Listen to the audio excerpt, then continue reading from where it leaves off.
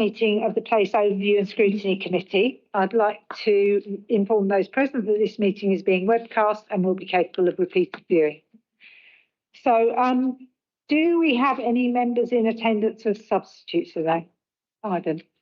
Yes, I'm substituting for Councillor Meadows. Thank you. Kerry.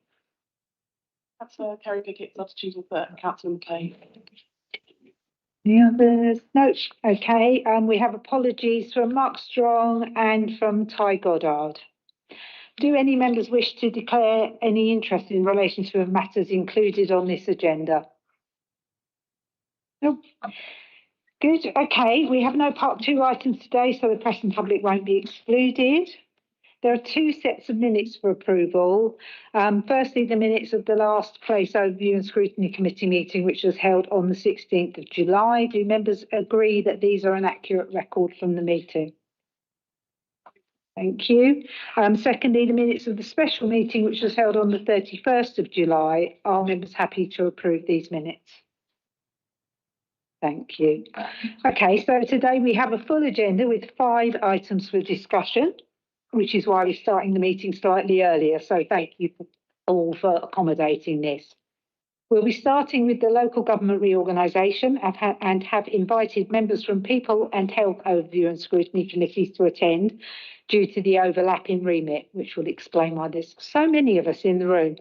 You are welcome to stay for the whole meeting if you wish, but feel free to leave after the LGR item. This is the final scrutiny of LGR following the public engagement on the proposed options for the boundary for Brighton and Hove City Council. This final proposal will be submitted to central government pending cabinet approval on the 25th of the month. Following LGR, we will look at the King Alfred Leisure Centre regeneration project, which is also going to cabinet on the 25th. We are being asked to note the plans for the new leisure centre, and any comments from this meeting will be shared with cabinet in advance of their meeting. Next, we have our first look at the budget for 26-27. This report is to inform us of the Council's current budget position ahead of further scrutiny on more detailed budget proposals closer to Budget Council in February 2026. Our last 2 agenda items are update reports as agreed at previous Place Overview and Scrutiny Committees. It was agreed at our meeting on the 1st of October 2024 to receive an update on solid fuel burning, looking at the results of air monitoring, the comms campaign and an enforcement pilot within the existing smoke control areas. We are being asked to note the updates and to comment on the suggested options for further work in this area. Our final item on the agenda is another update report on housing safety and quality compliance following the judgment made by the Regulator of Social Housing back in September 2024. We are being asked to note and comment on progress made in addressing these issues. As you can see, we've got a lot on the agenda today and we'll have a lot of questions to get through. So can I therefore please request my usual request that both those asking and answering questions are as brief and to the point as possible, as we want everyone who wishes to contribute to have the opportunity to do so. We also don't want the meeting to overrun too grievously into the evening. Thank you. So, public involvement, there are no questions. Member involvement, there are no questions. So we're on to our first item, which is local government reorganisation, and we are joined by Bella Sankey, the leader of the council, and Councillor Hewitt, the Cabinet Advisor on Devolution and Local Government Reorganisation, who will be presenting today. We also have Rachel Kelly, Programme Director for LGR, who is on hand to help with questions. Councillor Hewitt, would you like to give your update? Thank you, Chair, and good afternoon, everyone. I've got a PowerPoint which I'll talk through. I'll be quite succinct. If we've got that available, please, and then I'll crack on.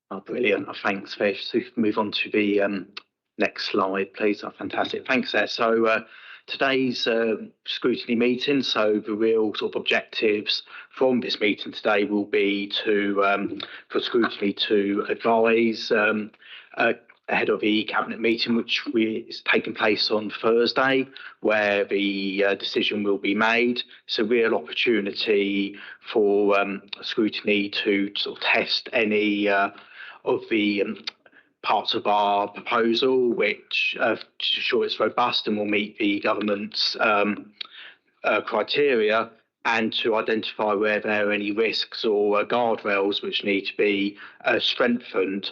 The submission, and we'll go into this in a bit, is going to be over two parts. The first is the statutory baseline proposal, which is a model based on whole district configuration. That's the requirement by law. And then the second part, which is our refined 5-unitary proposal, is a request for ministerial modification. Move on to the second slide, please. Thanks, sir. So as you can see, it's a very busy week this week. So after scrutiny today, we have a full council meeting on Wednesday, where there will be an opportunity for all members of the council to debate the proposals, and as a recommendation as part of that meeting for full council to endorse the recommendation to cabinet, which is taking place the following day. If a decision is made at cabinet to proceed, the submission will be made to government on Friday the 26th.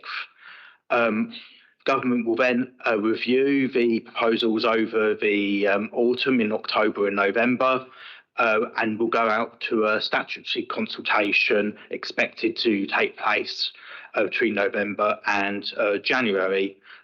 Ministers will then decide in March of 2026 what of the proposals which have been consulted on they'll choose to proceed with, and then change will be made through a structural changes order in Parliament ahead of the new authorities being established.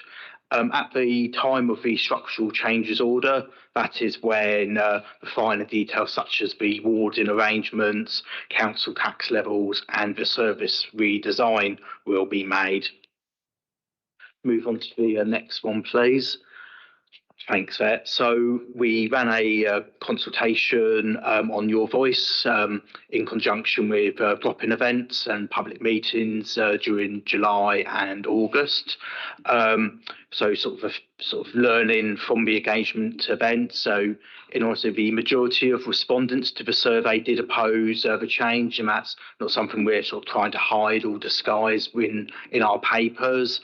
The survey itself was self-selecting, so it reflects strong views rather than what's necessarily a representative poll.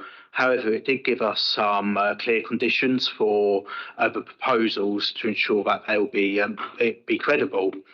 So people wanted recognisable councils that aren't remote. They wanted their parish and their town council voices to be protected. They wanted a continuity of services for vulnerable groups. They asked for reassurance on council tax and finance. Raised concerns about transport realism, for example, with the A259. And they emphasised having a neighbourhood voice and trust and transparency in governance. These conditions have directly shaped the proposal, which we'll cover today. So we're proposing 5 balanced councils with populations between 300,000 and 400,000. All the parish and town councils remain intact. Council tax harmonisation is on a glide path. Day one continuity will take place through the structural changes order, and there'll be stronger governance guardrails. And of course, this isn't the end of the conversation. If approved by cabinet, but like I say, government will be running their statutory consultation, so it's an opportunity for all residents across Sussex to comment and test all the options which are presented to them. Move on to the next one, please. This is an overview of our 5-year unitary proposal. So you can see here, unitary A is the pink one, middle, which is with Brighton and Hove, and will be combined of East Saltdean, Telscombe, Peacehaven and Falmer Parish. To the east of that is a unitary B, the yellow one, that's sort of coastal east one, which contains Eastbourne, Rother Hastings, part of Wilden and part of Lewis. Unitary C to the left of that has a mid-Sussex, northern part of Wilden and the remaining areas of Lewis. Further to the east of that is unitary made up of Chichester, Horsham and Crawley. And then finally, unitary E is made up of Arran, Ada and Worthing, that coastal strip. The result of this is having a balanced councils of comparable sizes, avoiding the problem of having either one very large council or one with one very small. The boundaries have been drawn to reflect real travel to work and service corridors, so that each unitary makes sense to the people who live there. These 5 councils would also give the Sussex Mayoral Authority 5 equal partners, each with a similar weight, rather than having one dominating. So move on to the next slide, please.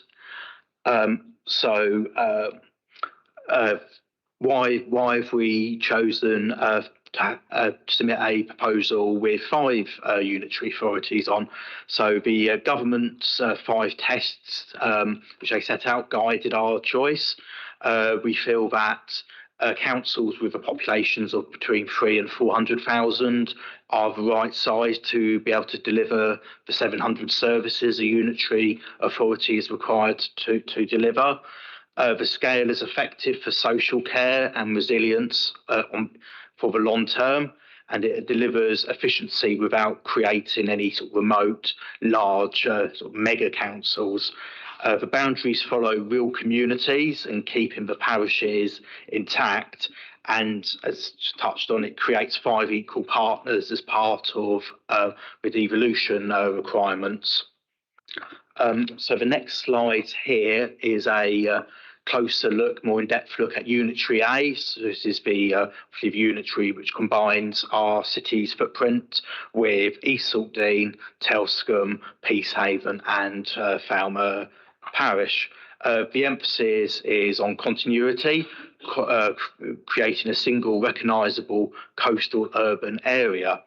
These communities already rely on Brighton and Hove for work, schools, health services, leisure and transport. We feel that Falmer is an anomaly as it sits administratively outside the city, but it's functionally is part of it. Peacehaven and Telscombe are coastal towns using the A259 and the Coastway rail corridor, and their residents already have interactions daily with Brighton and Hove. The footprint keeps the existing parishes intact, so local voices remain, whilst aligning them with a city where they are most closely connected to. The outcome is coherent and continuing coastal city of around 301,000 residents, which is large enough to deliver resilient services, but also small enough to preserve local identity.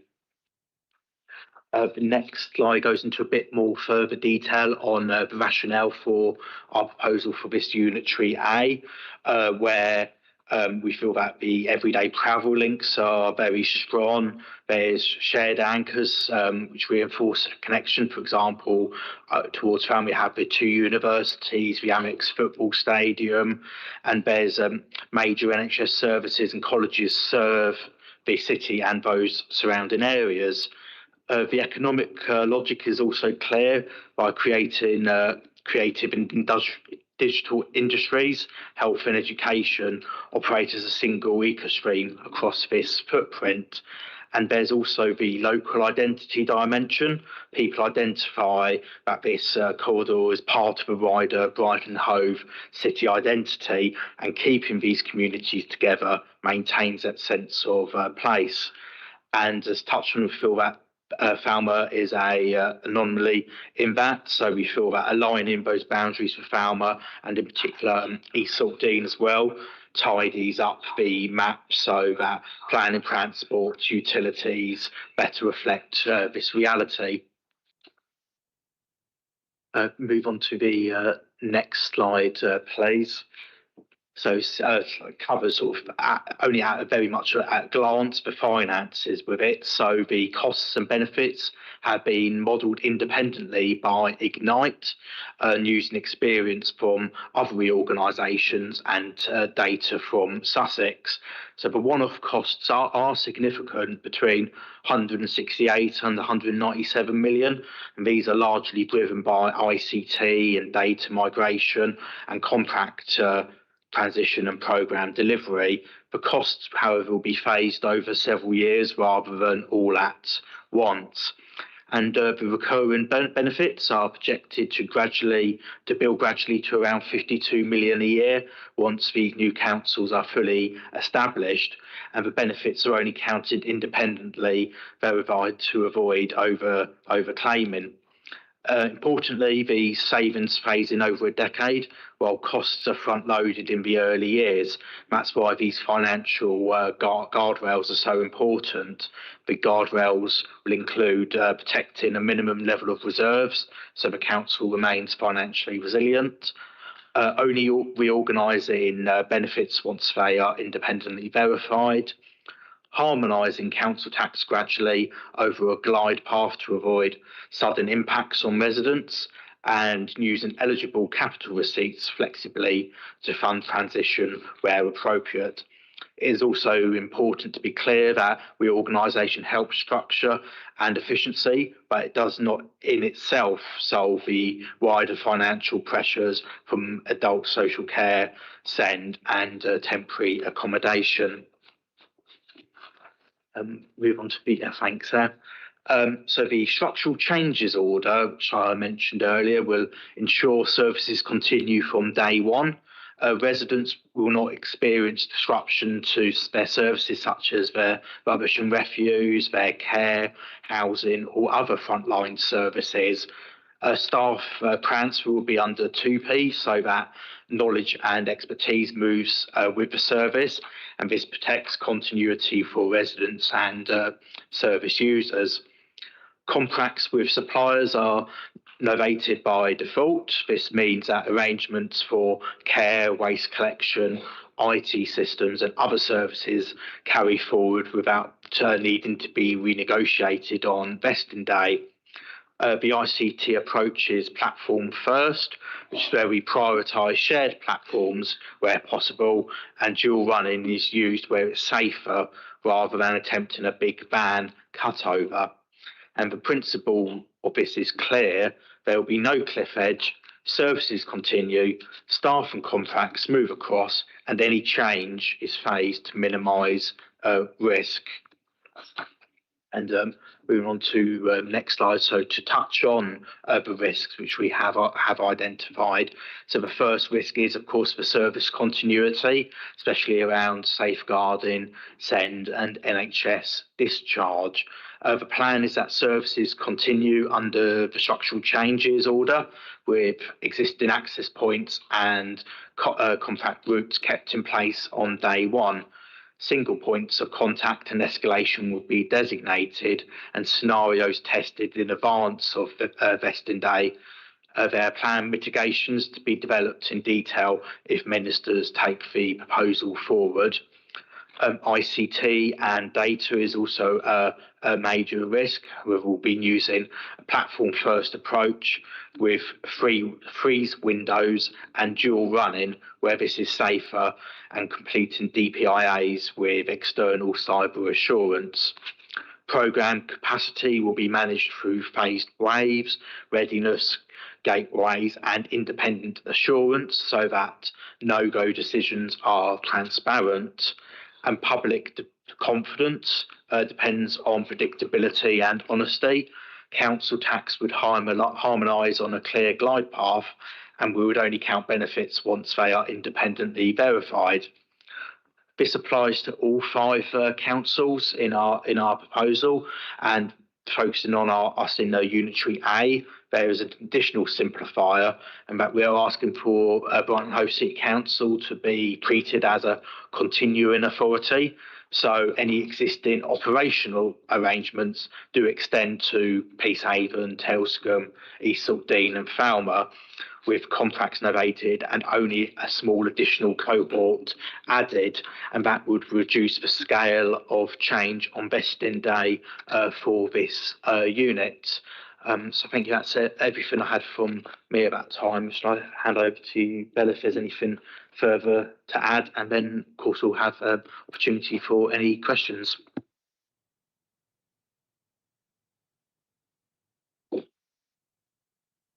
Thanks very much, Councillor Hewitt, and thanks to the committee for the invitation to be here with you today, discussing this very important subject. Just simply to add to what John has really clearly set out in his excellent presentation, what we've tried to put forward here with our proposals for local government reorganisation across the whole of the Brighton and Hove and Sussex footprint is really a vision for the future of local government in our whole area. I think we've taken quite an ambitious approach in setting out what we think local government reorganisation would best look like to support devolution. So in looking at the whole map for the devolution priority programme.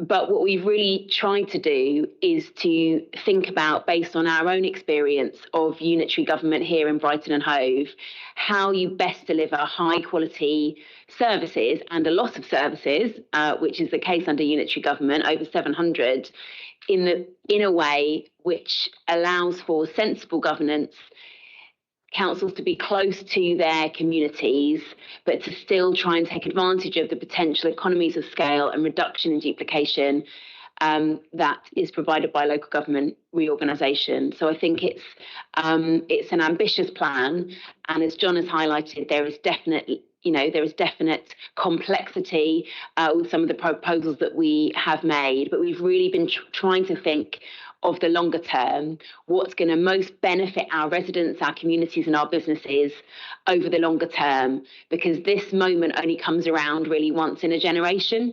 And so we think it's really important to be focused on the future and what kind of models will really stand the test of time. I don't think I've got anything further to add at this point, but really interested to hear people's questions and reflections on what we've proposed. Thank you both for that update. I've got Councillor Sykes and then Councillor Lyons with their hands up while everyone was still talking. Thank you very much, Chair. I've got a whole load of stuff which is sort of comments and questions. I think I've sort of, and a lot of this is around the costs, and I find the presentation in the papers I've seen quite worrying in terms of the uncertainty and some of the hidden costs in these papers. And I have to admit, I'm just listening to the presentation from Councillor Hewitt, which I much appreciated. There was a lot of jargon in there as well, which was quite hard to keep up with. DPIA, I think I worked that one out. Fee freeze, something, I don't know. But I mean, you know, this has all been done in a very short time frame, making massive decisions with big sort of financial implications. So I mean, my first point is we seem to be going for the highest risk option with the 5 unitary model in terms of the cost. So do you accept that this is the highest risk option of the options we have in front of us? The 197 million transition costs associated with the 5 unitary model tallies with a 2022 paper by an emeritus professor of local government who talked about a 20 million average cost of reorganisations. So that sort of makes sense, but that's being funded from our capital programmes. Is there an impact assessment? Have we thought about the opportunity costs here on our own capital programmes? The benefits of 52 million include 10 million of ongoing costs. So we can probably assume, given experience, that those ongoing costs year on year would be underestimated, and possibly the benefits might be overestimated. So it's funny mixing those two up, because they have different implications, those figures. So a comment on that. And there's a specific question on some of the calculation of the agile unitaries element of the benefits, which is about half of the benefits, about 26 million, I think, across the authorities. And I couldn't understand why in that there's a percentage calculation there. So 3% of adult social care and children's social care costs is apportioned to agile unitary benefits for a 5 unitary model, but 0% for a 3 unitary model. So how does that work? Because I mean, there's a massive impact there. And what's the sensitivity analysis in that element of calculating that massive part of the benefits, the agile unitaries, from for the different authority models? Yeah, I think that possibly there's a chunky load of stuff in there, Councillor Hewitt. If you could respond on some of those concerns about the costs and benefits, thank you.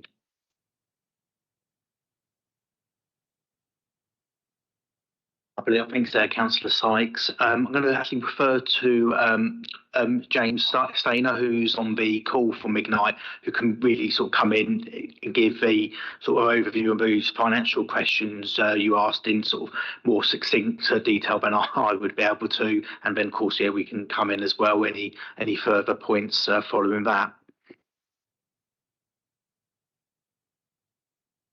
Yeah, good afternoon, councillors. I think if I take them, I'll try and take them one at a time. So I think the ongoing cost of £10 million a year are a recognition that disaggregating the existing county footprints will come at a cost, at a loss of economies of scale. And then in terms of the agile unitaries, benefits aren't applied in the 3 unitary model on the basis that they are larger, so they're not agile unitaries. So while the disaggregation costs of £10 million a year don't apply in those scenarios, the agile unitary cost, which is based on People 2 research, which you might have seen in the recent Essex proposal, but we have a relationship with People 2 at Ignite, so we would have seen that that research and that thinking prior to that submission being published. That thinking basically says that there's a sweet spot of around 250 to 350,000 population where unit costs are lower in those unitaries. So the suggestion is that can be up to sort of 12%, but as you pulled out already, the costs that the drivers applied are much lower than that, to be conservative.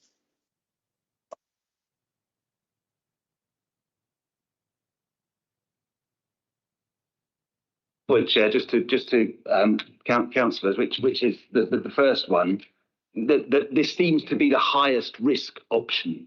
So the 3 unitary model, least change, least cost impact. 5 unitary model, most change, most cost impact. Do you accept that that's the way forward proposed by you?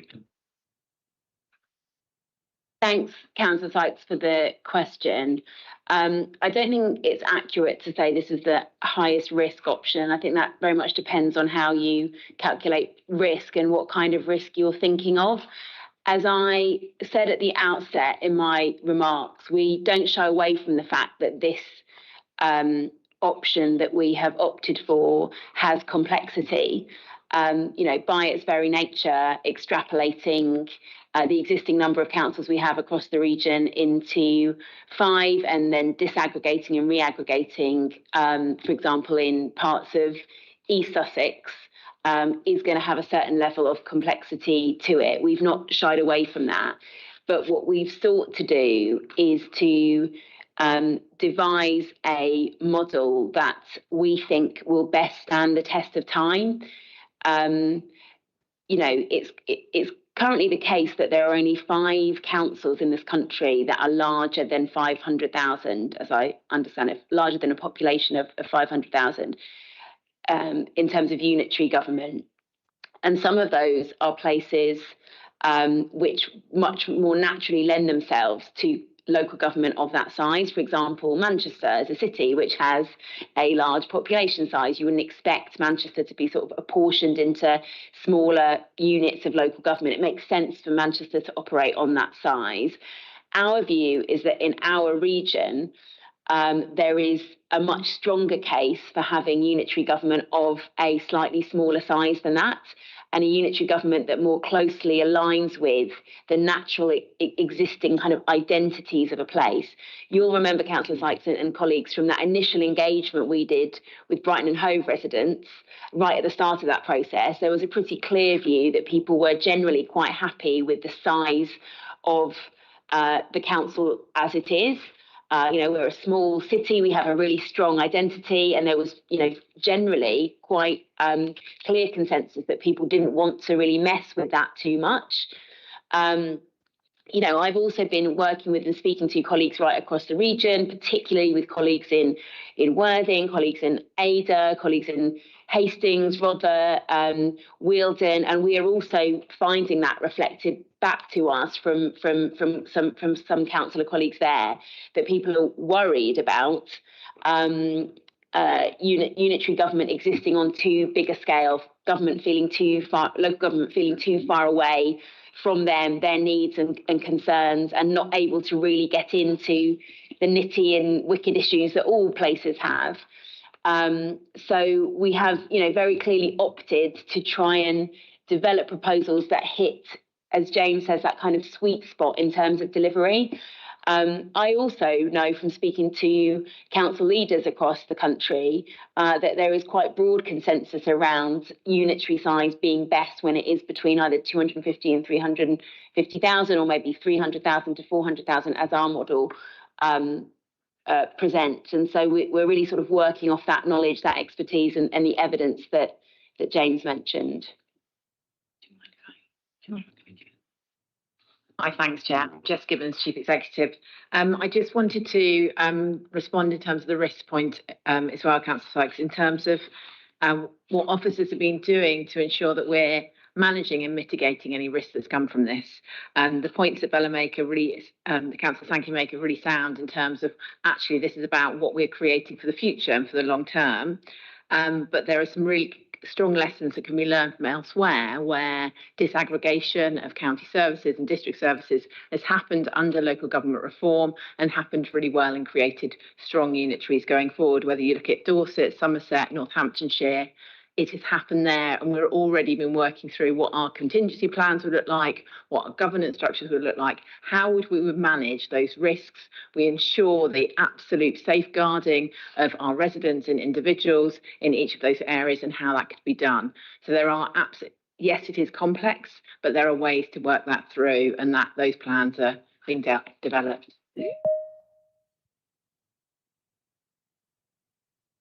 And thanks, Ian. I'll just come really briefly as well, just to really emphasise that following sort of all the drop-in sessions and public meetings, which I've attended over the summer in relation to this, really is so strongly evident that people are really passionate about the areas and communities which they live in and which they're part of. So that's why we feel that having this 5 unitary model will really encompass that the local governance, which will be coming in as part of this, will really reflect those communities as well.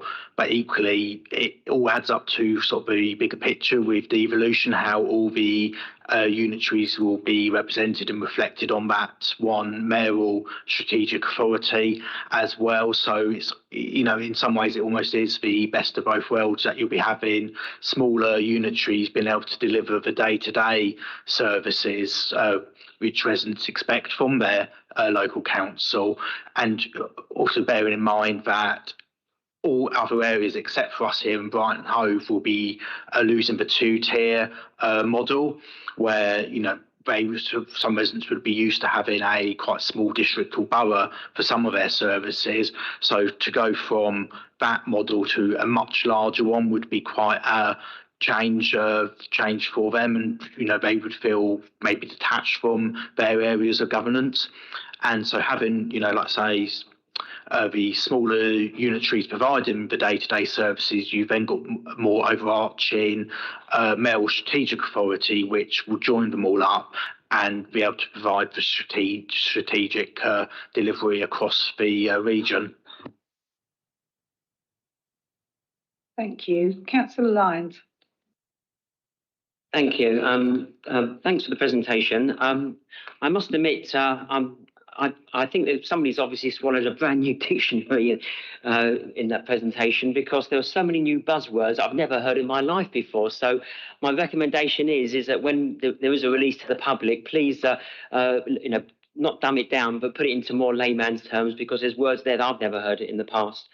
But three quick questions from me in regard to that presentation. The first one, right at the beginning, you mentioned some commentary from the public.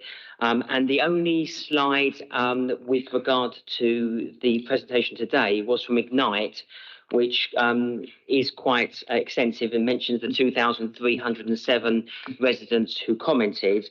But there is no mention anywhere or no slides, either in your presentation or what's been given to us, from the public who completed the gov.uk commentary, where there was over 6,100 people, mainly negative as to the recommendations made. So I think that should be, at the very least, attached to the council website, and for the slides so the public can actually see the comments that were made from the online and visited comments to the survey. So that's my first comment.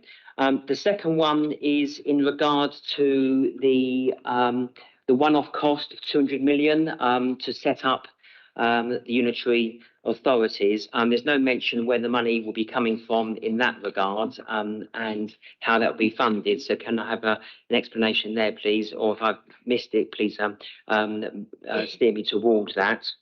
And my third comment, so yeah, one of those terms I mentioned right at the beginning, a council tax glide path. Never heard of that terminology before, but according to AI Overview, it's a word which is not a standard term, but likely refers to a gradual planned path for council tax increases over several years, similar to how a glide path is used. Well, if I'm not amiss, I understand that in the past the council has levied maximum council tax rises. So where's the glide in the path? Thank you.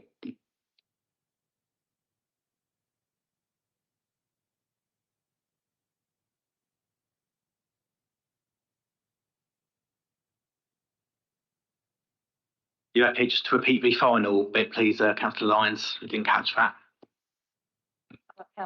Yes, certainly. So it's the comments that you mentioned several times about a council tax glide path, a word that is new to my vocabulary. But according to AI Overview, it says that word is not a standard term, but likely refers to a gradual planned path for council tax increases over several years. So my question to you is that, given that we are levying the maximum council tax rise, where is the glide in the path?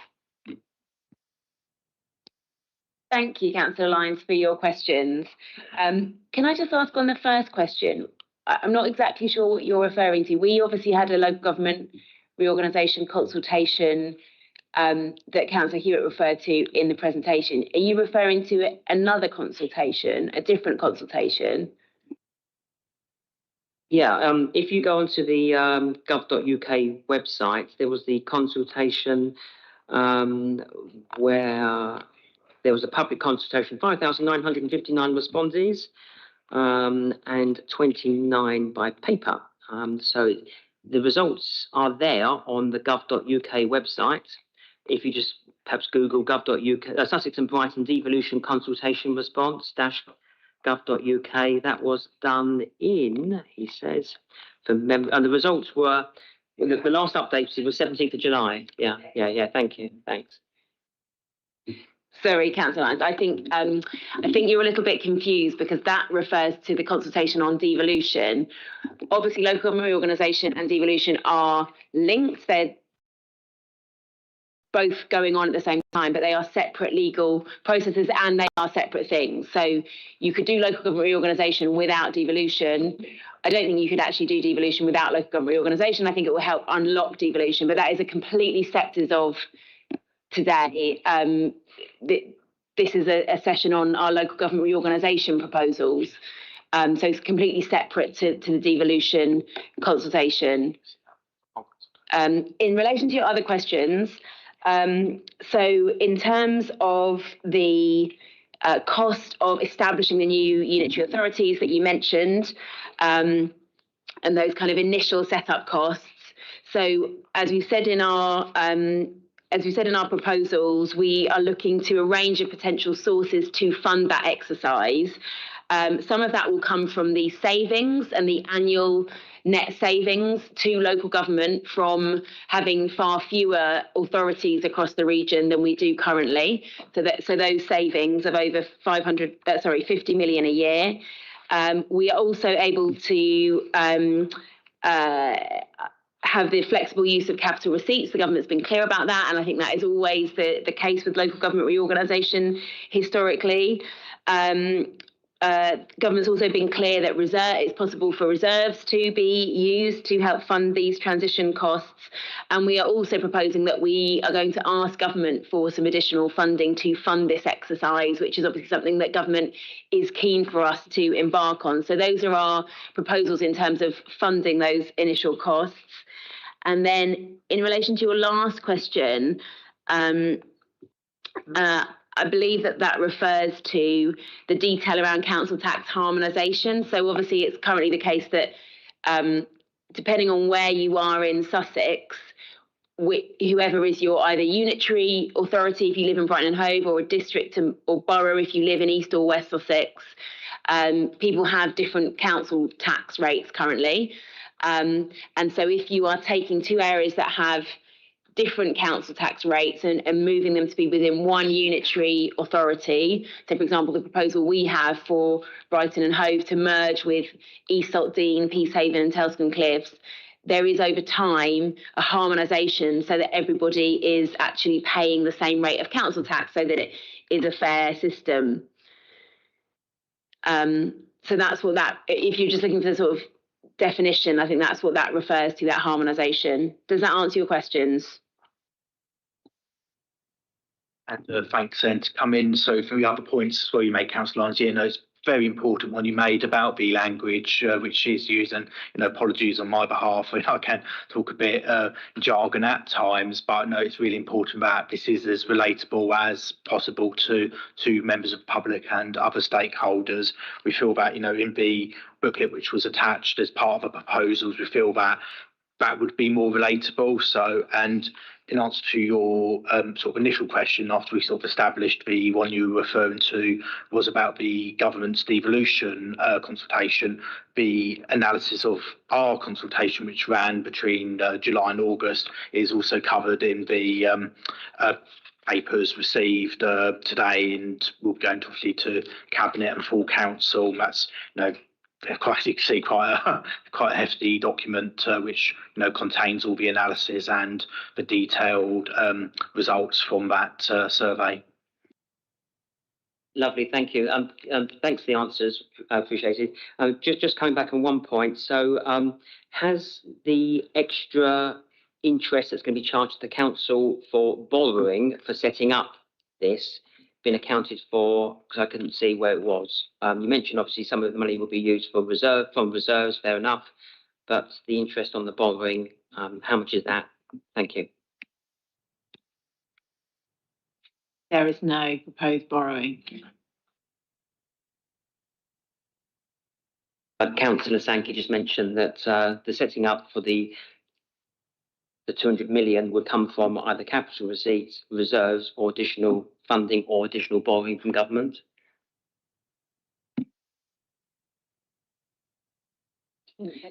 No, not borrowing from government, requesting funding from government to part fund the exercise, so not borrowing from government.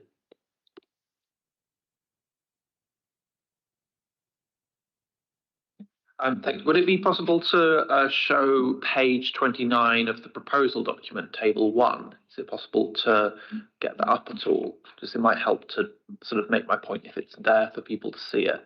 If not, I can just make my question. If we go on to another question, Raphael, and then by the time we've got to you, that might work out. Very simple technology. Thank you. Got Councillor Quinn then. Thank you. Thank you very much, Chair. Yeah, I wanted to echo some of the thoughts. First, I'll make a comment, and I know Bella has sort of made a brief response to this. I know I very heavily support the idea of the 5 unitaries, just because I so strongly believe in democracy. And I just feel like if you have 5 unitaries of that size, you are so much more able to deliver democracy, particularly at that local level where I think people are frightened of being lost in the ether. And so I think they do want that kind of representation. And that would be my very strongest point about having 5 unitaries. What I did want to go on to was the ICT, because having been part of the Fire Authority when they had to develop a new ICT system and the huge problems and issues that were there in that, you can imagine, with the sort of blue light emergency system and so on. And also knowing that we have experienced our own problems at the council with the parking permits, and I think there are issues at the moment in council tax, that, you know, it's sort of glossed over how difficult that can be. And indeed, even central government has had massive problems with ICT and the NHS, where systems don't talk to each other. And I get my GP saying, well, actually, you know, we can't do this because we can't talk to them. And this is another part of the NHS. So I'd just like a little bit about that, because I know how expensive it is as well, doing those kind of things. And I imagine, you know, it says that we're going to be able to do this so there is this seamless move, you know, from one thing to the other. So that's something I would like you to come back on. And the other thing is, again, it was something when I sat on the police panel, and they were recruiting more PCSOs and police officers. And the biggest problem they had was where they said we have to get in quickly before other authorities start doing this. Otherwise, we'll all be chasing quite a small pool of people. And it seems to me that the human resources side of this, of both devolution and local government reorganisation, is quite important. And we are going to need to have new people. So I'm just wondering if that pool of people is out there. And I assume we must already either be recruiting some people or moving people around in jobs at the council. But that seems to me quite critical, because it requires certain skills. And so, you know, I'm just wondering, those people are out there, and that there's going to be a bit of a grab for them, because you are going to have a number of authorities chasing this. So those were my questions, but I kind of agree about the financial questions as well, but you've answered those. Thank you.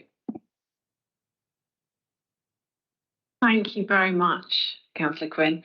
And that's a really good point that you're raising around the ICT. How do we get to the harmonisation of systems?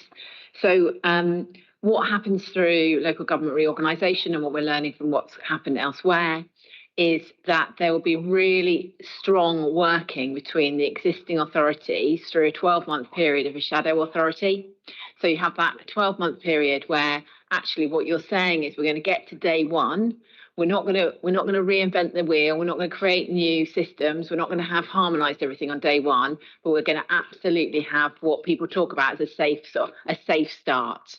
So there'll be agreements between different authorities, novation of contracts to ensure that the existing systems can continue to be used by the new authorities from day one, and then harmonisation. So the merging of systems, the creation of any new systems, whether IT systems or processes, will happen at a safe point in time going forward. So that's how it's done in order to reduce the risk that you've just talked about that happens in terms of new IT systems and things coming on board. The other thing we're talking about in our proposal is around the 5 unitary model. Actually, how do some of those back in the longer term, how do you look at the sharing of some of those back office systems and services so that actually you get that benefit more broadly as well? But in terms of landing on day one, there's sort of a clear process and approach that's been taken elsewhere that we would adopt to ensure that happens safely.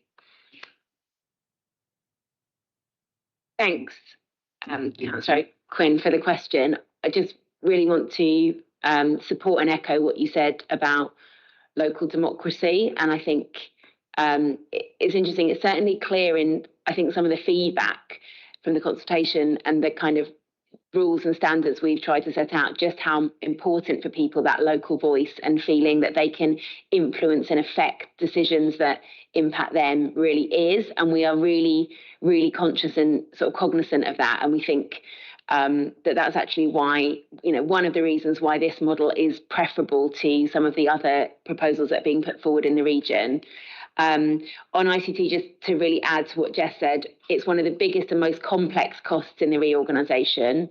And so we've recognised that this is a really significant part of the change. One of the biggest things that we need to absolutely get right. More than half of the one-off costs are related to ICT.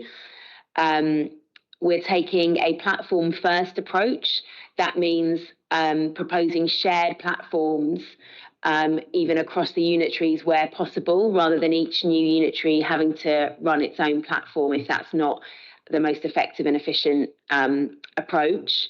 Where risk is higher, to sort of refer back, I think, to some of the line of questioning from Councillor Sykes, we would use what's called a dual running for a period, so that new systems would overlap with existing systems until we're confident that we can migrate over. And we would also build in what's called freeze windows, and to explain so that Councillor Lyons doesn't accuse me of jargonising, critical services like adult social care and children's safeguarding would not be exposed to unnecessary risk during the process. So yeah, and the plan is that, costs would be front loaded. We recognise that this is a critical thing to get right. And then the key thing being that we want to give assurance to residents that services will continue on day one, and ICT is phased, as I've described, behind the scenes, so that there aren't risks or unintended consequences of this process. And I'm going to hand to Councillor Hewitt. Oh, thanks for that. And yeah, thank you, Councillor Quinn. And just to just touch on the final part you raised about sort of recruitment and the sort of workforce element of it. I think this really comes from sort of one of the positives as well about having quite a modest increase onto sort of the existing Brighton and Hove footprint. That it wouldn't need a sort of massive upheaval of recruitment activity as well. And if there's any staff from another existing authority at the moment whose services will be sort of run within Brighton and Hove City Council, you'd have the 2P arrangement, and again, obviously not wanting to use the acronym, so it's the transfer of undertaking to protection of employment regulations, I think, for that. So you have that element of it as well in there, which will sort of allow for a good continuity of service from day one of the workforce. And just going back to your very initial point as well about, I fully agree with how the smaller 5 unitaries will be, better reflective for democracy, and it also plays into, the protection of the parish and town councils, which would still continue operating within those unitary authorities, about how they have their direct representation on a, very, very local level for those residents. Yeah, just a quick thank you very much for those responses. They were really helpful, particularly on the ICT.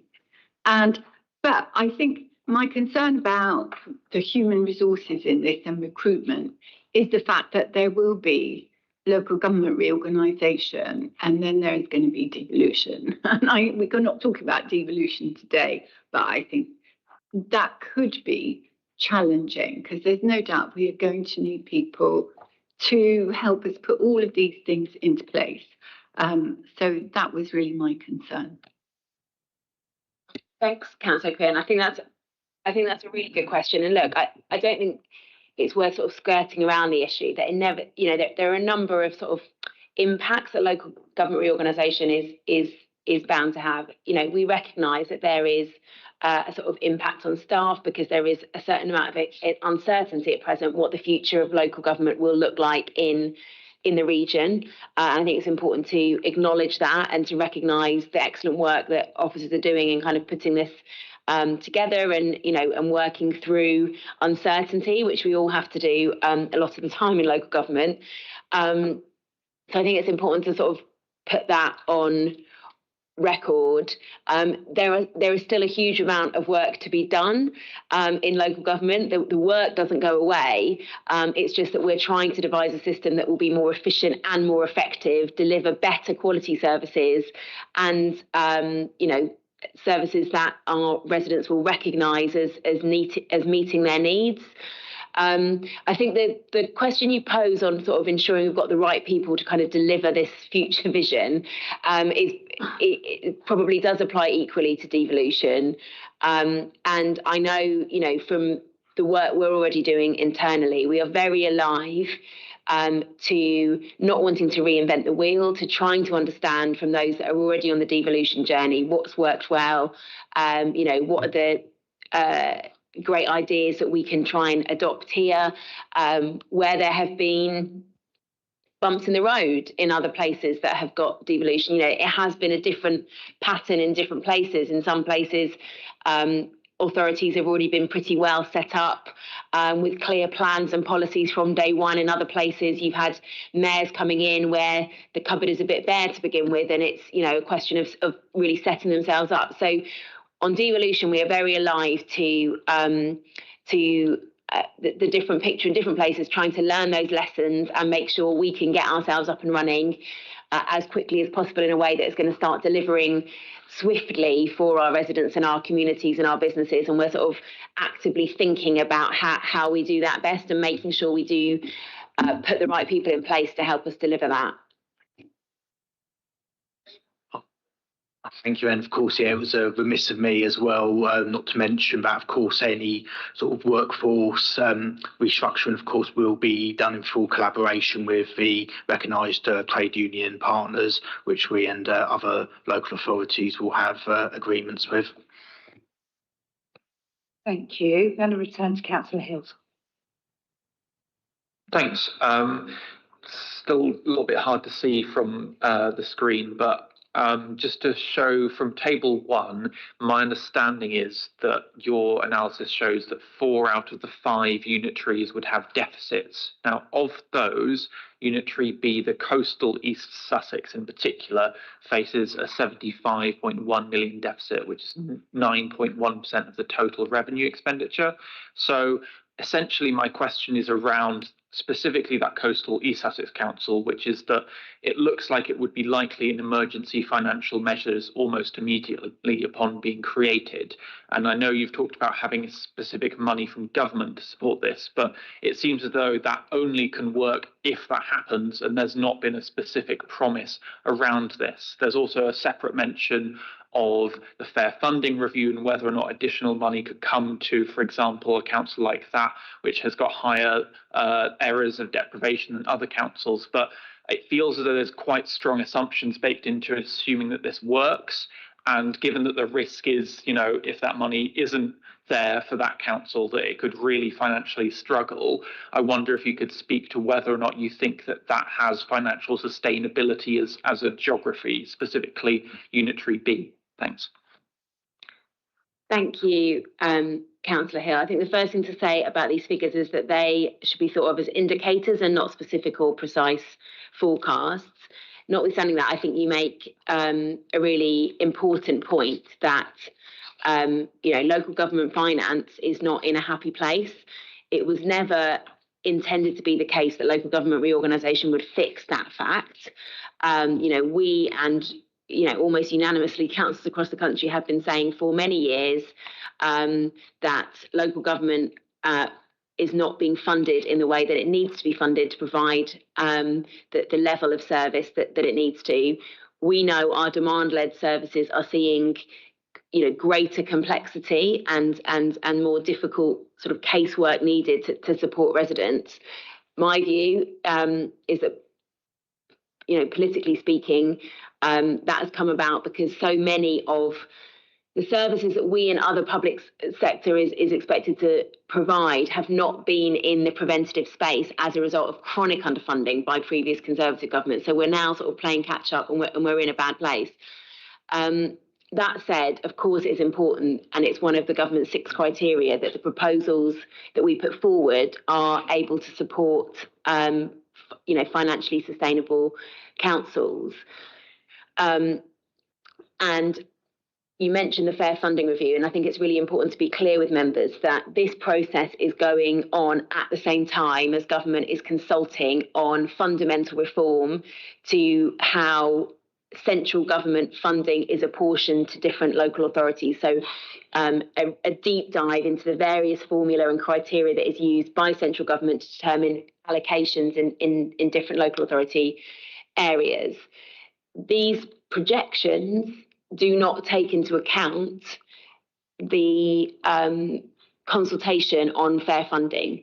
So that is still a sort of live, simultaneous process, and these projections do not take that into account.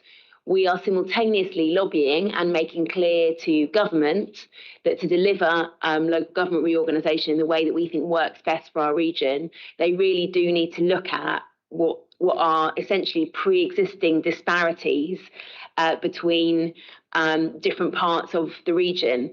And I think what's clear from how we've configured these proposed unitaries is the difference in council tax bases, whether you're in a coastal area or in a more rural area.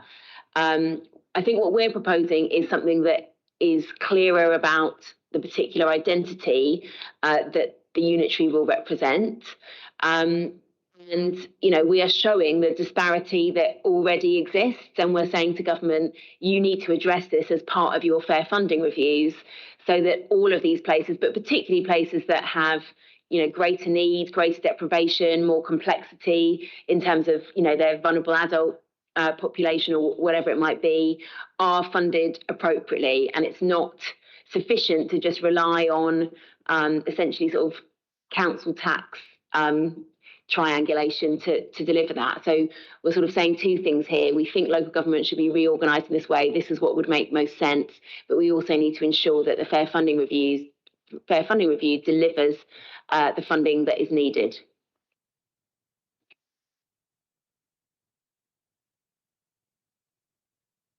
I was asking the chair.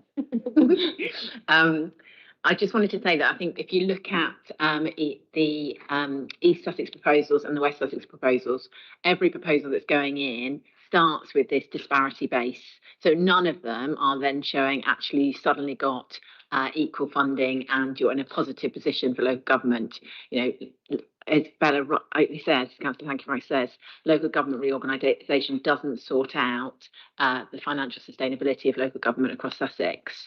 What we've got to remember is the pressures around children's demand around children's, demand around adult social care, demand around housing and temporary accommodation will exist across the whole structure. So they're still there, whether you go for the 3, 4 or 5. I've got some separate questions, but to come back on that, I think I agree with the point. The only thing is that the unitary B, how much it's financially unsustainable, relatively speaking, is more than in all of the other situations of councils, because that 9.1%, you're not seeing that relative number on any of the larger ones. So given just how financially unsustainable it is, if you think about some of the temporary accommodation crises that places like Eastbourne and Hastings are facing, there's maybe a specific concern that I'd have just because it's so much more unsustainable. So I think we'd almost talk about relative levels of unsustainability here, but I think there's a specific concern I have just because of how you're essentially splitting up East Sussex into areas where there's one which is very financially sustainable and one which is a lot less financially sustainable. And although there's a place-based case for this, I think that issue needs to be acknowledged, at least, both by government, but also within our proposals about the implications that might have. I hope that makes sense. I've got questions, but do you want to respond to that? Thanks, Councillor Hill. Yeah, so I think it's important to be clear that In all of the proposals that are going in, including, for example, the One East Sussex proposal, there are significant structural pressures from day one. Yes, you're absolutely right. There's a sort of slight difference of degree, but really what this tells us is that local government finance is not where it needs to be to build resilient and resilient councils and resilient communities as a result. So that's why I think the fact that this is happening in tandem with the Fair Funding Review is really significant. You mentioned temporary accommodation costs. You know, one of the things that we're raising with the government is that currently in the formula, in the consultation and as is, the cost of housing isn't something that is taken into account when government is making its allocation. I think there are also issues around coastal urban deprivation and some of the complexity of need that we have in urban coastal places, which is well evidenced but isn't currently factored into government's formula. So I actually think it's quite useful that this exercise is taking place alongside the Fair Funding Review, because I think some of the analysis we've been able to do demonstrates actually how you best target fair funding reforms to ensure that they can support the councils that we're trying to create. So I'm interested to hear more about what other council leaders across Sussex, both the counties and the districts, have made about these proposals, and kind of if you could explain what engagements you've had with them as an administration. Thanks for the question, Councillor Hill. It's a really important one. And obviously collaboration and sort of co-working and co-design with whichever proposal ends up going forward is going to be absolutely critical. I think one of the benefits of devolution is it's requiring us to work together across the region in a way that I think has never happened before, but is actually really essential if we want to improve things for our residents and communities. So I have, throughout this process, reached out to council leaders across East and West Sussex to discuss local government reorganisation, and obviously there are also conversations about devolution happening alongside. You'll have seen that in terms of where other proposals have got to, in West Sussex, I think there is consensus kind of forming around a two-unitary option for that footprint. That's where I understand a lot of the district and borough authorities to be kind of moving towards. Obviously, this week is really critical in terms of papers going before cabinets and full council, so we haven't got a sort of definitive position yet, but I think you can see from what's been published that that's where West Sussex authorities are sort of coming from. I know from my discussions with West Sussex leaders that I think there is a shared view of, you know, not wanting to go for a kind of huge unitary authority that is, you know, one unitary for West Sussex. Although that consultation was consulted on, my understanding is that's not where the consensus is forming. There's more consensus for our kind of size for unitary government. In East Sussex, there is in the One East Sussex proposal, certainly emerging views from sort of key East Sussex leaders that would be their preferred model. I think it was in the news recently that that Wealden is kind of pausing its support for that option and are interested in thinking about the kind of option that we've put forward. I've also been actively speaking to councillors in both Rother and Hastings who are also interested in exploring this option for exactly the reasons that Councillor Hewitt set out in terms of closer to communities, more alignment with identity, potential for better sort of community oversight and governance of council services. So I think it's a bit of a mixed picture. And I suppose my hope is that as we move forward to the next stage, obviously government will then, once final proposals go in, government then makes a decision as to which proposal or proposals it wants to move forward to statutory consultation with. And then there'll be opportunity for more discussion between local authorities and also crucially for a statutory consultation of requisite length and for residents to have their say.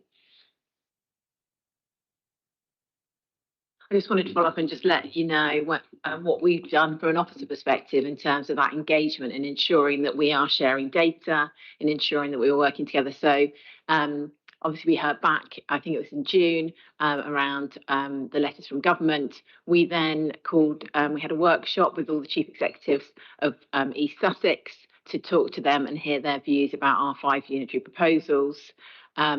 We then had a workshop with West Sussex chief executives in early July, and then I have met with them on a sort of every 3 weeks, the chief executives across the counties and representatives from the districts to share progress updates and keep them informed of where we're going. So there's been that regular engagement and conversations in terms of how we've always kept going, them sharing with us trying to share with them.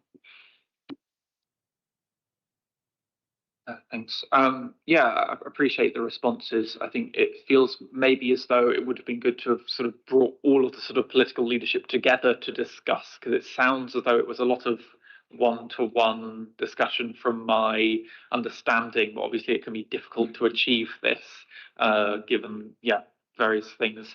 I think if I could just finally talk a bit about the consultation document as well, unless you wanted to come back on just that comment at all. I just wanted to turn to page 94 of the Ignite consultation, which is about option A. Now obviously option A isn't what is finally been sort of proposed, because that Falmer addition isn't in any of the 4 options, but obviously it shows that has the most support. But I think it's worth pointing out that within that, with option A, that Peacehaven, East Saltine and Telscombe Cliffs, which is the area most affected by it, was the most opposed to it. So I think it would be fair to say that with the proposal that's being made, that the area, that is being most affected is against moving into what is going to be unitary A. So essentially, your consultation document shows opposition from Peacehaven, East Saltine and Telscombe Cliffs to your proposal. Is that something that you accept? And is that something that you think you can persuade people on? Because obviously you've been told by government that you have to expand. You may think that's the least worst option, but your own consultation shows you that people don't want what you're proposing in terms of the people who are most affected by it. So I'm interested in how you would respond to that. And there's also been analysis by Lewes District where they say that keeping that part of what is, part of the East Sussex County Council is necessary for their kind of economic growth as an area. So there's analysis by Lewes District on this as well separately. So I wonder if you could comment both on that consultation that was done by Ignite and also on Lewes District's document. Thanks. Thanks for the question, Councillor Hill, and it's an important one. We're clear and transparent that most of the feedback was either cautious or opposed to reorganisation, and this has been the case, I think, in every area of the country. I think people are normally naturally quite cautious and concerned about local government reorganisation. It can feel like upheaval, and there is definitely something around change and sort of taking people on a change process. But rather than just sort of dismissing that, I think what's clear in our proposals and the way we propose going about this is to kind of hear that concern and then treat the qualitative information that we've got back through the consultation process to help us design a system that will, as I say, if we are successful in making this proposal, help ensure we do this in the best possible way and allay people's concerns and make sure we're hearing and responding to those concerns as we go. At the same time, I think it's also important not to over-egg the concern and the opposition, and to also look at it in context. So being, frank about things. I don't think the consultation got off to the best start because the way in which the proposals came out was not us publishing them, but then coming out through a different source. Also with what I would say is quite misleading rhetoric around the proposals and what sat behind them. So there was a quote from the leader of Lewis District Council that this was all about wanting to build thousands and thousands of houses. If you look at the petition and a lot of the comms work that was done by the leader of Lewis District Council, you can easily see how that will have impacted people's perception of what was being done or what was being asked and why. So I think you also have to look at it in that context. And I think there was quite a lot of scaremongering and quite a lot of misleading information that was put out there. So we're also trying to sort of address that and make sure we are being transparent and informative about what this actually means for people, how it will impact people. I'm proud of the fact that we undertook public engagement exercises, which was not something that was done in East Sussex. And one of the things that was quite interesting about that process for me, when myself and Councillor Hewitt and Councillor Fishley and Councillor Earthy hosted a meeting in Saltdean, was that over the course of that public meeting, it became really clear that there was quite deep misunderstanding publicly about what was kind of on the table or not on the table. People thought they were being asked to compare our proposal with the status quo, and many people had actually missed the Sussex and Lewis District consultation that had been done. There weren't public meetings for that consultation, and so I think there has been a bit of an issue with people really understanding the entire process and what they're being asked to compare and contrast. It's not our proposals versus the status quo whereby district and county council arrangements will continue. What's being proposed on the other hand to our proposals is actually a mega super unitary of over 500,000 people, where arguably, things would feel more remote to people. And I'm not sure the level of public understanding around that, given the different ways in which we went about our consultation exercise.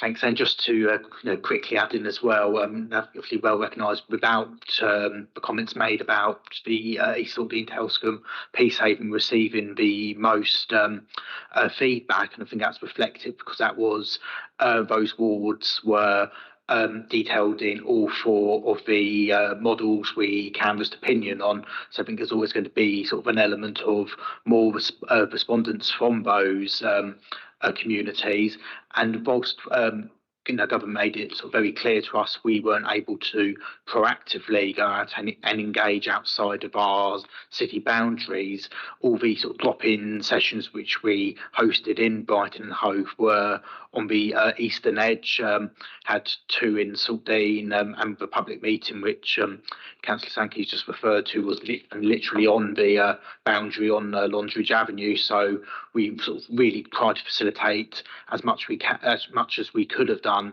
on that side of the city.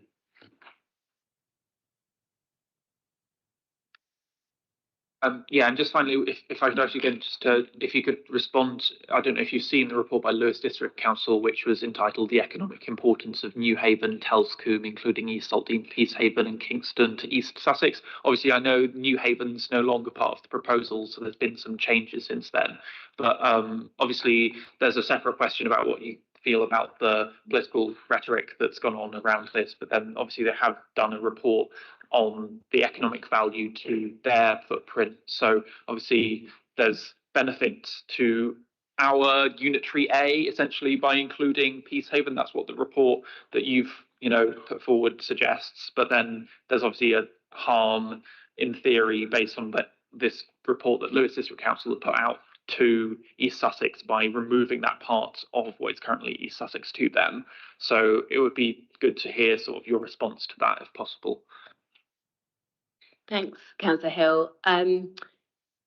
So yeah, I mean, we've now come forward obviously with something that goes beyond what was in our initial consultation and actually talks about a coastal unitary. I think it's clear in our case for that unitary B, taking into account the conversation we just had about financial sustainability, the need for much greater central government funding of those urban coastal communities where there is a history of complexity, and also, let's be really frank, deprivation.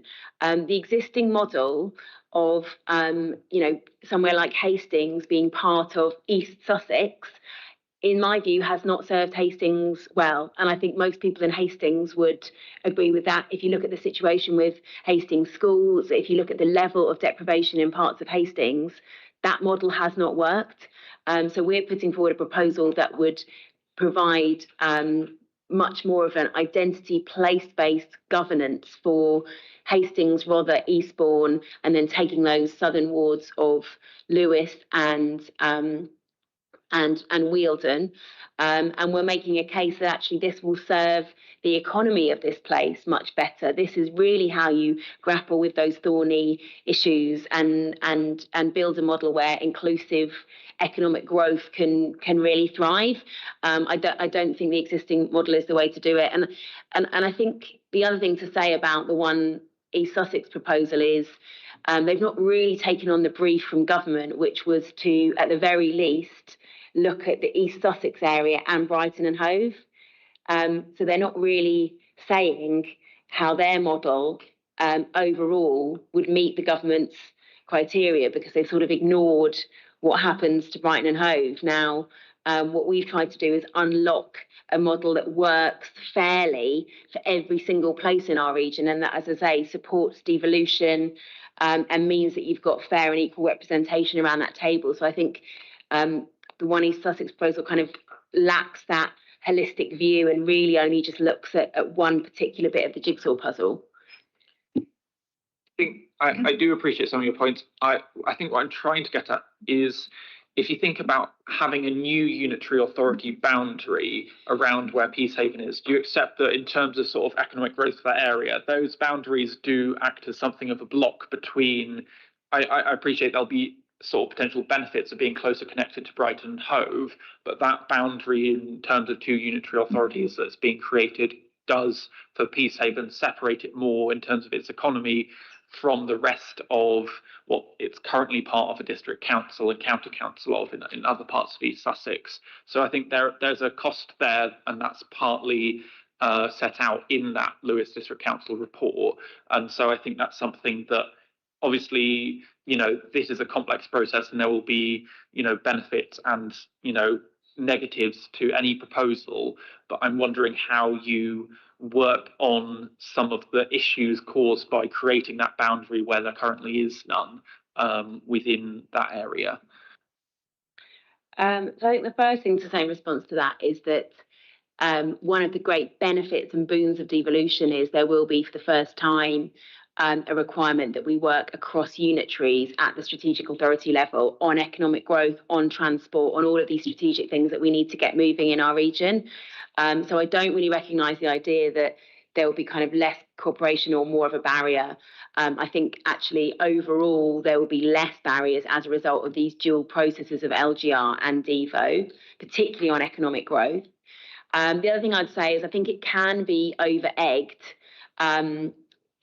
this idea that Peacehaven, Telscombe and East Saltdean don't already have very strong alignment with Brighton and Hove. I mean, they're in a parliamentary constituency that is called Brighton Kemp Town and Peacehaven. So there is already very, very strong links. If you look at the economic data, if you look at travel to work, if you look at everything from schools and colleges. I mean, there's currently no over 16 college provision in Telscombe and Peacehaven, so students are already having to leave that area to come to Brighton or to go somewhere else.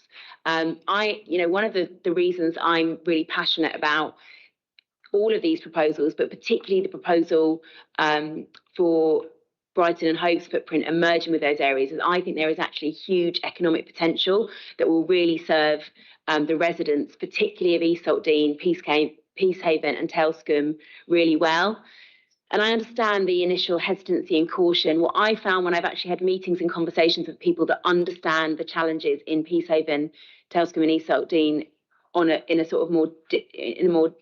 a deeper way and in a more granular level, is actually people feel already quite left behind by how the system in East Sussex and Lewis District has worked. That was something I felt very strongly in the meetings that I attended, in the feedback that I've had, and the conversations that I've had, that people already feel left behind.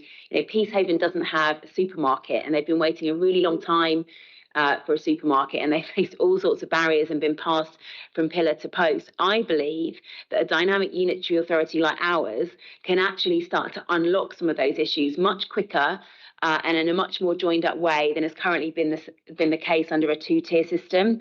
So I think one of the greatest benefits of this whole process will be what can actually now be provided to those communities, which I don't think they've been receiving up until now. No, just bring in Councillor Taylor, because I think he might have something to say on all this. Thank you, Chair. I realise I'm not being scrutinised, but just wanted to come back quickly on Councillor Hill's question. I mean, by the way, I think you're right in that we need to, if this goes forward and the government end up consulting on this, we certainly need to make the case and build a case with those communities. But I do just want to chuck in something. Having grown up on the east of the city in the Deans and having many friends who live in these parts of what is now East Sussex, East Aldine, Peacehaven and Telscombe. One thing to say is that if you ask a typical, I would say, under 30-year-old what they might think about joining Brighton and Hove, a good chunk of them will respond, or already live in Brighton and Hove. And that's not me making up, that's based on real conversations that we've had. So a good number of people, perhaps who didn't participate in public consultations, already think they live in Brighton and Hove because of the many connections via bus, family, work, education, etc. I mean, as we know and talked about in different contexts, we know the city is so expensive. And so many of my friends who grew up in the Deans and went to Long Hill, once they get into working life, end up moving to these areas because it's a bit more affordable, but still very much feel culturally as part of Brighton. So I think we've got a good starting point. And to answer your other question, is it about we ticked a box because government have nudged to this? Just from a purely personal perspective, given my strong connections with this area, I would be wanting this to happen if there was no government directive to increase unitary size whatsoever. I think in of itself, totally separate to what the government are doing, this would be a good thing for those areas and a good thing for the city. I'm very excited about it. There's clearly a lot of scepticism, and in the next stages, we've got to continue making the case to those communities. Thank you. And to be honest, I think I completely agree with what you've just said. And it seems absolutely nuts to me, and has done for a very long time, that there are these wards that are part of the Brighton Kent Town parliamentary constituency that aren't part of the city. It just doesn't make any sense to me at all. So it makes perfect sense that they should be part of the city. But I guess we'll wait and see what the government do with our proposals. But there we go. Was that the end of your questions, Councillor Hill? I think so. Just Thank you. yeah. I also would note, being the only person under 30 in the room, just perhaps maybe people don't have much of an understanding who are under 30 about local government in general, because we're not taught it. And so I think there's a need to improve broader civic understanding, and that would improve the ability to carry out a process like this, because we've never been taught actually what the difference is between a parish and a unitary council, for instance. I didn't know the difference between the two growing up. Thanks. Good point. I fully agree with that. Better education about how local government operates. I think there is such an absence of it from our education system at the moment, and it's not good for democracy. It's not good for people, not understanding actually the engagement and influence that they can have if they want to, with how local government works. Agree. I'm just struggling to remember what I was going to ask, but anyway, I just what Bella said about education. I mean, I think that all young adults should be taught about civics and their, what it means to vote and what local government does. And I just think it's bizarre that they don't seems to be part of the curriculum. Anyway, I'm going to bring the discussion down a few pegs because I'm going to ask a question about planning. Because obviously, if this all goes ahead and we do merge with Lewis, we've both got sort of local plan. Well, ours is city plan, theirs is local plan, that are kind of a bit like this in terms of how progressed they are. And I just wondered what is going to happen in terms of how we merge those planning processes, or whether they'll carry on sort of in parallel. And I don't know whether that would be our colleague from Local Government Association to answer that. But thank you. So I answer that. So what will happen is they will carry on in parallel. until the date that we go through the whole process of recreating a local plan for the whole area. And then aligned to that, you've also got the new mayoral strategic authority and their responsibilities in terms of the growth plan. So it will, I'm afraid, be that 2 local plans for a period of time.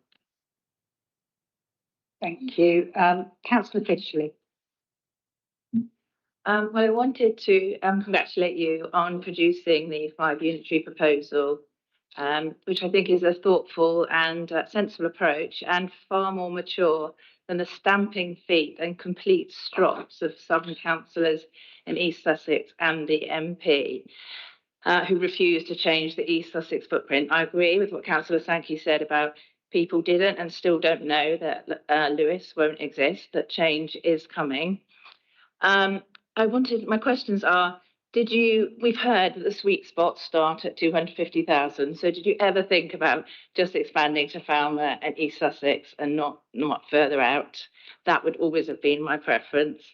And then I want to come back about money.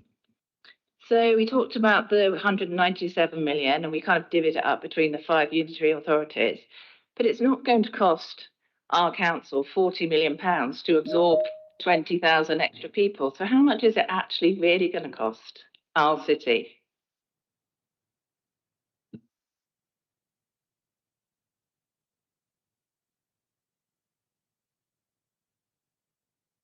Sorry, to keep your hand in there. First of all, thank you for the kind words to begin with, Councillor Fishley.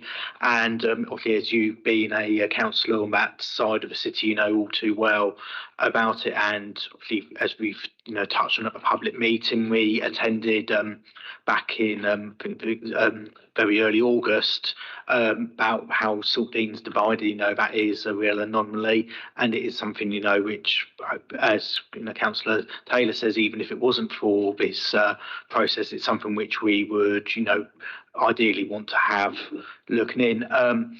To your points about just taking in, you sort of referred to just taking in the East Saltdean element of it as well. I think we really had to look at merging with the other areas, the Peacehaven and Telscombe as well, because we can't really have a disparity of the other unitaries in our proposal. We based our submission on a real sort of all Sussex look rather than just sort of focusing on what would be great for us here in Brighton and Hove. You can't make a proposal which lopsides any of the other unitaries.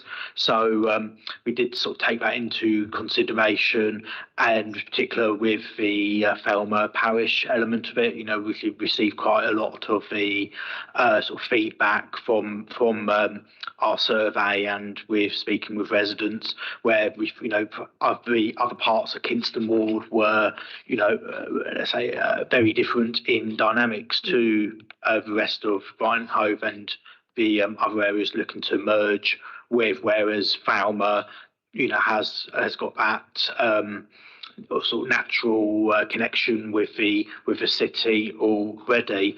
I'll refer back. Will you take the question, Councillor Sankey, on the finance one, if that's okay? Sorry, Councillor, could you repeat the finance question? I don't think I caught all of it. Well, I just said that we'd seen this figure 197 million and people had just kind of divvied it up to divide it between.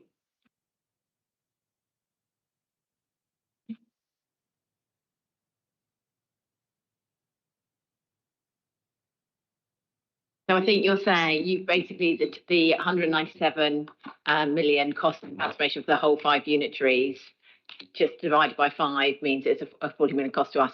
The actual cost of change for Brighton and Hove is estimated, and please do take this as an estimate, at 8.7 million. So it's because our change is small, it's about the boundary change is small, it would be significantly less, obviously, for Brighton and Hove as a unitary.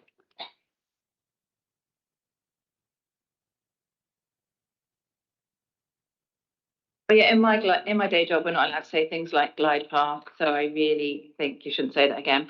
But could you just if the proposal to expand Peace Haven and Telscombe, could you just be really clear?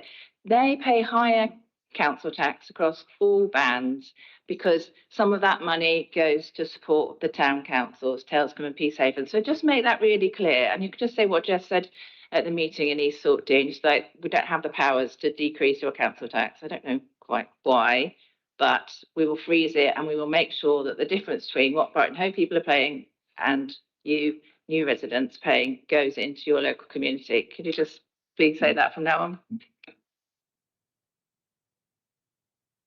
I'm now wondering what I said in the meeting.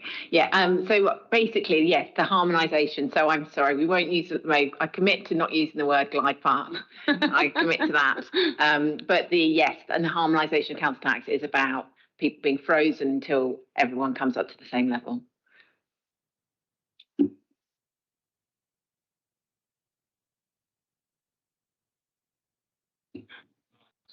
I really recall, I might be mistaken, that in the meeting that you did say it wasn't possible for the higher council rates in Peace Haven Telscombe to be lowered to the same as in Brighton and Hove post the expansion.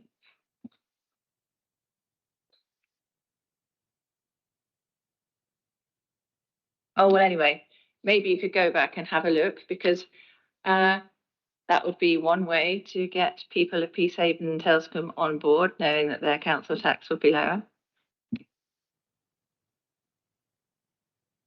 And that I think the challenge for us around that is the finances. Everybody has based the finances on the harmonisation of council tax, and then made assumptions about the continuing increase at the 5% level. So 2.99 plus the 1.99 for adult social care.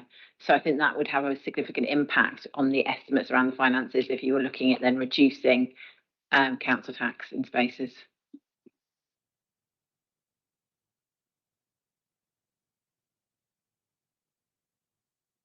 Thank you.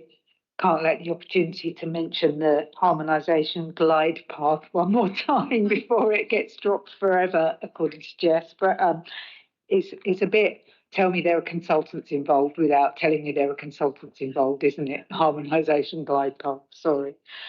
Okay, next one is Mary Davies. Thank you, Chair. Mary Davies, Chair of the Older People's Council. At 8.1 of this report, it stated that an equality impact assessment has been prepared. As far as I'm aware, the Older People's Council were not contacted to comment on this, even though we are on the Council's equality team list of organisations to be consulted. At 8.3 of the report, it stated that mitigations under the Equality Act include retaining local access points for essential services with accessible transport and non-digital routes for engagement. Older people in the city tell us they currently have difficulties with all of these areas. The Older People's Council feel pessimistic about these improvements being achieved in a bigger area of governance. We would like more details on how you propose to achieve this, rather than just an unsubstantiated statement. Thank you.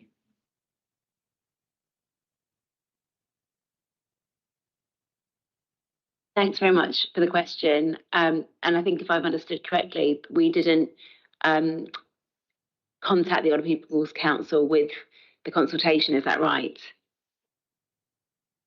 Right, okay, I'm sorry to hear that. We can definitely take that away and see what happened there.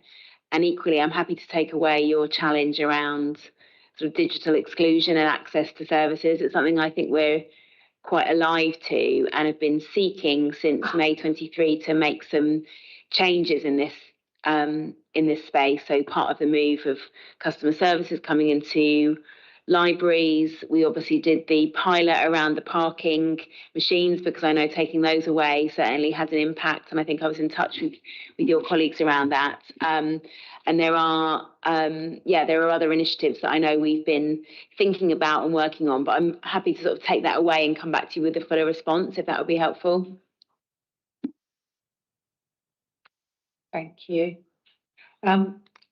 Sue Shanks, Councillor Shanks. Thank you. That was quite helpful from Bridget. So then the 52 million obviously gets spread across the whole of Sussex as well. So actually, even if there were 52 million of benefits and they're only indicative and can't be relied on anyway, so the benefits are also very become much smaller if you look at it like that, if there were any. I suppose my main question is what I'm doing here, because this scrutiny, we've got council tomorrow, Wednesday, got cabinet on Thursday. So actually this is all set in stone pretty much. If I was going to make a recommendation, I'd say let's stop and wait, because we haven't got adult social care funding sorted out by this government. We haven't got fair funding sorted out for local government. Local government finances in a mess, as you've already agreed. Like nobody really wants to do this out there, you know, on the consultation. So I feel this is something that, you know, it's being banked upon us, and I'm not sure what recommendation we could make from scrutiny or even from full council. If full council, for example, were to vote against this proposal, what's going to happen then? Is the government just going to say, oh, well, tough, you'll have to do a different proposal? Or is there an option of status quo? Because, you know, this is something, I know it was in Labour's manifesto, but there are lots of difficulties with the government at the moment getting things implemented. It just seems to me, you know, we're spending the whole week basically talking about this. You've already decided what you're going to do anyway. But is there any, you know, how can this be influenced? Because to me, it looks like a completely chaotic thing to be happening.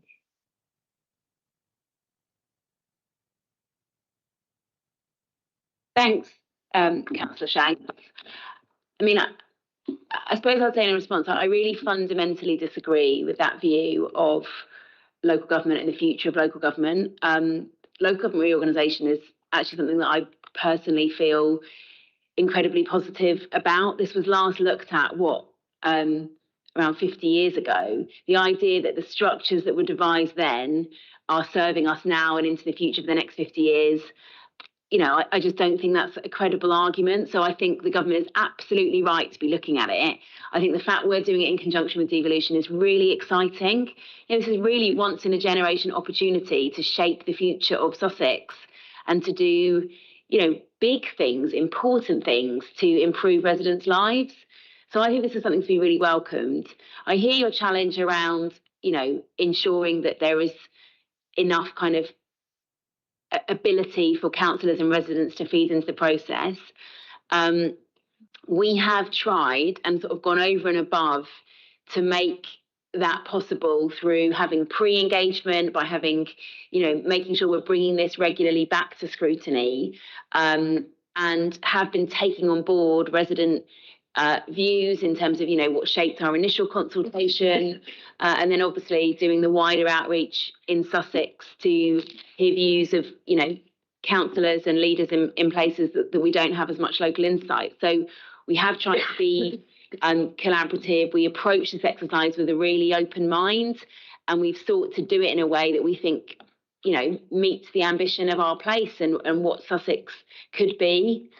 To your sort of specific question on what happens if we just don't participate in this at all, I think that would be really letting our residents down, because what that would mean would be that government and other places in Sussex would be leading, you know, the process of what happens in Brighton and Hove. So I think it's right that we are putting proposals forward, and that we're not allowing Brighton and Hove to be wholly shaped by, for example, what East Sussex, the one East Sussex proposal says, or what is being said elsewhere. So I think it's really important that we engage. You know, this process is going on across the country. Local government reorganisation is happening, I think, in 21 areas in total. And you see different things sort of coming through. I think what we've proposed is quite similar to what's being proposed in Essex. So I think we're in sort of quite good company in terms of the shaping and the visioning we've done around the sweet spot for unitary government delivery. But yeah, I think this is exciting. I think it's something we should all want to sort of be part of and have a say in, because I think this is necessary for local government, for it to continue to evolve and to, you know, shape people's lives as it should.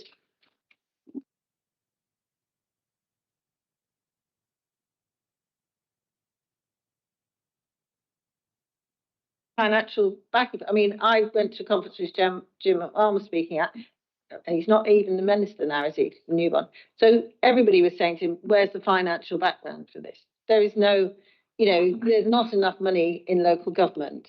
And until that gets sorted out, and until you sort out, and that's anyway. But I think, presumably, you could have proposed a unitary, which was just Brighton and Hove, which would have left okay because it wouldn't be enough people. But anyway, I've never been in agreement with doing this, especially now, I think, because there's these other background things that really need sorting before you proceed to if you wanted to reorganise, like adult social care, which is a huge, cost to all local authorities. And we actually went in the priority. So yes, there are lots doing it. There are lots not doing it as well, because they decided to wait and not push in. Thanks, Councillor Shanks. Well, no, I'm going to just correct that because it's inaccurate. So it's not the case that other places in two areas are not looking at this. Everywhere is. So we have a deadline of this month to submit our proposals. If you're not in the priority programme, you have to submit proposals by the end of this year. So just for a matter of record, it's really important to be clear. Local government reorganisation is happening. You can either sort of get on the train and try and shape your place and influence government's decision making, or you can decide to sit it out and say, we're not going to do anything. We're just going to wait and see, and we're going to wait for all of these other things to happen before taking a view. And I just don't think that is the right approach, and it can't be the right approach for our residents. I think it would be a dereliction of our duty as local councillors to not engage with a national process of local government reorganisation. That we as councillors in opposition haven't, apart from coming to scrutiny, we haven't been, we haven't had that discussion. A lot of residents haven't. You could have a much bigger consultation with residents. You could have had even a referendum or something. So, yes, if you needed to get on board, we haven't been able to have those discussions prior to this. We just see some proposals, but anyway. Councillor Shanks, I'll just respond to that by saying we have done the most kind of engagement possible in the time that we've had. So the pre-engagement exercise, I think we were actually the only council in the country that did one of those exercises, because we were really keen to get resident voice, staff voice into that early thinking around what we might propose for Brighton and Hove. So we have gone over and above. I totally recognise it's a pretty short time frame we're working with. The government, I think, understandably and rightly wants to get this in place within this electoral cycle.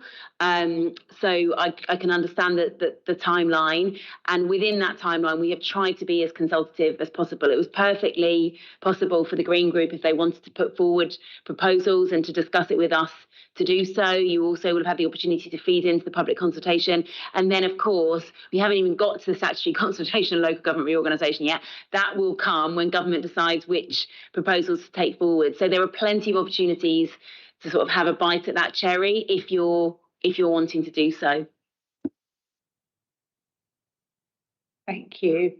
Councillor Mackie. Thank you, Chair.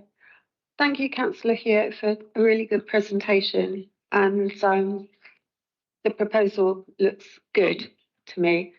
The things that I wanted to talk about really were like riffing on from what Councillor Hills was talking about with education and the content of education in Key Stage. You didn't mention Key Stage 3, Key Stage 4, but I think that's what you were talking about. We are building that in. So hopefully there's going to be progress. And if we get 16-year-olds voting, that's going to be even better. What I wanted to actually ask Councillor Hewitt on was, you put up the risks of the proposal, and one of them was SEND, Special Educational Needs and Disability. And as I hope most people are aware, that is a key issue at the moment for local authority funding and for the funding of our schools. And it's a ripe issue at this current moment in Parliament. And I just wonder if you could outline what you have identified as the risk factors are from this proposal for send for 0 to 25-year-olds.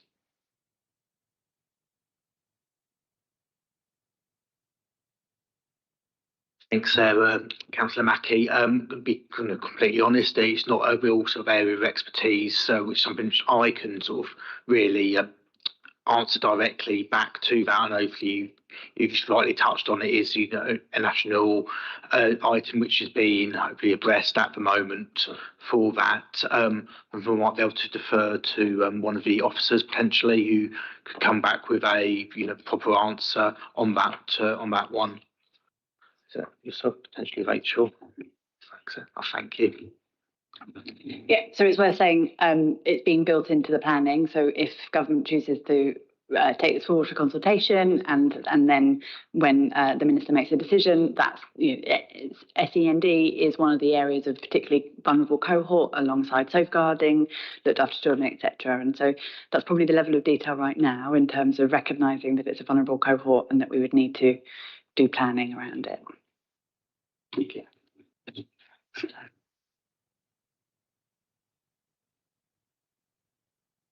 Yeah, and I think it's just important to be clear, this is something in the consultation, various issues were raised with us around where people's particular anxieties were, and this was one of them. So we just, as we sort of said, myself and Councillor Hewitt, taken the sort of challenge and the concern and the anxiety that has clearly existed in some places, and just seeking to make sure that we are using that to design the system so that we can address that. But as we said in relation to other responses as well, we would be looking to ensure that there was a day one service continuity plan to maintain all existing SEND education and adult care pathways and all current access points as well. So that's the sort of plan we would be working to. And, like so many areas in this area, there are sort of concurrent considerations going on by the national government. Councillor Shanks spoke about, the case review on adult social care. We've talked about fair funding. There are a number of things that are kind of live at the national level that will, also presumably impact our provision going forwards. Thank you. Since we seem to run out of other people, have I missed anyone? I haven't missed anyone. I've got one question that hasn't been asked by anyone else.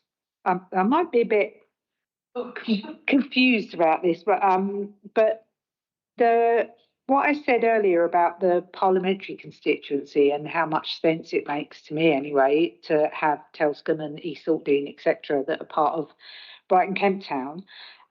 What does it mean if we have just that little bit of Falmer?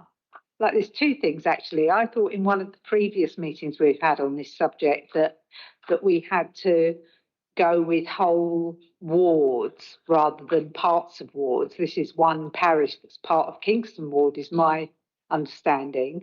So that's one bit of the question. And the other bit is, I'm not even sure I know which parliamentary constituency that's part of. It's not Brighton, one of the Brighton ones, is it? I don't think. And in which case, what happens if you take that one little bit with only a few people in it out of whichever parliamentary constituency it's in? Thank you, Councillor Evans, for the question. We always like talking about Falmer Parish. Have a lot of love for Falmer Parish. So to answer some of your questions then, so it's currently in Lewes District and East Sussex County Council area. You're absolutely right to say that the government has asked us to sort of try and use building blocks that are whole districts or whole wards or parishes. And if we don't, then we need to sort of make the case as to why there needs to be a change. And the way that the process works and the way that our proposal is laid out is that we use kind of existing building blocks, and then we ask for ministerial modifications, and we make the case as to why we think there should be a modification. I think, put very simply and very clearly, Falmer Parish is very close to Brighton and Hove in so many ways, right next to our football stadium, right next to the two universities, already so many shared services. And I think areas where there are sort of existing frustrations about the fact that we're sort of so close but so far, I think there could be a real democratic boon from bringing Falmer Parish within Brighton and Hove. Because, at the heart of this, if residents are essentially relying on Brighton and Hove services for the majority of the time, or, so connected and so close, isn't it better that they should have some democratic oversight and ability to influence the delivery of those services by having an elected representative or being part of a ward in Brighton and Hove? So I think that is a really exciting opportunity to come from this. We also sensed from the responses to the consultation that within Kingston ward, where obviously there was a strong feeling in parts of the ward that no, we are so rural, we're of a completely different nature to Brighton Hove, this make no sense whatsoever. Actually, in relation to Falmer, there was actually a bit of a difference in feeling, and we had comments describing inclusion as making geographic sense, being the best fit of the options. So hopefully that is a two-way street in terms of us thinking that makes the most sense and something that the people of Falmer Parish would agree with. And obviously we're really keen, as this process moves forward, if we are taken to statutory consultation by the government, to start working, speaking to people in that area and really understanding what they would be looking for from this process. I just want to come in and just clarify something, that the parliamentary constituencies are not changed by local government reorganisation. Just to be really clear on that. But I was confused about, thank you, and I completely agree that it makes perfect sense to me to include Falmer, but I just wondered what parliamentary constituency is currently in. Is it in Brighton Pavilion or? No, it's in Lewes. It's in Lewes. Sorry, I misunderstood. I thought you were asking which local. Yeah, it's in Lewes constituency. Right, thank you. Right, okay, well, we've run out of questions finally, and I just do want to point out that despite me asking everyone to be brief at the beginning, we've taken 2 hours on the first item on the agenda, and if we take that long on the other 4, we'll still be here in 8 hours' time. So we might want to get a hotel or something, But our recommendation on this report, sorry?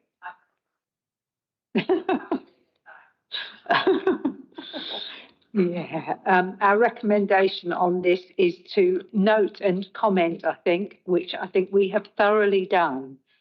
So, not finding it. Yeah, note and comment on the proposed submission on LGR to central government ahead of cabinet approval. So I think we've done that. Councillor Shane. Well, yes, we've done that. I suppose my recommendation would be we don't agree with this, but more so that we would have liked more time to consult and to see a wider consultation about this, because I personally feel it's extremely rushed, and I know that all councils are doing it, but they're not having to do it as quickly as this. And our time, scrutiny today, it's just, if we're going to do scrutiny properly, we need to have the staff earlier. That was, you're going to do the budget later, and that was our argument about the budget. So, it's too rushed, and so I don't know if that's not really a recommendation sort of thing. Well, I suppose it's a recommendation for any future scrutiny, please make sure that it comes early and that it gives us enough detail to scrutinise, because we haven't got the detailed finance of this. I mean, it's the third time we've scrutinised this in the timeline, and I think that is not a recommendation, it's part of you noting and commenting, which you have done effectively. I mean, I was about to say that everybody's questions have been really interesting, really worth hearing, and I think the answers as well. So I think it's been a really helpful session, and I think everybody has noted and commented. So are we agreed? Agreed. Thank you very much. I'm going to propose a comfort break of 5 minutes only, since we still had 4 items to do, and I'll see you back here in 5 minutes' time. Thank you.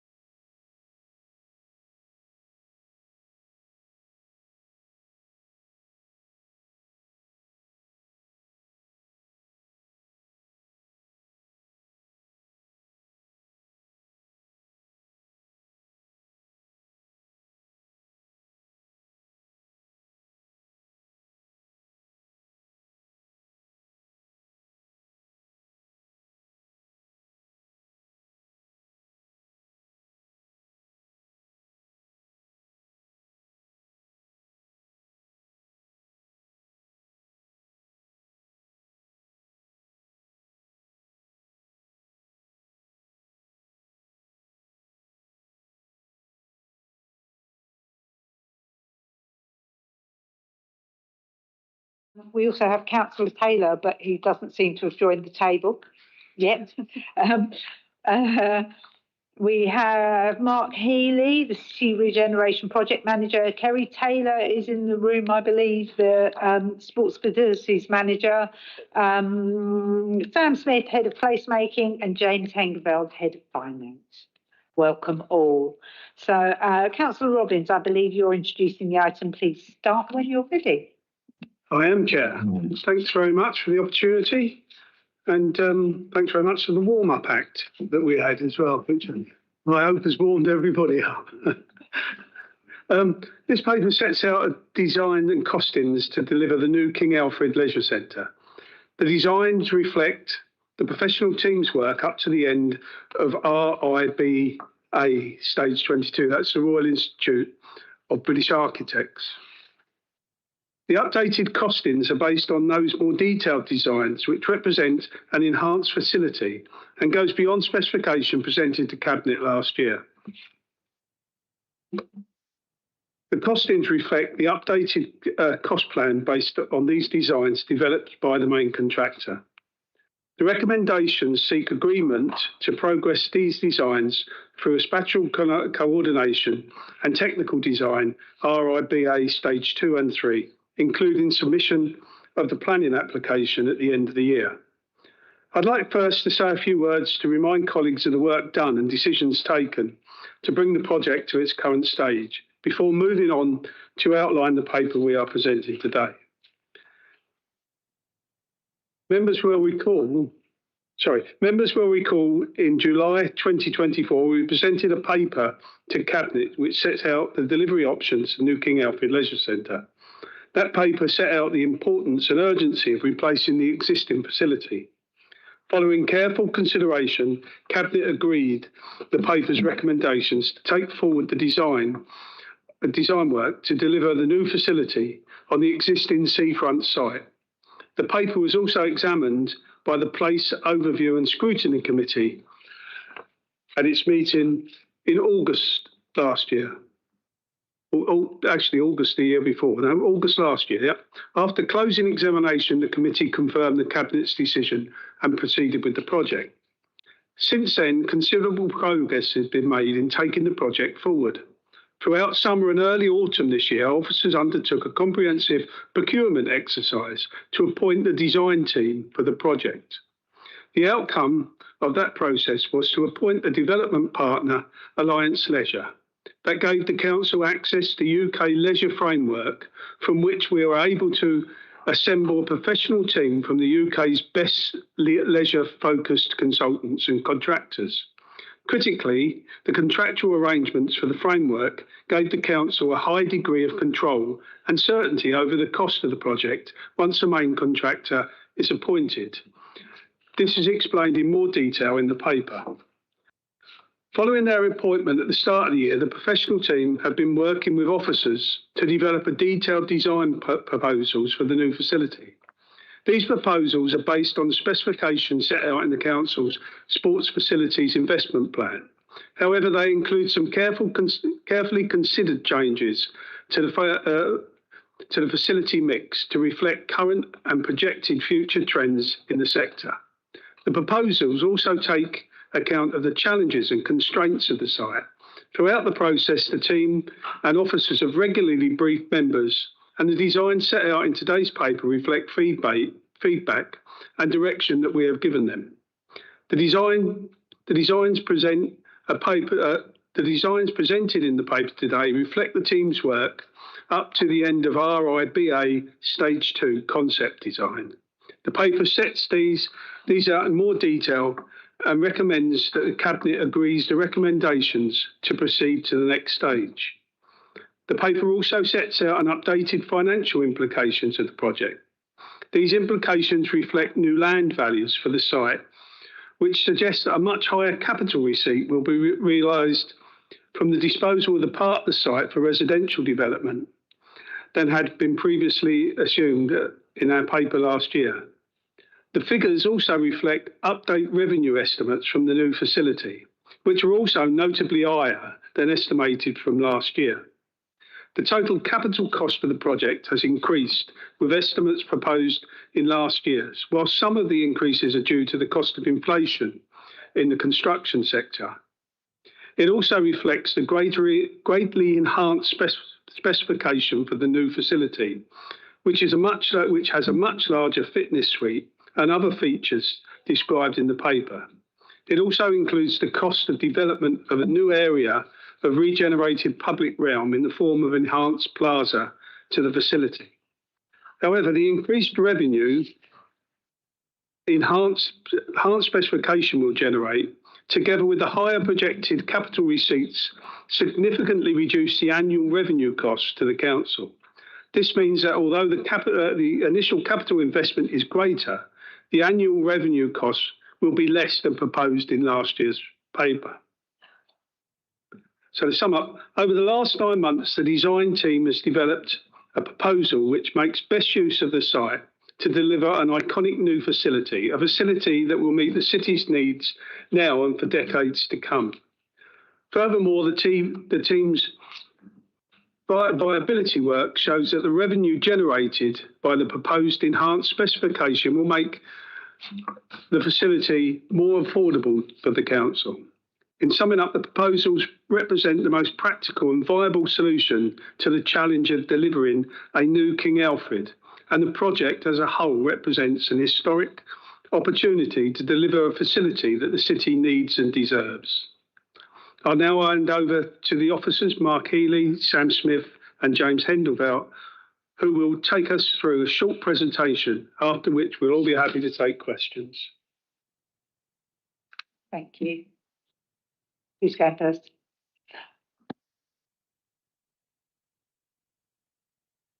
Thank you, Chair, and thank you to Councillor Robbins for those introductory remarks. As the Councillor mentioned, we'll like to talk the group through a little bit more detail about the key financial messages in particular before moving on to consider the designs. Ensuring the financial viability of the project is, of course, key. We're very mindful of the legacy of the past projects that didn't come forward. So making sure that this one has been a priority throughout since inception 3 years ago. With that in mind, the Cabinet paper goes into some detail on those topics. And what we've sought to do is to draw out some headline points from the paper here, just to quickly talk through with the committee.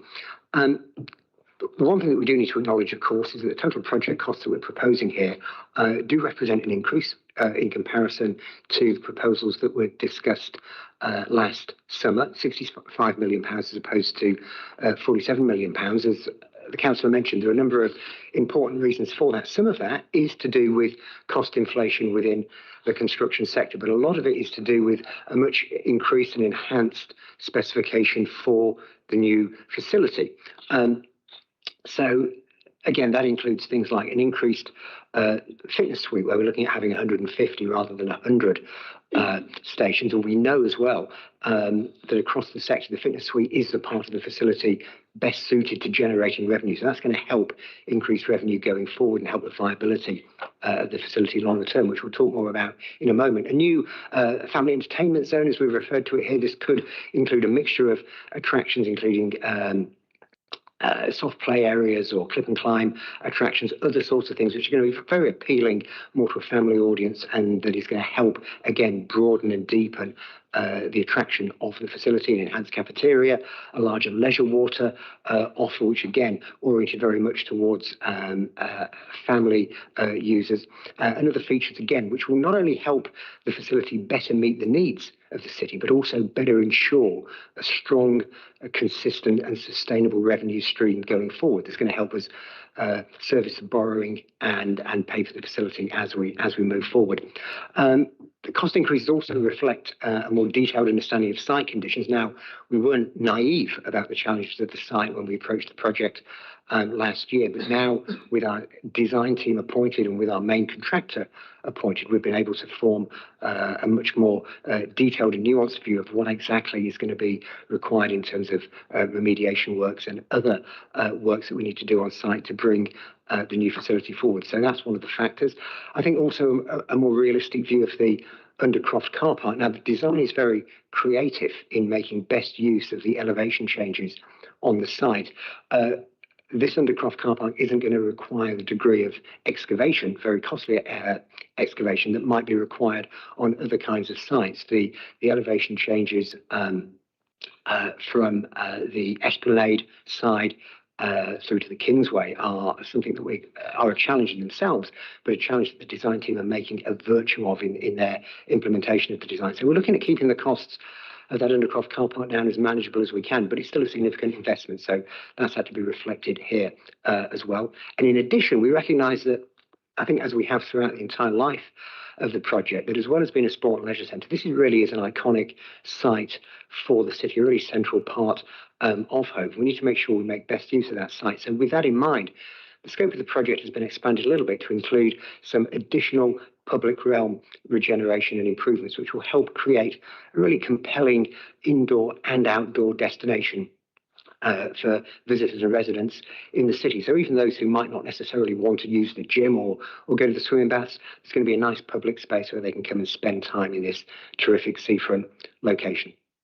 And so that's reflected in the costs that we've set out here. But again, as the councillor mentioned, one of the really important things that we wanted to impress is that we have updated the work that was prepared for the business case for last year. Now, in particular, we've commissioned 2 pieces of work to make sure that we've got a well triangulated view, 2 separate pieces of work to assess the land valuations of the site, and 2 separate pieces of work with consultants to look at our future revenue projections. Now, in the paper, we have presented 4 alternative scenarios, which, if you like, take a lower and upper land value, a lower and upper revenue estimate, and cross-tabulate those to give you kind of 4 options of a sort of best and worst case scenario in terms of potential costs for the facility.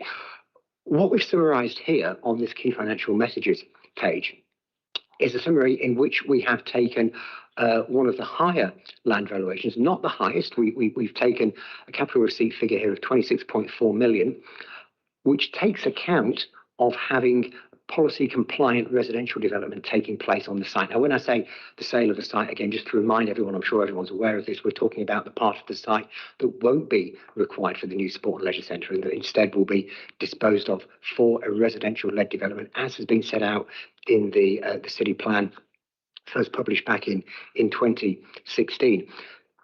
The latest land value estimate we've got, again, has given us this much more encouraging figure of 26.4 million on the basis of having policy compliant 40% affordable housing on that development. Reduced levels of affordable housing obviously yield much higher capital receipts. So in a sense, this is not the highest capital receipt figure we had. This is one of the higher policy compliant figures, which we wanted to make sure was reflected here. We've also used one of the, I suppose, a sort of intermediate revenue figure. We've suggested here that will generate just over £1 million, 1.06 million annually from the new facility. Now, again, the work that we commissioned had estimates going up to 1.4 million, a much more optimistic picture. But we've, again, for the purpose of the summary presented today, picked an intermediate figure. So it's in a sense a sort of intermediate land valuation and intermediate revenue assessment, which all of that taken together with the borrowing that would be necessary to, if you like, fill the gap between the total project cost and the capital receipt. That essentially nets off at giving us an annual revenue cost of significantly under £1 million a year, 0.89 million. And again, as a reminder, that compares with an estimate last year to deliver a project costing 47 million of over £1 million at that time. Again, the key differences are to do with the enhanced specification giving us a much better and stronger revenue stream going forward, and the much more favourable land valuation that I've alluded to earlier. So as it stands and as it's set out in the paper, we are looking at a borrowing cost of 0.89 million over the life of the new facility to service that borrowing. However, the paper also sets out in more detail a number of other measures that we can bring forward that might help reduce that further. Now, one of the key ones is our conversations with Homes England, and we are looking at securing grant funding from Homes England that will help reduce that. We've had many meetings, conversations and site visits with Homes England over recent months. We've got the next one coming up later this week, and we are exploring with them all the options that exist to have elements of the supporting infrastructure, enabling works and so on, supported through grant funding, which again will help us reduce that borrowing. With Chair's permission, I'm just going to ask if other colleagues would like to come on to any of those points about the financial case.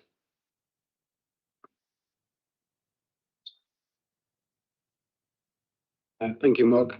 Well, I think it has been laid out quite clearly within the report and as Mark has described, but there's been an awful lot of work in trying to test out the financial model overall for this development, not least because with the starting amount increasing to 65 million, and we need to understand that we're getting a realistic estimate. We're not going to see further escalations, and using the external consultants who are and getting Wilmot Dixon, the preferred developer, on side and clear from an early outset, certainly provides a clearer understanding of what costs will be. The work undertaken to look at the turnaround figure, in other words, what sort of increase in revenue we will get from the site, as Mark has alluded to, somewhere between 1 million and 1.4 million. We're not going with the highest figure at the moment, but until it's built, until people use it, these are all obviously estimates and assumptions, but they are borne out by having two two independent sets of consultants looking at that. And I think the only other final comment is the other key element being the capital receipt. Again, we won't know what that capital receipt will be until we've actually got a willing buyer purchasing 60% of the site. But the latest valuation with a full 40% social housing at 27 million seems a reasonable assumption at this stage. All these things will be borne, because obviously we'll be undertaking the borrowing and having to deliver the facility, and we'll be awaiting the capital receipt at the end of that, and we'll be waiting to see what the revenue turnaround will be.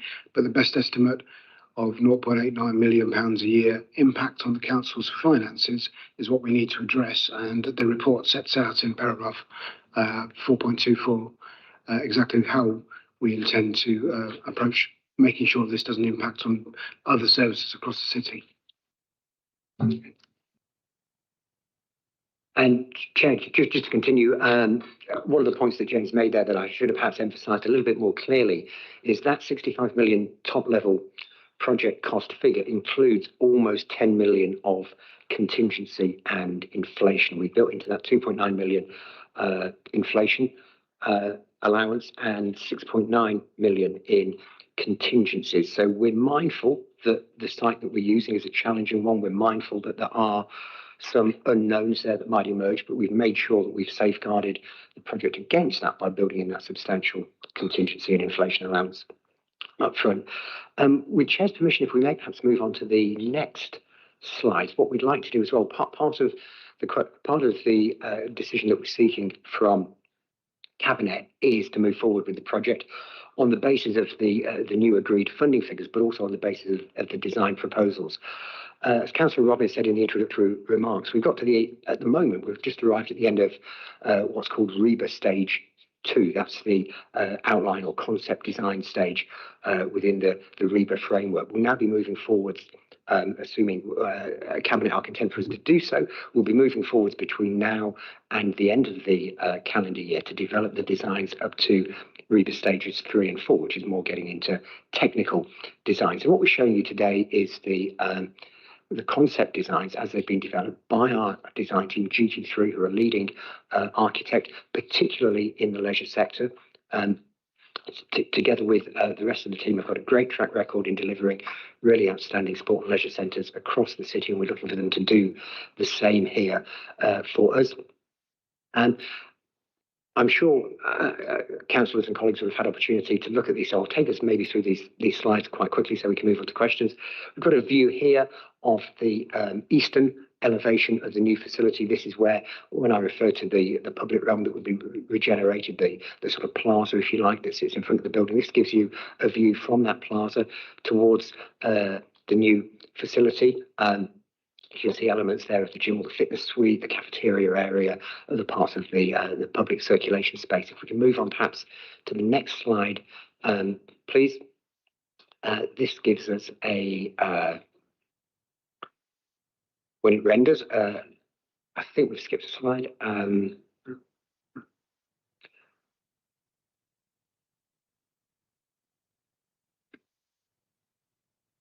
Okay, so it looks like we've got a technical problem that's stopping the picture loading, but this is an image of the swimming pool from the interior. Again, this is included in one of the appendices to the cabinet paper, so hopefully everyone will have opportunity to have sight of that. And again, making the point here about the way that the internal components of the building have been configured by locating the swimming pool to the south of the building. Again, this makes virtue of those elevation changes that I referred to earlier, and means that we won't need anything like the level of excavation that might normally be required, or in many cases required, to put a pool in. It also means that we make the most of those terrific southerly views out to the sea for swimmers and users of the pool.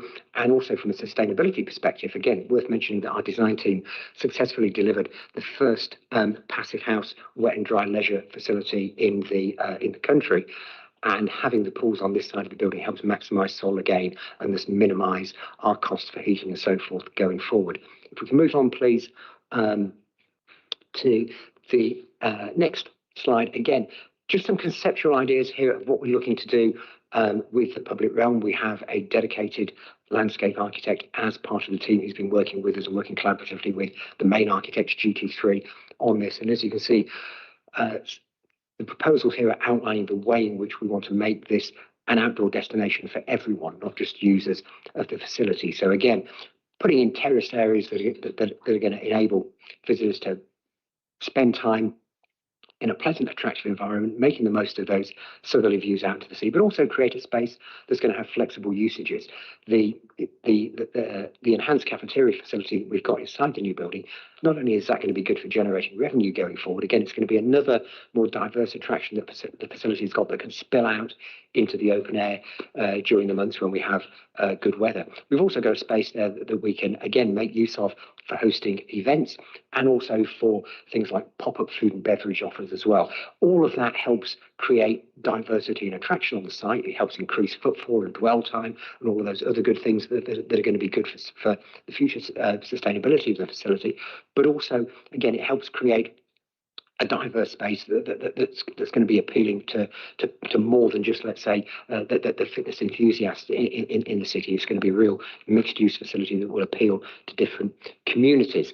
With that, I'm just going to move us on to the recommendations, and these are the recommendations that appear in the cabinet paper. And again, just very quickly, apologies. I think the version of the cabinet paper that was circulated might have been a slightly older one, which has got a longer list of recommendations. What you're seeing here is a condensed set of recommendations with no real substantive changes. We've essentially moved recommendations that were just about noting points and focused on the key decision points, in some cases amalgamating them together for conciseness and brevity.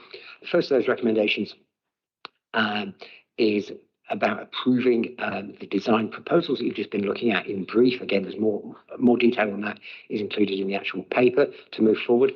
Approving the indicative capital budget for the project as a whole. Improving an element of that budget, which we're going to need to take the project forward through REBA stages 3 and 4, as I was alluding to earlier, which would take us up to the end of the year, and therefore at that point, the stage at which we can submit the planning application for the facility, and also approving the demolition of the redundant parts of the site. Now, again, just to stress, we're not here talking about demolishing the existing King Alfred. The commitment remains to keep that facility open and operational until the new facility is delivered, so we have no interruption of service, as it were, on that site.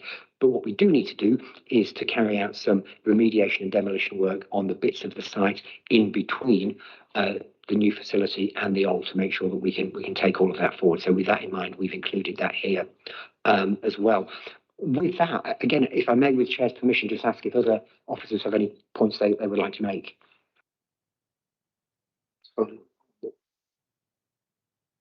I just wanted to reiterate about the car park. That's obviously the car park won't be available during the construction period, and currently that generates around a net £400,000 a year income to the council.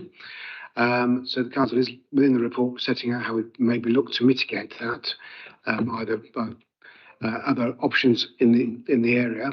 But one of the key issues is that we assume that that income is going to be replaced with the new Undercroft car park, like for at least achieving £400,000 a year income under the new facility. So although it'll be lost during the construction period, it'll be replaced once the new leisure centre is built.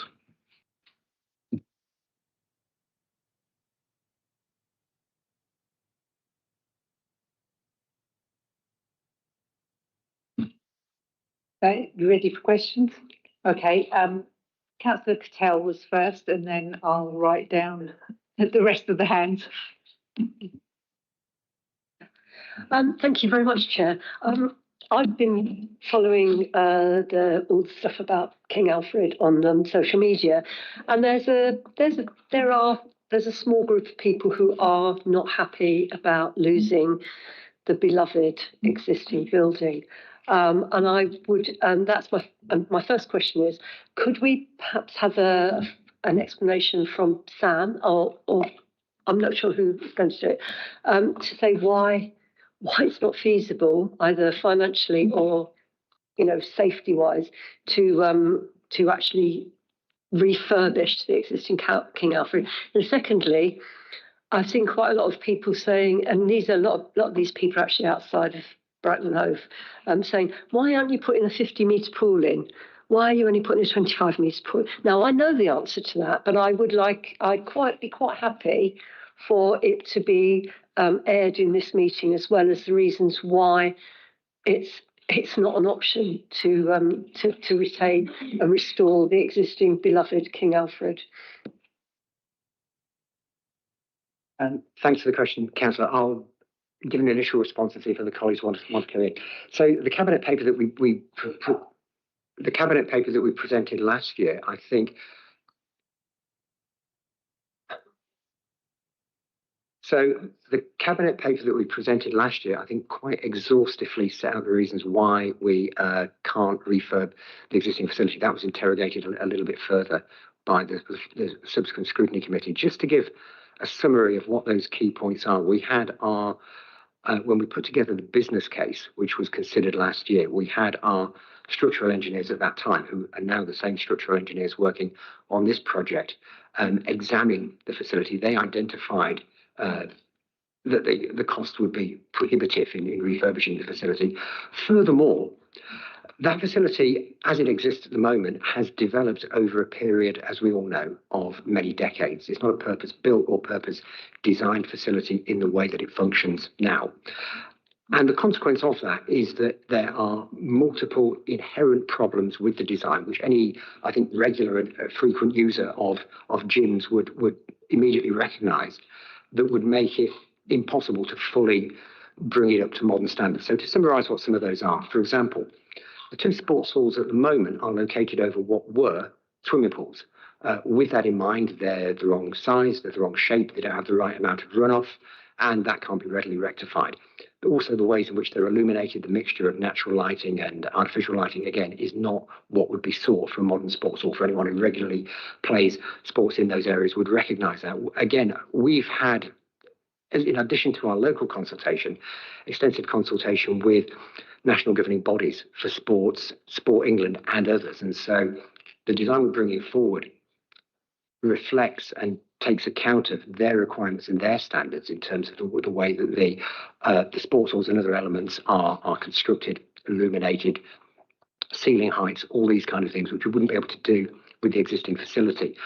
The existing facility as well, because it's developed in a piecemeal fashion over time, doesn't follow any main central plan. And the consequence, one of the many consequences of that is that it has an extensive range of labyrinthine corridors, stairwells, and others, all of which are dead space, none of which generate revenue, all of which require heating, all of which require lighting, all of which require maintenance work. And that adds to the running cost of the facility without generating any benefit for either users or for the council in terms of revenue. Sustainability is a key theme as well. As I mentioned, the design team that we've got are real experts in bringing forward facilities, sport and leisure facilities that reflect best practice in sustainability, including, as I mentioned, the first passive house facility in the country. The new facility that we're bringing forward will again embrace the best of those features. Now, that's going to be good for the environment and good for sustainability, but it's also going to be very good in terms of reducing running costs going forward. We could never implement that level of energy efficiency with the existing facility. What I would do is, again, for anyone who would like to explore those questions further, perhaps just refer you back to last July's Cabinet paper or the Scrutiny Committee discussion on that, which digs into much more detail on all of those points.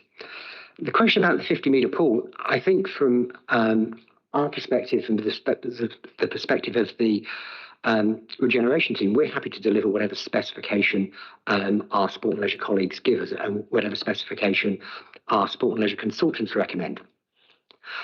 In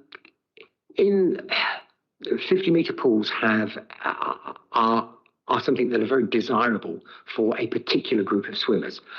These tend to be very committed, competitive sports clubs, welcome 50-metre pools where they're available. For everybody else, they're rather less welcome, and the majority of swimmers don't want to do 50-metre lengths. The majority of 50-metre pools where they are implemented, an example might be K2 in Crawley, are very often and spend most of their time actually divided in half. And the leisure operators find, from a programming perspective, that they don't have enough demand for the 50-metre pool to make it work. Instead, they've got a lot of demand for people who might want to swim widths or other sorts of things of a smaller pool. So they end up dividing the 50-metre pool and have two 23-metre pools. The costs of construction of a 50-metre pool are much, much higher as well.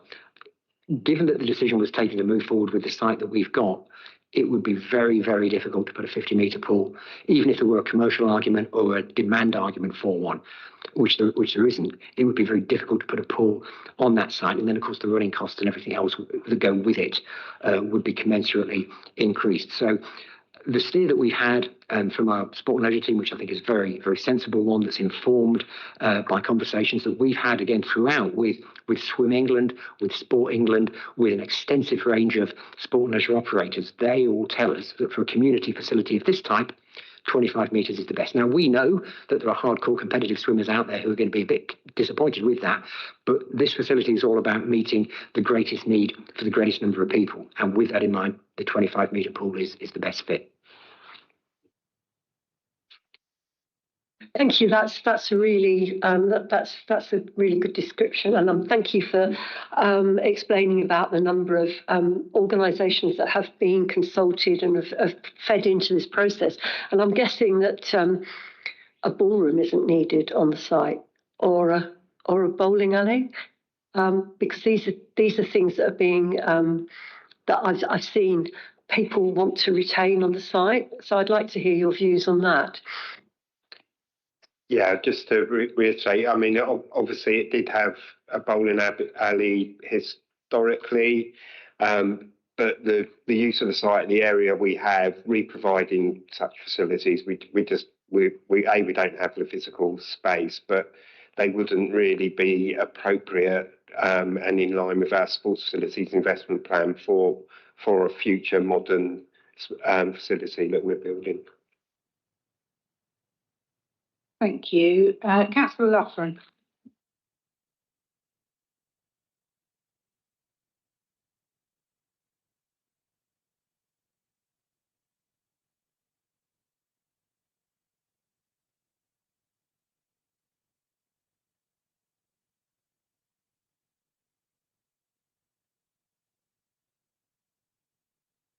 Hi, just want to give you feedback that I welcome the design and note the extensive lengths you've gone to consult external bodies. It's really important, including Sport England, Swim England, especially if we want to go back and get any extra funding, to have those guidelines in place, and compliance is really good. And what I want to turn to actually is the financial modelling, and just in particular what assumptions you've based on that financial modelling in respect of the ticketing system and the charges to residents, and if there's any differential with non-residents, i.e. visitors, whether they will be charged at slightly higher rate, or whether there's any thoughts that have gone into that, given that this is a particular pool that I would expect to be used by, you know, a significant percentage of non-residents compared to our other city pools. Thank you.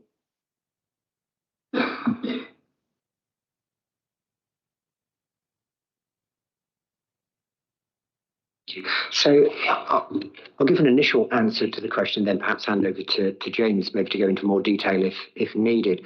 The modelling that has been done, as mentioned, we used firms of consultants to look at the potential increase in membership, the potential increase in participation, and to apply sector-based assumptions over what the charging policy would be. We haven't looked at the differential charging that you've described. I think that would be a question we'd perhaps get into in a little bit more detail in discussion with the new leisure operator once they're appointed. But I'm just going to ask my colleague James if he'd like to add any further to that. Well, actually, just said what I was going to say, which was absolutely fine. But yeah, at this stage, we haven't introduced differential, include differential charging. It's more of the numbers and the average earnings or income you'd achieve from those increase in patronage of the site. I'd say bringing in differential will be a policy decision outside of this specific development. Okay, thanks for that. Just one more question then. So at the car park, are you hoping to emulate the current income generated that we have now, the 400k a year? The assumption in the model at the moment is that, yes, we replicate the income that we currently achieve. It is roughly the same number of parking spaces. There is obviously some discussions to have with the operator around whether or not we can enhance the experience of people by having discounted rates, but we have to take into account the financial impact that would have. At this stage, this early on, this is a very expensive site, it's a very expensive delivery of an asset, and we need to make sure that we can at least move forward with a financially viable proposal. There's just one more point I want to make, which is that when I looked at the plans, I couldn't see, in my view, that there was sufficient space for cycle parking. I know that there is some provision, but given that this is going to be a very attractive site also for cyclists, because it abuts the A259 Kingsway, and they've got an active travel programme adjacent to the site, whether there might be scope for expanding cycle parking on the site or very close to it. Thank you.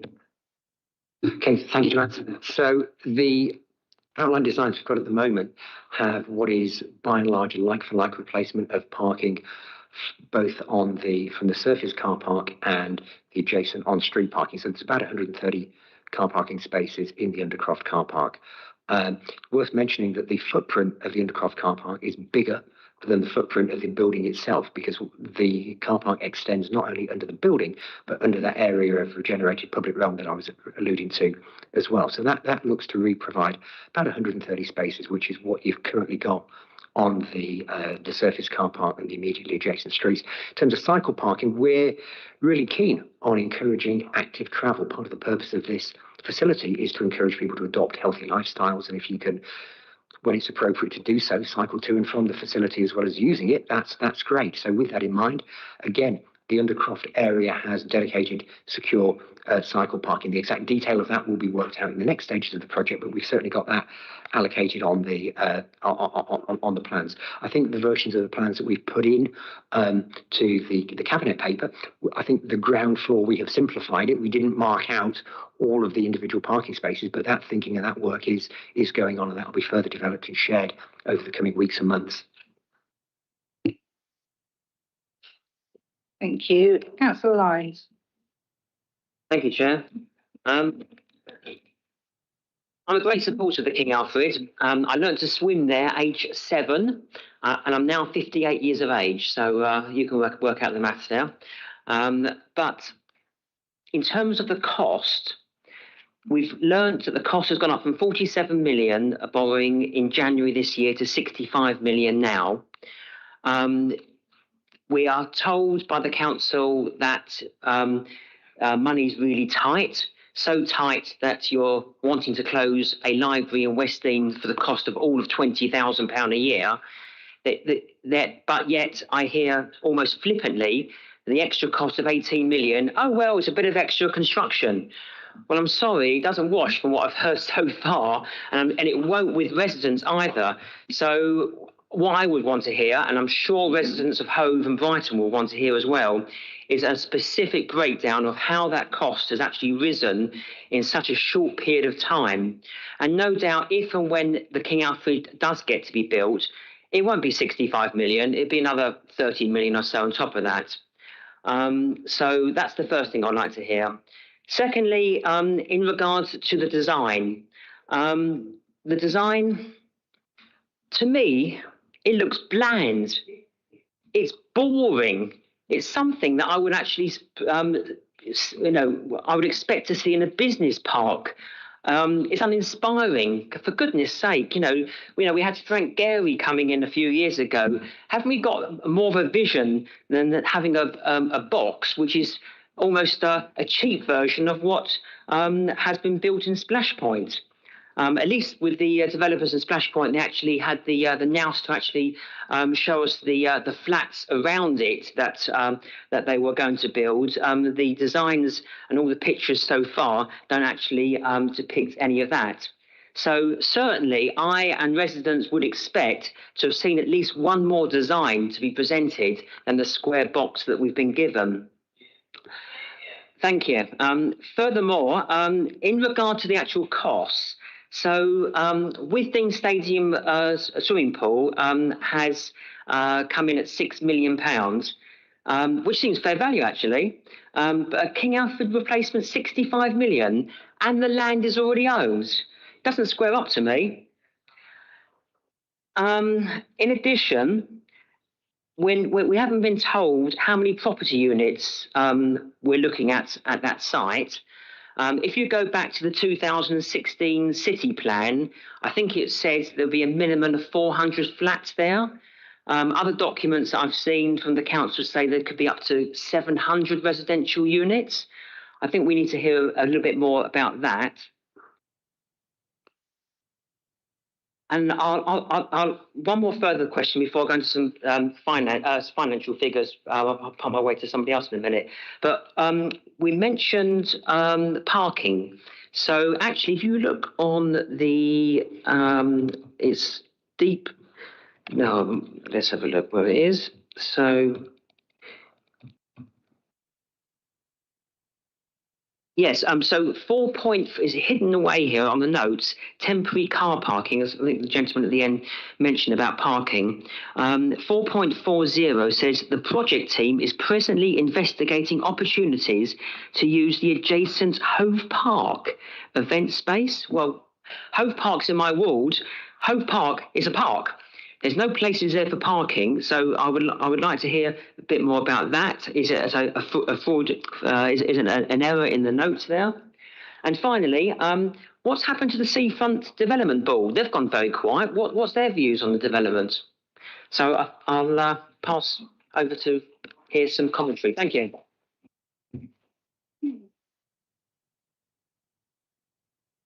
Sorry, Joe. I'll come in briefly there, Chair. I mean, the first thing to say is I don't think anybody on this committee can believe that Councillor Lyons is 58. That is a shock to all of us because he looks so much younger than that, and that can only be a tribute to the public health benefits of swimming at an early age, which is exactly why we need to build a new facility on the seafront in a great location and a top-class facility. The city needs a great leisure centre. There was a lot of questions there that it might be difficult to respond to all of them because they've moved around in different directions. In terms of the overall cost, nobody is being flippant about the cost increase at all. Indeed, the report has been set out, and we've had a number of officers here talk in detail about the serious consideration that is given to the overall cost. But it's worth taking a step back and thinking about it from the bigger picture. Councillor Lyons and others who support him are often the first ones to go on social media or come into this council chamber and say, why does the city look rubbish here? Why does this look rubbish? Why does this area of the city not being invested in? And at the same time says, why are you investing money in certain assets? The truth of it, that most people understand, is if you want a vibrant city with good assets for the community, including key bits of infrastructure, of which the leisure centre is one, you have to invest to get there. You've got to invest to have top-class assets for the city. And clearly, that comes with a cost. Now, what are we doing as administration? Yeah, we're making decisions. There's a few key projects and assets that we've really got to invest in the city. Madeira Terraces on the east of the city is one of them, and that's why we proceeded with that project, even though there was some inflation uplift there, because we think it is vital for the east of the city. The King Alfred is the other big one on the seafront on the west of the city, because again, we think it's vital for the services and infrastructure and the facilities that the city needs, as well as the redevelopment of that site and making something really special. I don't agree that the designs are boring. Indeed, Councillor Loughran, who's very experienced in planning matters and architecture and design, welcome them. I think they look really nice. By the way, what Councillor Lyons basically said is, I want it to cost a lot less money, but I want it to look a lot fancier, which is not really a consistent position, is it? If you want it to look really, really fancy, you have to spend more money on it. I think it's a good design. It's not flashy, it's not over the top, but it's in keeping with that area of the seafront. I think it looks good. And by the way, I would add, there's been some scepticism on social media, but there's also been a lot of positive responses. It was the most liked post in the history of the council social media, just as an interesting nugget. And those are the pictures, Councillor Lyons. Those are the pictures, Councillor Lyons. I know you get a lot of likes that you have to pay for on Facebook, but this one from the council wasn't paid for, and it was the most liked in the history of the council. So overall, I think this is a really exciting project, and it's such a shame that the people like Councillor Lyons, who spend most of their time talking down the city, why haven't we got the facilities, can't get behind a big, exciting project for the city, because that's what we're doing. Thank you, Councillor Taylor. I'm actually very disappointed because you didn't actually answer any of the points that I actually raised. The one thing you nearly got right, and thank you for the flattery from the beginning about my looks and my youthful looks, and that's not down to swimming, actually. That's because I'm a marathon runner. Fresh air is good for everybody, which doesn't cost any money, by the way. And also about my likes. So thank you for mentioning that as well. Yes, I believe more people follow me on social media than you. So obviously, I have got something worth saying, and people do obviously follow. But in all seriousness, Councillor Taylor, when you stand up talking about wanting to shut libraries, which are costing the council £20,000. And then you're extremely flippant about the extra cost of 18 million, which taxpayers have a right to know how that's going to be, where that money is going to be coming from, and how they're going to be paying that.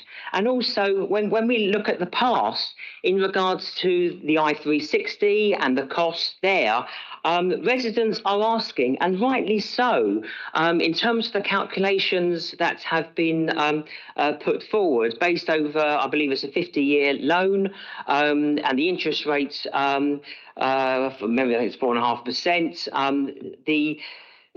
The margins are really tight there, in terms of visitor numbers and also the cost to the city. So, what residents are asking, and these are serious questions. What lessons are you and your team have in terms of the I-360 loan being applied here compared to the King Alfred, if the figures don't stack up? How's the council protecting itself so taxpayers are not left carrying out a possible failed schedule? And I also repeat, in terms of the actual building, yes, we all want redevelopment of the King Alfred. That goes without saying. But to only have one design of a square box, which is so unimaginative, I'm sorry, it's not going to win any awards. It may win awards in your bedroom, but that's about it.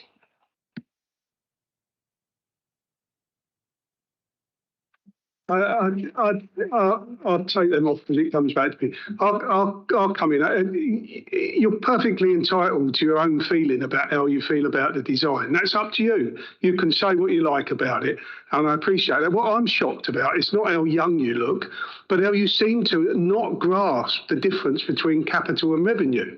You're talking about libraries and capital. We can borrow money to build. We can't borrow money to keep a library open. You know that, and yet you're playing to the audience. I don't know quite why you're doing that, but that's the point. We can borrow money to build, and we should borrow money to build. That's the whole purpose of it. And revenue is an entirely different kettle of fish, which I'm sure you know. But as I say, you're busy playing to your audience, and good luck to you. It might get you elected next year, who knows? But it might not. And I honestly don't know what you want. From what you're saying, you don't make yourself clear as to what you want. As Councillor Taylor says, you seem to want the top brick off the chimney, but don't think we should spend any money on it. So I'm not really clear on what you want, but I'm sure you've done yourself a bit of good. So good luck to you. And so just in terms of the questions on the finances, the report obviously sets out in some detail, there's some ranges within the finances. So to Councillor Lyon's question about learning lessons from previous projects, as officers said, there's two levels of contingency within the overall budget, which is inflation and contingency. And there's also a range of outcomes in terms of the revenue payoff. So what we're trying to do in those overall financial models and the planning is not go in and be naive about there might be a range of outcomes in terms of the income that we get, the capital receipt that we might receive, and indeed the costs of the project. But as you know, with big construction projects, clearly there can sometimes be project overruns. That's not just the public sector, that's the private sector as well. But we are indeed trying to learn the lessons of previous large-scale projects. And of course, this is very different to the I360 because this is about building a facility for residents that we know residents really want and will use. We know they will use it because they're already using our leisure facilities in the city in great numbers. And we know we have a shortage of pool water. So I'd say it's quite a different proposition to the I360. And if I can just come back as well, I'm surprised you brought the I360 into it because, as you very well know, the I360 was propped up by your group voting for it. No, nobody else. If your group hadn't voted for it, it would never have got done. So it's, to my mind, it's a rather unusual argument for you to bring in. Now, don't tell me you didn't, because you did. Councillor Robbins, you really are, going beneath the grill there. We're talking about many, many years ago when I wasn't even a councillor. But you brought it up, Councillor Lyons. Yeah, I brought it up in the sense of Stop there. Yeah. So can you come back? Can you come back to residents on the two main points? First of all, in terms of the design for the building, why has only one design been put forward when there should be at that cost that you're looking to spend money on? There should be more than one design put forward. And secondly, the justification for the extra costs going up from 47 to 65 million over the past 8 months. I think they're two very, very important questions that residents are asking for answers. Thank you. So on the costs, that has been answered, and Officer talked about it. It's two things. It's a change scope of project, and it's inflation costs, and it's adding in contingency. You will also know, Councillor Lyons, having looked at the finances, I'm sure you have, what we're actually saying is it's reduced overall borrowing and revenue cost. That's what the modelling is showing, and I'm sure you've looked at that and know that and can communicate that to residents. So that's the position on the finances. Yes, the overall cost has gone up because of inflation, construction inflation, a change in scope and contingency and risk being built in, but for a projected lower revenue and borrowing cost. In terms of designs, this is a design that's been put forward via the project team, the architecture. As I say, you could put 100 designs out there. It's a design that matches the scope, the layout that's within the building and the facilities mix. And as I say, I think it's a good, sensible design. It doesn't try and shoot for the stars and create the most incredible thing that's ever been designed. It's got to come within budget. I think it's in keeping. And I think a lot of residents have said the same thing. You, Councillor Sykes and then Councillor Fisher. Thank you very much, Chair. For a minute there, I thought I landed in a new soft play area for the under-8s. I've got a few quick ones. Some of them overlap with previous questions. Can we have access to a report that's referenced in this report here, the report on the structural survey of ingenuity? I think it's been requested on previous occasions, but hasn't been made available. I think that would be of use to those who have interest in this site. I want to say something quickly about the cost change, which Councillor Lyons has referred to. I remember having a long discussion with Councillor Taylor a year ago, at which he dismissed my concerns about optimism bias and risk allocation, and here we are. Yeah, it's gone up by 18 million. So I mean, there is a concern that this will repeat itself, and my worry associated with that is some of these new scoped in elements will be value engineered out, and we will end up for the larger cost with something which goes back to your sort of do minimus approach to this centre.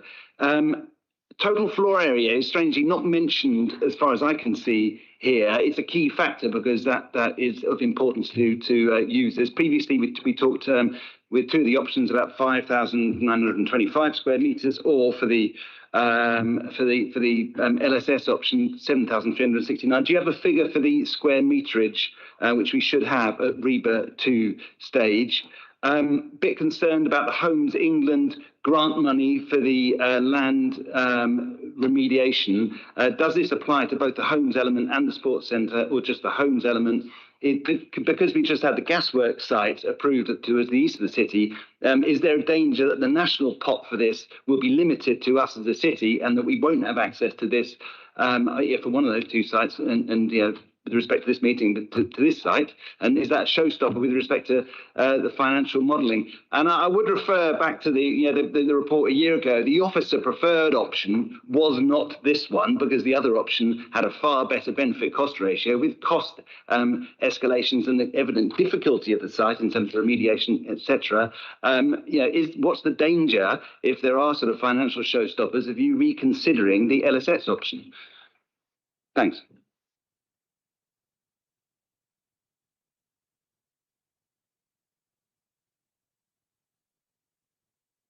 We don't have a square meterage figure with us today, but we're happy to circulate that after. Sorry, we just don't have it to hand. Just to reassure that we're not agreeing the price today. We will come back. There will be a final report that will come back to Cabinet that will bring that final price before we enter into a construction contract. So that gives an element of control. We are working really, really hard with the design team and with the contractor to ensure that costs don't escalate and don't increase, and that we're trying to get as firm costs and tracking them all the way through the project, so we don't have to go through a value engineering process and reduce the quality of the building. And we're really, really trying to get that right at this point, and that's why we're coming with a cost which has been assessed by the contractor, has been assessed independently, and we are pretty certain that the cost will be around 65 million. So we do have confidence in that. In terms of Homes England don't allocate on their infrastructure funding on a sort of regional basis, so there's not a pot made available for the city. There has been government announcements about new funds for infrastructure funding. We don't know the details of those yet, but they will be coming forward. They will be being made clear later in the year. But Homes England have been very clear to us that this looks like a really good project, that they would consider funding, and we're at quite advanced stages in terms of that conversation, and we've supplied them with a lot of information.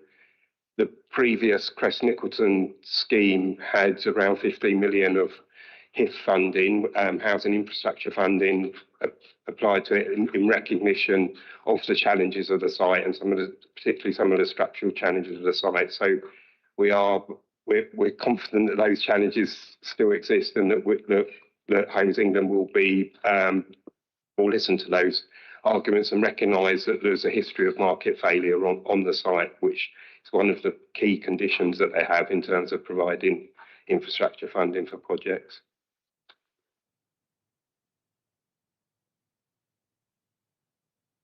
That's the ingenuity report we discussed last year. Oh yeah, so I think there have been.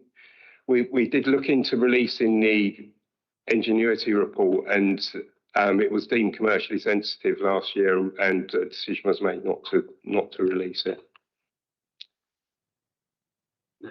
I think there was also a question about the other previous option that we consulted on. What I would say to that, and I think we talked about it at the time we last came to this committee, is obviously we did a public consultation about a future leisure centre. I was relatively keen on that site. I thought that site was pretty interesting, the Benfield Valley site, but the sort of clear feedback from residents was the preference to retain a site on the seafront. Now, clearly you have to weigh that up, and clearly, as you say, Councillor Sykes, the economic case tended towards the other side. They suggested it was a better economic case overall in terms of health benefit, economic benefit, etc. But that isn't what the public wanted to see. We obviously have to weigh that up, and we think that given the strong support for a leisure centre in this location on the seafront and current strong demand, well, which is evidence, that we thought it was a reasonable decision to proceed on that basis. There's certainly no intention to change our mind on that. We're proceeding as we've suggested in this cabinet report. There's obviously a fair way to go, and there's complexity along the way and potential issues along the way, but this is the direction of travel, and that's the decision that we're recommending to cabinet. Councillor Fishley. Thank you. Councillor Cattell asked why isn't it feasible to refurbish the existing building, and actually we got the answer there that it won't be all singing and dancing, it'll be patched up. But the fact is that building could be refurbished, it could be kept going. We've got a price for it, 14 million, so let's assume that's wrong as well, so let's make that 20 million. The difference between 20 million patch up, 65 million new building, I mean, we're going to be talking about the budget later on, and it's very, very sobering. And I understand that you can get loans for capital projects, but loans do have to be paid back. And I just think at this point in time, we need to be tightening our belts and maybe finishing some of the projects that we've already started. You know, BlackRock has been at a standstill for years. I asked for the marketing brief for that in 2020. I said I could probably write it in about 4 hours, get it out to some interested parties. Nothing's come through that. Madeira Terrace, yes, you're making amazing progress, but still needs a lot more money on it. And where's that going to come from? And now you want to start this big project. And I'd like to say it's in the west of the city. A few minutes ago, we were talking about expansion to Peacehaven. Peacehaven hasn't got a swimming pool. So please, where are you going to get the 6.8 million that costs to build a swimming pool in Wisdean to build it in Peacehaven to serve the people out there? Because at the moment, yes, of course, we've got the Lido, but for an indoor heated pool, we all schlepp to King Alfred. So it just seems like the investment's all going in the west again. Just to interrupt for one moment as chair, you're actually asking questions about a decision that we're not commenting on at this particular meeting that was already commented on when this came to scrutiny previously. That's when the decision was being made about refurbishing the King Alfred. This particular paper is just about the design that's been chosen. I agree, but we have new information now that this project has already gone up by £18 million. That's not insignificant. That in the private sector, in any telecom project I ever worked on, if something went up by 30%, we'd go back to the drawing board. We'd look at it all again. We wouldn't just push on because we want to have a project. That's fair comment. I mean, just to come back on a few of these points, I mean, in essence, that is what has happened, and that's what's in front of us, right? We have gone back to the drawing board and we've remodeled it, and we've relooked at both the valuation of the capital receipt, the expanded facilities, and the revenue generation. And as I said, the finances suggest that there will be a lower amount of revenue repayment because there'll be a higher amount of revenue from the expanded facility. So we have gone back to the drawing board and we looked at the finances, and that's what's in front of us today. In terms of should we not invest in this and finish off some of the other things? I mean, it's a sort of tempting argument, and I understand it, but that if you start doing that, that's when the city will just keep falling behind, right? You've got to do multiple things at once.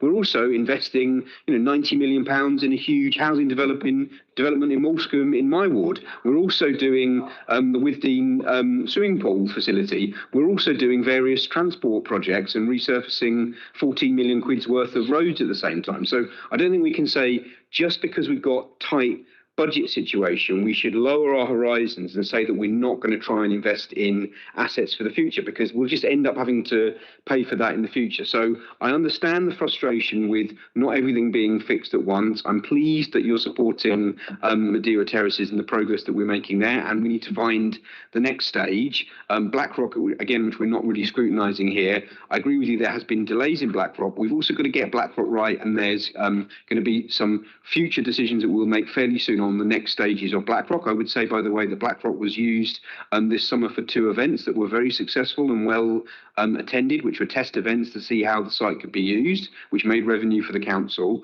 So we've got to do all of these things at once. But I just want to be really clear, we are not being at all dismissive of the increase of costs or saying, oh, it doesn't mean anything, it's nothing, we'll just do it, we'll splurge taxpayers' money. That isn't what we're saying, and nor is that what the report says. So we should be really careful what the report actually says in terms of capital receipt and in terms of revenue that we're going to get back and in terms of repayments of loans. It's a very serious amount of money that we take very seriously as Labour councillors, but we also take very seriously the future of the built environment of the city, of which the King Alfred Leisure Centre and our overall leisure provision is a key part.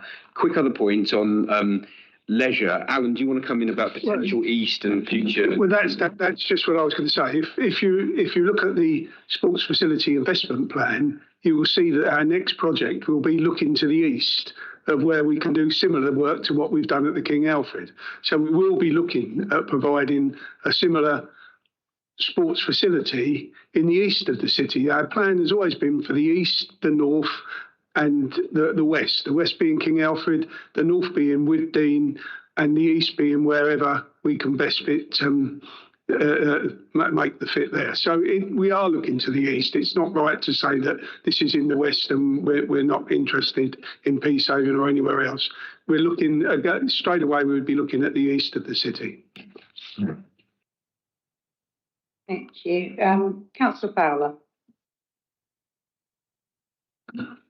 Thank you. I mean, I've just been looking at the design, and I really do quite like this design. I just think it's very bright, clean, and I mean, I think it'll just make an aspect of the seafront.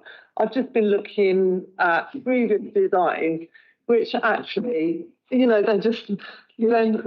look ludicrous. Previous designs, I really don't like that. But this looks very smart. And anyway, the thing that I really wanted to ask was if you could just explain a little bit more about the disabled facilities and disabled access.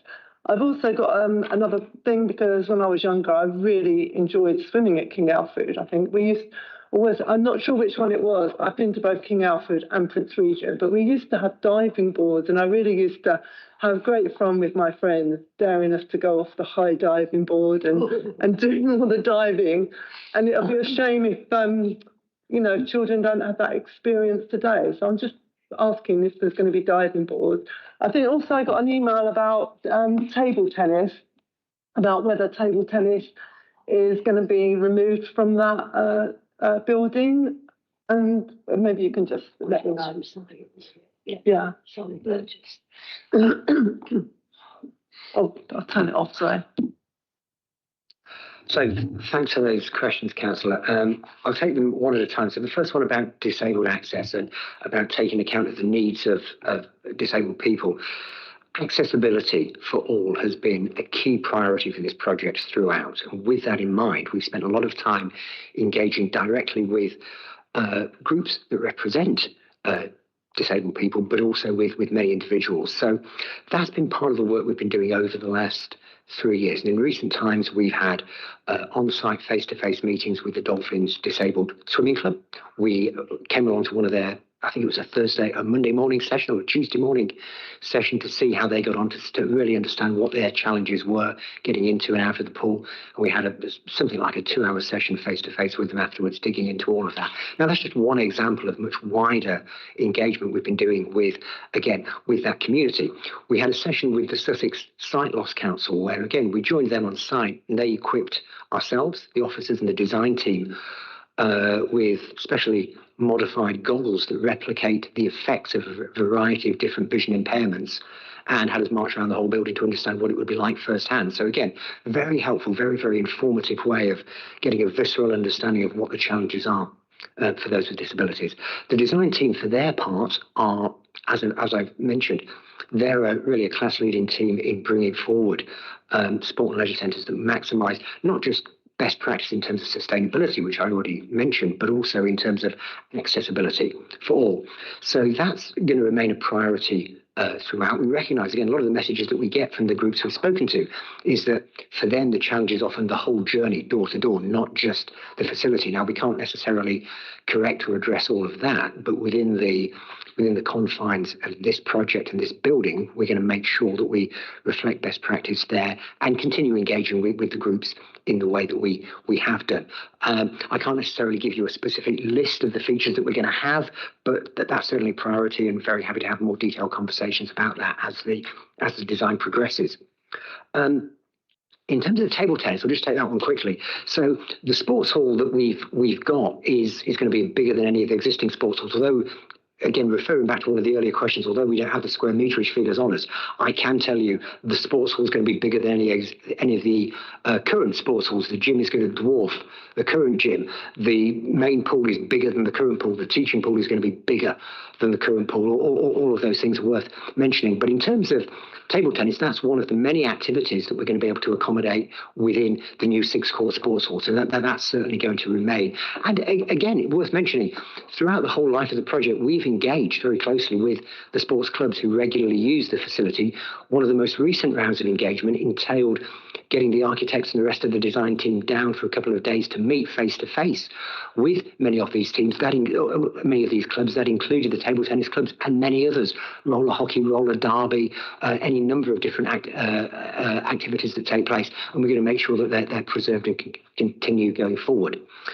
And now, in terms of the diving boards, I mean, if you want proper diving boards, you need a 16-foot depth tank to do that over, and that normally needs to be a separate tank that's separated out on the side of the pool, whether it's springboards or fixed boards. You need that kind of depth for that to happen. I think what you may be thinking about is more the kind of child leisure kind of engaging activity type of things. Now, with that in mind, what we're going to have is a couple of things worth mentioning.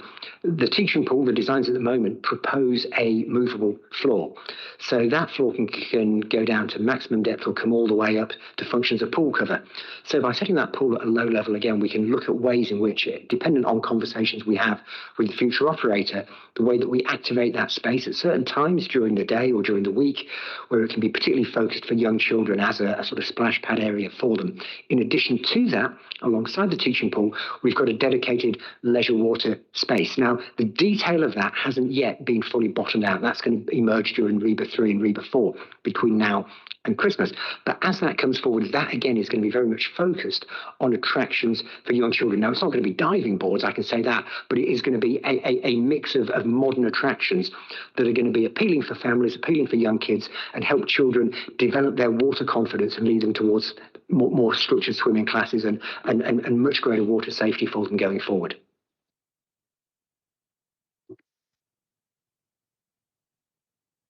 Thank you. Mary Davies.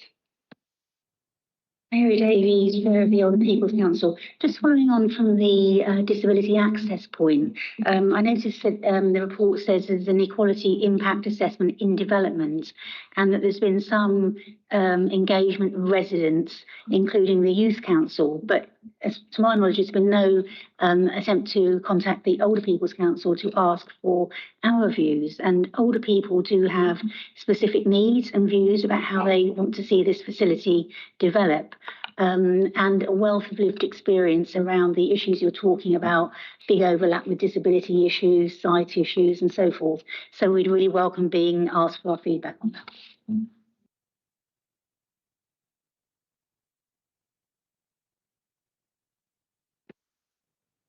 We'd be really happy to do that, and apologies if we haven't included you in initial engagement. That's the end of the people I've got on my list, but I just wanted to ask a bit more about what Councillor Fowler asked about, actually, because I got that email too. It's from a resident who lives very close to the King Alfred and is actually a former leader of the council, funnily enough. But he is very concerned. He says that he attends the very popular U3A organised table tennis and badminton sessions every week at the King Alfred, and attendees are very concerned that the current plans will force out table tennis due to lack of space, and that badminton players will collide with players in the courts behind them. And he says that that's because he understands the squeeze on council resources, but the initial design for the indoor gym hall sports appears very limited. So he says, please do test out any vague reassurances given to ensure that at the very least the same square meterage will be provided for indoor team sports as is the case currently. So thank you for that, Catherine. Just to answer that, so the U3A group were one of the many sports clubs that we've met with face-to-face with our design team in recent weeks and months. So I'm a little bit surprised that they didn't come back to us directly, having had those conversations with us. As I mentioned, the new sports hall is going to be bigger than either of the two sports halls in the current facility. It's a 6-court sports hall. The current biggest one is a 5-court sports hall. Now, it will be multiple use. And as I said, part of the reason that we met with so many clubs and spent time in the sports hall watching them do their sports together with the architects and others was to make sure that we've got a real understanding of what their needs are. And I think of all the sports that we're going to accommodate, table tennis is going to be amongst the easiest to accommodate, I would suspect. I think something like roller derby has got some very special challenges, and our session with them was with the Brighton Rockers Roller Derby Club was very eye-opening in understanding what their needs are. But again, we're working to make sure those are catered for. The exact programming of the use of the sports hall will be down to the operator, and that will reflect, I guess, operational imperatives at the time, will reflect market demand, those kind of things. There may be instances where the hall is divided and we've got one set of activities on one side and one on the other. Part of the benefit of having the new sports hall is we can do that. Current sports hall's got 5 courts in a row, makes it very difficult to divide it up and use it for differential activities. It's going to be a lot easier when you've got 3 rows of 2. Which is much more the kind of industry standard now. And there may be instances where we've got badminton and table tennis going on at the same time, but it's perfectly possible to do that in a safe and assured way. But that will be, I think, a slightly more detailed question for the operator to explore later on.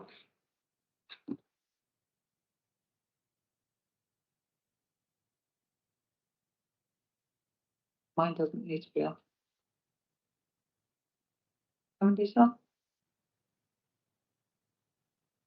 I'm just conscious of the gentleman at the end in the white shirt. You didn't come back to me about the parking because it's mentioned as Hove Park as an overflow to the King Alfred, but you didn't come back as to where the parking would be located when the King Alfred is going to be redeveloped.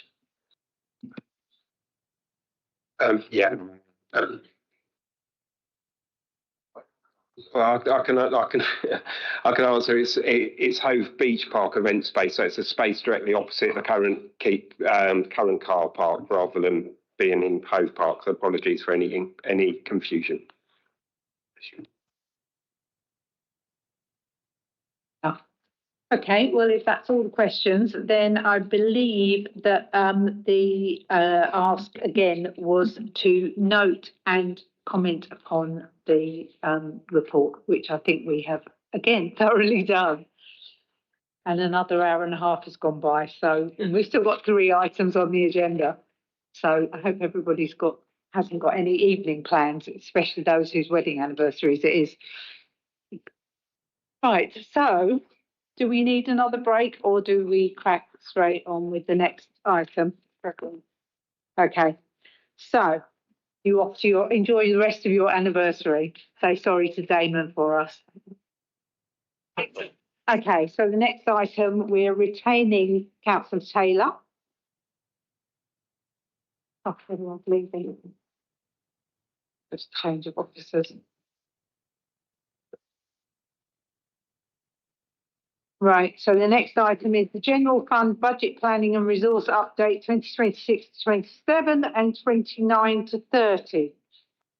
So we have Councillor Taylor and John Hooton, Interim Director of Finance, to present to us today.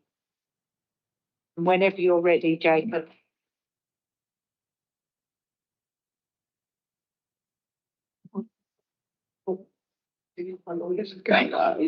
I mean, they will start speeding up like they do at full council. You know, at full council, you're never there, are you? No. You've got lucky you don't have to go to it. But what happened?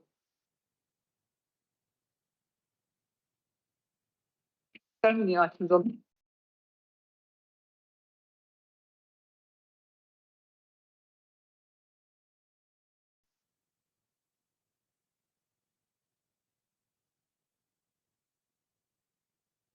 Yeah.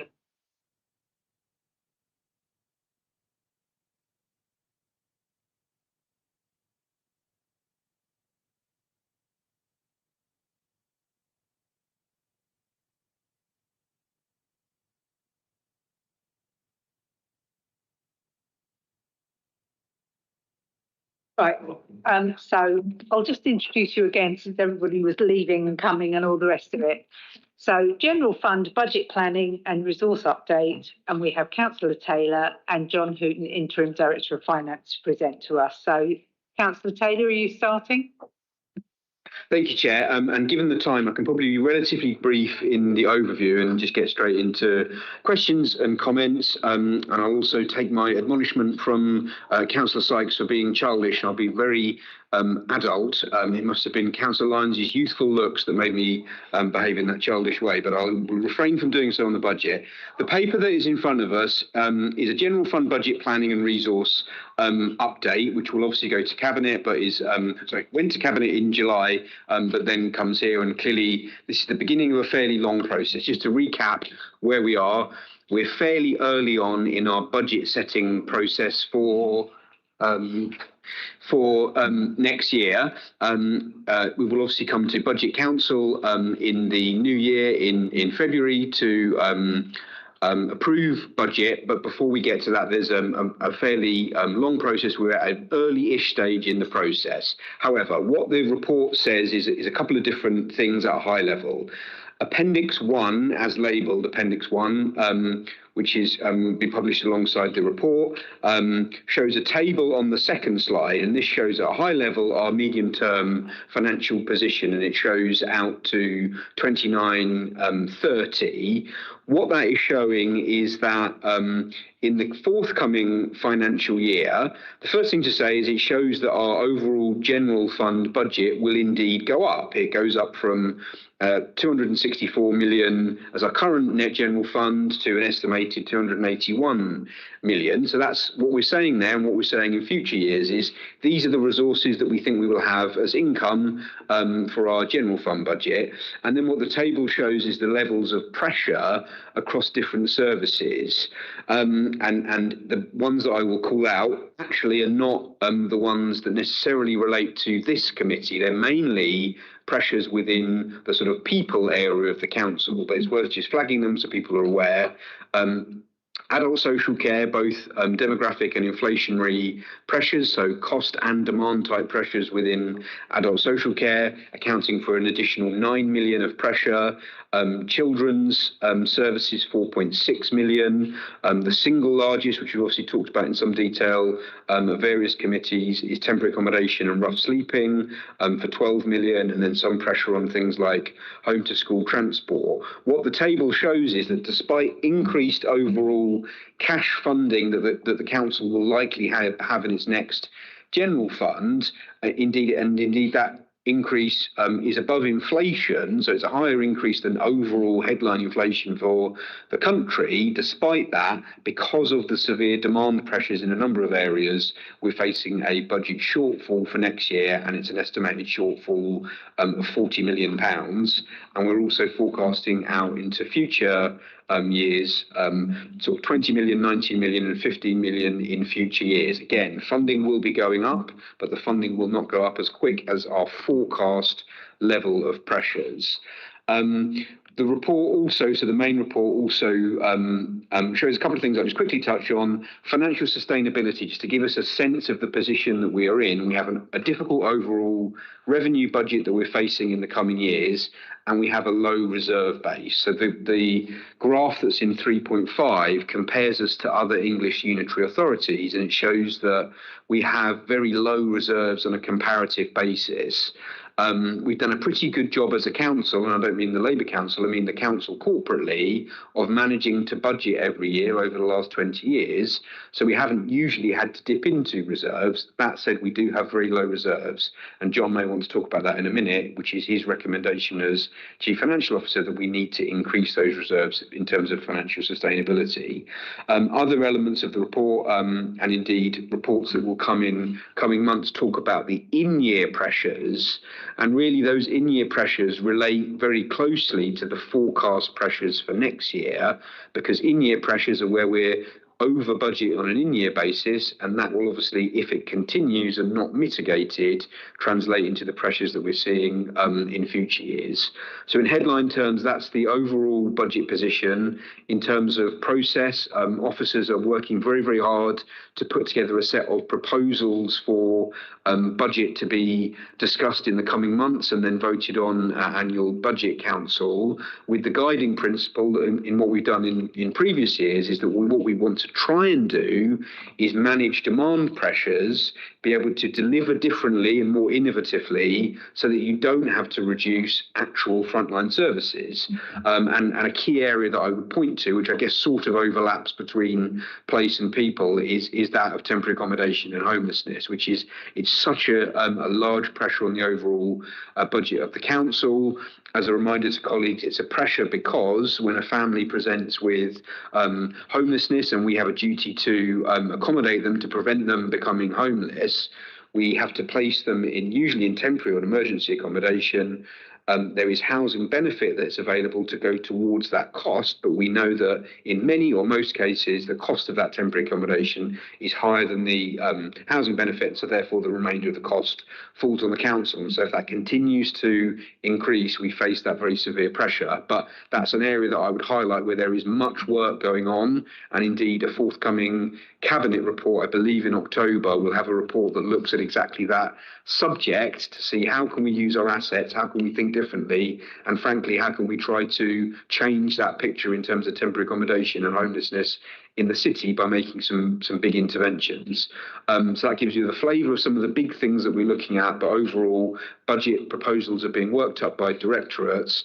We talked about in the people over in Scrutiny last week about timing, and I made a commitment that we will come as early as possible, and I would certainly prefer it to be before Christmas to have a draft budget so that we can get into the detailed scrutiny at this committee. In previous years, it has been tricky because we've got very late settlements and only 1 year settlements. Hopefully we get it a bit earlier this year and that we can try to bring a draft budget so we can have that scrutiny, but also the engagement with stakeholders to help form those budget proposals. I think with that, I'll stop there and let John will say anything. Thank you. Questions? Holly. Sorry, Councillor Sykes. Right. Thank you very much, Chair. And thanks for the intro, Councillor Taylor. This report was July's report. I remember we had a question at Cabinet in July when we talked about this, and you mentioned that temporary accommodation costs were continuing to be an issue. I just wondered if there's anything, you may have said it in your preamble, sorry, but any particular developments since that meeting, which was a couple of months ago. And related to that, whether there's been a policy statement from MHCLG on the fair funding review. I'll quickly rattle through the rest, if that's okay. I was interested in the picture provided on the reserves comparison, but it puts us down at one end of the graph and authorities such as Portsmouth at the other. And I took the liberty of looking at Portsmouth's relative figures, and I couldn't tally that with what you're presenting there. So I just wanted to understand that. Because if you look at sort of Portsmouth's general fund budget is about sort of 214 million. Their minimum reserves is 10 million. Our general fund budget is 260 million. Our working balance, which is I assume the equivalent, is 6.5 million. So there's a disparity there, but it's certainly not one of 10% against 90%. It's not sort of a ninefold difference. So if you're talking about general fund budget and general fund reserves, that doesn't seem to be the case, what you're presenting there. So what is being presented there? I'll leave it there for the moment. Thank you. So on TA, I mean, there's an awful lot of work going on, largely not being done by councillors, but we're certainly pushing, helping and working with officers. So there's sort of two big strands of work, really. There's the kind of demand management side of the work, which is obviously what we want to do is prevent any families presenting as homeless at all. We want them to be able to stay in settled accommodation so they don't have to go into temporary accommodation. There's a huge amount of work the service are doing to try and work with that and try and proactively work with families. There's also a piece of work separate to the sort of larger interventions about managing the market and trying to block book in a smart way and also manage the things that we have block booked. There's also a piece of work with it. I think you're probably aware of this, Councillor Sykes, where we're looking at existing vacancies within our council stock. So one of the things that's being thought about is we know we've got huge redevelopment needs because of the LPS blocks across the city. If we know that we're going to have to evacuate a building at some point, is it worth actually filling, if a vacancy came available in the council house in a block that we know we've got to redevelop in short term, should that be used as temporary accommodation on a short term basis as opposed to putting a family in there in the knowledge they may have to move out in 2 years' time anyway? That would obviously also help with the TA if you can get someone in sort of meanwhile use in council block. And then the last bit, as I sort of mentioned, will come forward fairly soon, is some interventions thinking about our overall assets. And in broad strokes, what we'll be doing is thinking about, do we have existing assets, either buildings or bits of land, that we can try and get to accommodation as quickly as possible. As Councillor Sykes will know, building things is not quick. We can't build it in 3 months, turn a field somewhere into a block of flats, but how quickly can we transfer some of our existing assets into accommodation? And then also, more interestingly, can we make some strategic interventions, which is what I've been pushing for, which is to effectively, can we buy some temporary accommodation, in-house some temporary accommodation? Now, that may come with a trade-off, and I think Councillor Sykes has even mentioned this or suggested it to me in the past. Do we effectively sell maybe some of our commercial assets and buy some temporary accommodation? That might be one thing that we have to consider, and as I say, that will be coming forward fairly soon. Other questions or reserves, John? Yeah.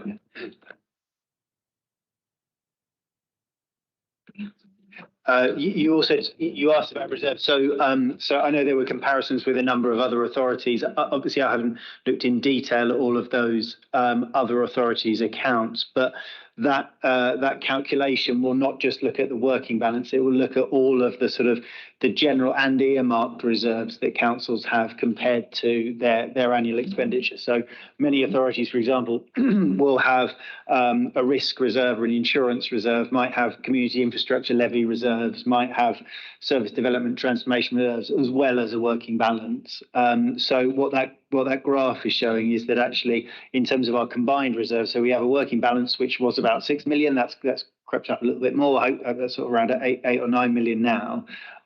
We have a PFI reserve which is used to fund a couple of our PFI contracts, but beyond that, we have very, very limited reserves that are earmarked. Now, obviously, earmarked reserves are earmarked for specific purposes, but they are general fund reserves, so it's the council's decision what it does with those reserves. And many other authorities have quite significant amounts set aside for particular purposes.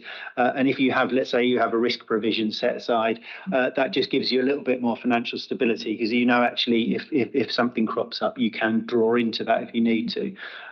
So in total, what that is showing is that actually Brighton and Hove Council, compared to comparative authorities, does have a very, very low level of working balance and also earmarked reserves.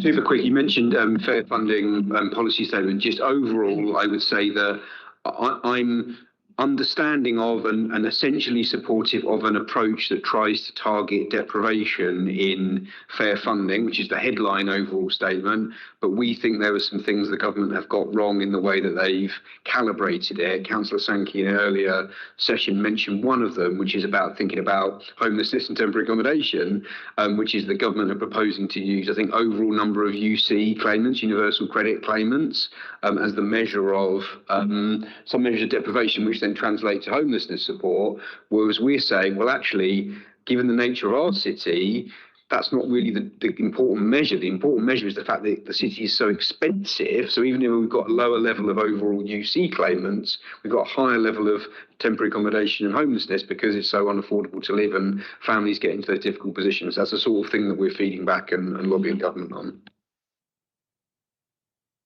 Thank you. Councillor Loughran, can you have your hand up? Yeah, thank you, Chair. It's just a few questions. I was just wondering how we can engage more with residents and our partners and businesses in tackling the foreshort. What kind of messaging do we have to get out? What kind of opportunities there might be for more pairing up, particularly with businesses or community wealth building models, and how that might actually interface with the housing provision as well. And should we, as a council, be buying more properties to address the shortfall with temporary accommodation, which I know you've touched on, Jacob, but I just want to get the bigger overview. The other thing I just want to add, which is referred to in the report, but not on this point.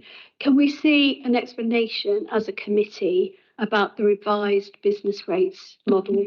Because there are constant references to it in the text, but I don't even know if there is one available, but I think it'd be really useful for this committee to look at that and understand it. So again, something that businesses need to fully understand. And we need to understand whether there are any mitigation measures that business might need as well. Thank you.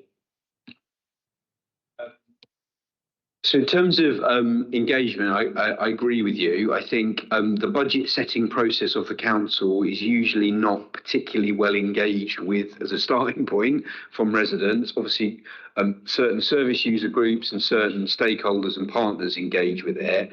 We last year did an engagement event. I said it was the first one, and the Greens corrected me that they did one under their term, so I won't say that again. But it was in recent years a new innovation that we did a public meeting with a tool. The tool was the new innovation, which is, it's very difficult to boil down everything in budget setting, given there's so many budget lines and so many interlinked pieces on grants and funding and council tax. But we had a tool that gave the public the ability to put in their priorities, look at the different ways that you could invest money, save money, etc. And we had some good input into that. I think more broadly on stakeholders, I've certainly been doing it in all of the, I try to finish all my speeches now to industry group stakeholders, not with, here's my rallying cry, but actually, what can you do to help us?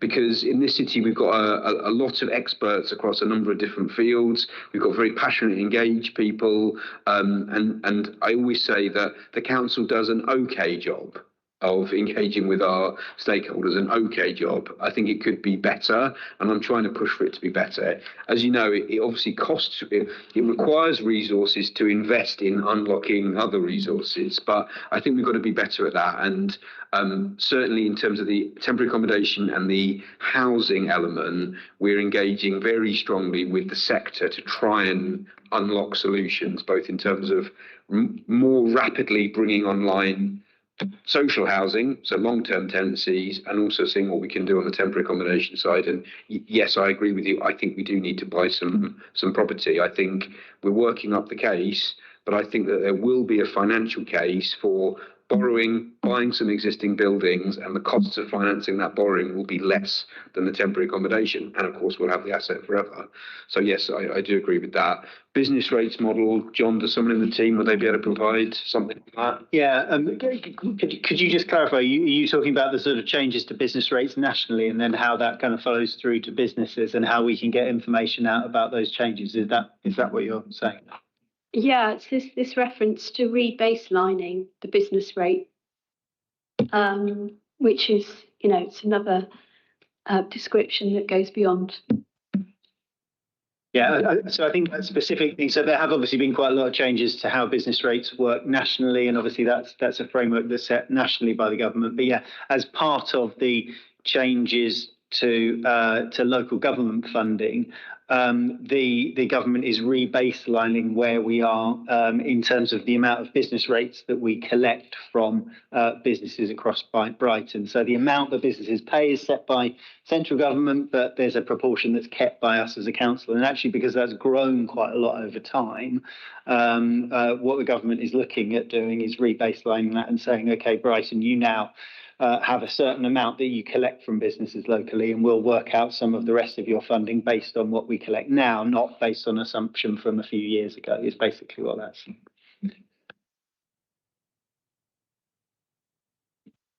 Thank you. Any other questions? Go for it. Right, sorry.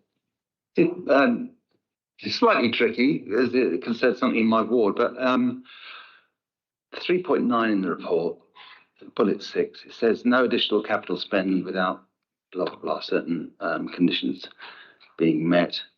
The budget in February this year had 64 items of approved or non-approved capital expenditure under city operations in the February budget, in the February budget this year. Yet somehow we managed to find 125 grand for changes in Palmyra Square in short order. I shouldn't complain. I'm not complaining. I'm the ward councillor, but I'm very interested in how that happened. And quite frankly, I've never seen the council move so fast. I'd have to check the exact timing of that bit of budgeting and when it came in and improved. Obviously, in section 3.9, we're trying to set the general principle that I try to hold to as cabinet member and John tries to hold to as CFO, that we're trying not to add new capital projects that haven't already been planned unless thinking about really substituting them in. So if there was something brand new that came forward from ward council, from a cabinet member, we would really try to set the principle, okay, well, if you're going to add that capital project that wasn't already agreed, you would want to try and reduce your capital position somewhere else by value engineering or deprioritising something else. So it's a general principle. In terms of Palmyra, as you say, I'm glad that something is being done there and I hope it can look nice. Obviously, a key central bit of that stretch in Hove. I'll have to check exactly when that was sort of permissioned overall versus the budget, unless John happens to know. Any others? Okay, so again, we're just being asked, are we happy to note the report? Thank you. Okay, so we're more than halfway now. Phew, moving faster. Next item on the agenda. Thank you, Jacob and John. Next item, solid fuel burning. We have Councillor Raukins presenting this update to the report we had last year at this time, with support from Timothy Stark, Environmental Health Officer, David Curry, Head of Regulatory Services, and Samuel Rouse, Principal Officer, Emissions and Air Quality. Councillor Raukins, would you like to present your slides when you're ready?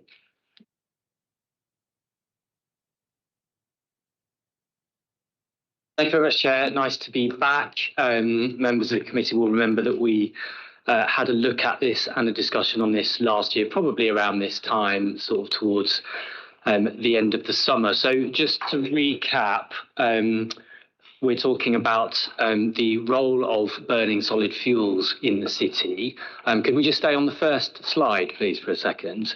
and the impact of that on air quality. In particular, we're talking about particulate pollution. So just to recap what we're discussing here. So this is talking about pollution, air pollution in the form of particles rather than gases. So in other words, like little bits of stuff. Those members will probably be aware and recall from last time, those are generally categorised by size and measured in micrometers. A micrometer is 1,000th of a millimetre, so we're obviously talking about very small particles. You tend to see them categorised using phrases like PM10 and PM2.5, and the numbers relate to the size of those particles in millimetres. And particulate pollution generally is implicated in a range of serious health conditions. And I think we've got some input from colleagues in public health later on. The reason PM2.5 is particularly difficult and problematic is because at that kind of size, that kind of small scale, those particles are small enough to cross from the lungs once you breathe them in and get into your blood. And then, of course, from your blood, they can then be transported to other vital organs and places in the body. There's a rough sort of rule of thumb, and again, the public health colleagues might want to dig into this a little bit more later, that with each additional microgram of PM2.5, that correlates, roughly speaking, to around a 1% increase in mortality risk. And we'll see why that's relevant later on. So we discussed this at this committee last year and looked at what we were proposing at that point, which is indeed what we went ahead and did. And that was essentially three things. It was a public awareness campaign, because I think generally speaking, not just in Brighton and Hove, indeed nationally, the awareness of the role of air quality generally, although I'm pleased to have seen there's been quite a lot of national press on air quality in the last year or so, but particularly the role of burning solid fuels, which of course is something that's been ever more popular in Brighton and Hove as well as other cities in the form of wood burners and so on. And we also agreed that we would conduct an enforcement pilot in our 5 existing smoke control areas, and I'll come on to that again shortly as well. And then the third recommendation that was agreed was that we would review the data from our new monitoring network. We didn't really have sort of sufficiently detailed data, so we had a general sense that this was a problem in the city, but we certainly didn't have the kind of granularity, and in particular being able to sort of start to build up a picture of how much is coming from solid fuel burning versus roadside. We didn't have a great deal of monitors previously, and the ones that we did have were, I think, in all but one case, right next to the road. So I'll get into the slides. If you wouldn't mind coming on to the first sort of substantive slide. This is a recap of the campaign that we did last year. We had these visuals on at bus stops and online and in some of the print media and everything. And you know, these were intentionally quite hard hitting. I mean, the campaign was entitled "The Cozy Killer." Some people felt that might have been a little bit over the top, but it was a very deliberate decision to sort of have a little bit of shock value into this, precisely so that we could really sort of start the conversation. And actually, there was a bit of criticism, but actually keeping an eye on the comments as I did online and on social media, there was a really significant amount of people saying, wow, I had no idea this was such a big problem. And that's really sort of, the first part. You can enforce, you can put in bylaws, you can add smoke control areas, but really what you want to do, I suppose, is people to go on the journey that I went on. We've got open fireplaces in our house, and I have not used them for a few years now since I became aware of this problem. So really that's what you want. You want people to sort of, stop doing this stuff because they realise the public health impact. Next slide, please. So the other recommendation, second recommendation, was the enforcement pilot in the current and existing smoke control areas. We currently have 5 of those smoke control areas, and they are limited to Brighton, and that's because they were established by Brighton Council in the 1970s. So there's no smoke control area coverage in Hove, or indeed, the sort of extreme east and west ends of the city. And as I say, my view is certainly that the level of awareness of not just the issue of solid fuels and the impact on public health, but very little awareness in even that people were living in smoke control areas. There wasn't really fully publicised. There was no enforcement done on them previously, so really they were just lines on a map that had very little impact on air quality and people's behaviour. So we shifted that approach in the previous winter just gone. The enforcement pilot that we did, just want to stress, we didn't issue any fines, even though we do have the powers to issue fines. Our approach for the previous winter has been very much on building awareness, educating, informing. So we've written letters where we've had reports of smoke being released in the smoke control areas, and you know that was generally our favoured approach to not sort of get straight in with you know, big fines and you know, punitive measures. Next slide, please. So the other game changer that we've had over this winter is our new monitoring network. There's a lot of green on this slide, and this is what you want to see. You know, using the universal colour coding, green is generally good. I don't know what was going on down in Shore and Port area that day, but this was a screen grab from the other day. So I think at the weekend. So that's particulate matter PM2.5. This portal, this monitoring network, launched publicly in October 2024, and indeed is the largest real-time monitoring network of its kind in the country. We believe, I think, well over 50 sensors in the area, 40 of those in the within the Brighton Hove footprint. But although we launched it publicly, and again that's all part of building the public awareness, the actual sensors came online earlier in the year. They came online in 3 batches, the last of which became available in August 2024. So that means that now, here we are sitting in the chamber in September, we've got just over a full year of data in a range of locations, and you can kind of get a bit of a sense from that screenshot there on the slides of the sort of distribution of those sensors. And the crucial thing I just want to reiterate here is that these sensors are in a range of locations, not all just next to busy roads, which is where they've tended to be in the past. Next slide, please. So this slide just gives you a little bit of an indication of the trends in air quality, in particular PM2.5. Since when does that start? 2015, I think it is. The black line shows a long-standing sensor on North Street. The orange line is, I think the only, officers might correct me, I think it was the only sensor we had not next to a road, which is a sort of background monitor in, I think, pretty much in the middle of Preston Park. Is that where it's located? Yeah. That gives you, it probably gives you the best sort of sense of what's happening away from the roadside, but was really our only sort of you know, point of reference for that. And just to be clear, those numbers are, you know, up at, you know, what are they? 10, 12, 15, and the World Health Organization guidance is that the annual average of 24-hour periods should be no more than 5 micrograms, and that in any given 24-hour period, we shouldn't see readings of more than 15 micrograms, and we'll come on to what the data showed us on that in a little bit. Nationally speaking, there's lots of good national data on this that's released by DEFRA every year.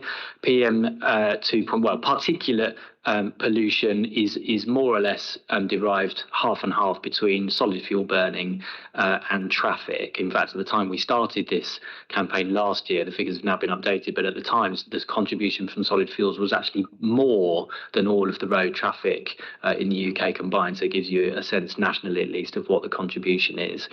And then just more broadly, there was some data released a while back from the National Atmospheric Emissions Inventory, which showed that particulate pollution from wood burning more than doubled between 2009 and 2018, which I think probably illustrates the growing popularity of wood burners and fireplaces and so on. Next slide, please.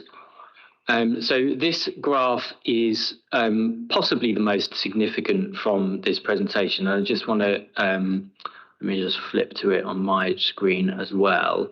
Just first thing to be clear, normally when you see line charts like that, that's showing you changes over time. That's not what this graph is showing. So if you look at the sort of legend underneath, the points on this chart are different points in the city. In other words, different sensor locations. So on the left there, you've got the one in Hanover, which I think is up at the Queen's Park, just off Queen's Park Road at a nursery, and then then you've got Devil's Dyke there on the right. So again, that's not a trend line, it's just showing you what the readings have been. And what we're seeing there is that the blue line at the bottom is the Brighton and Hove target for 2027.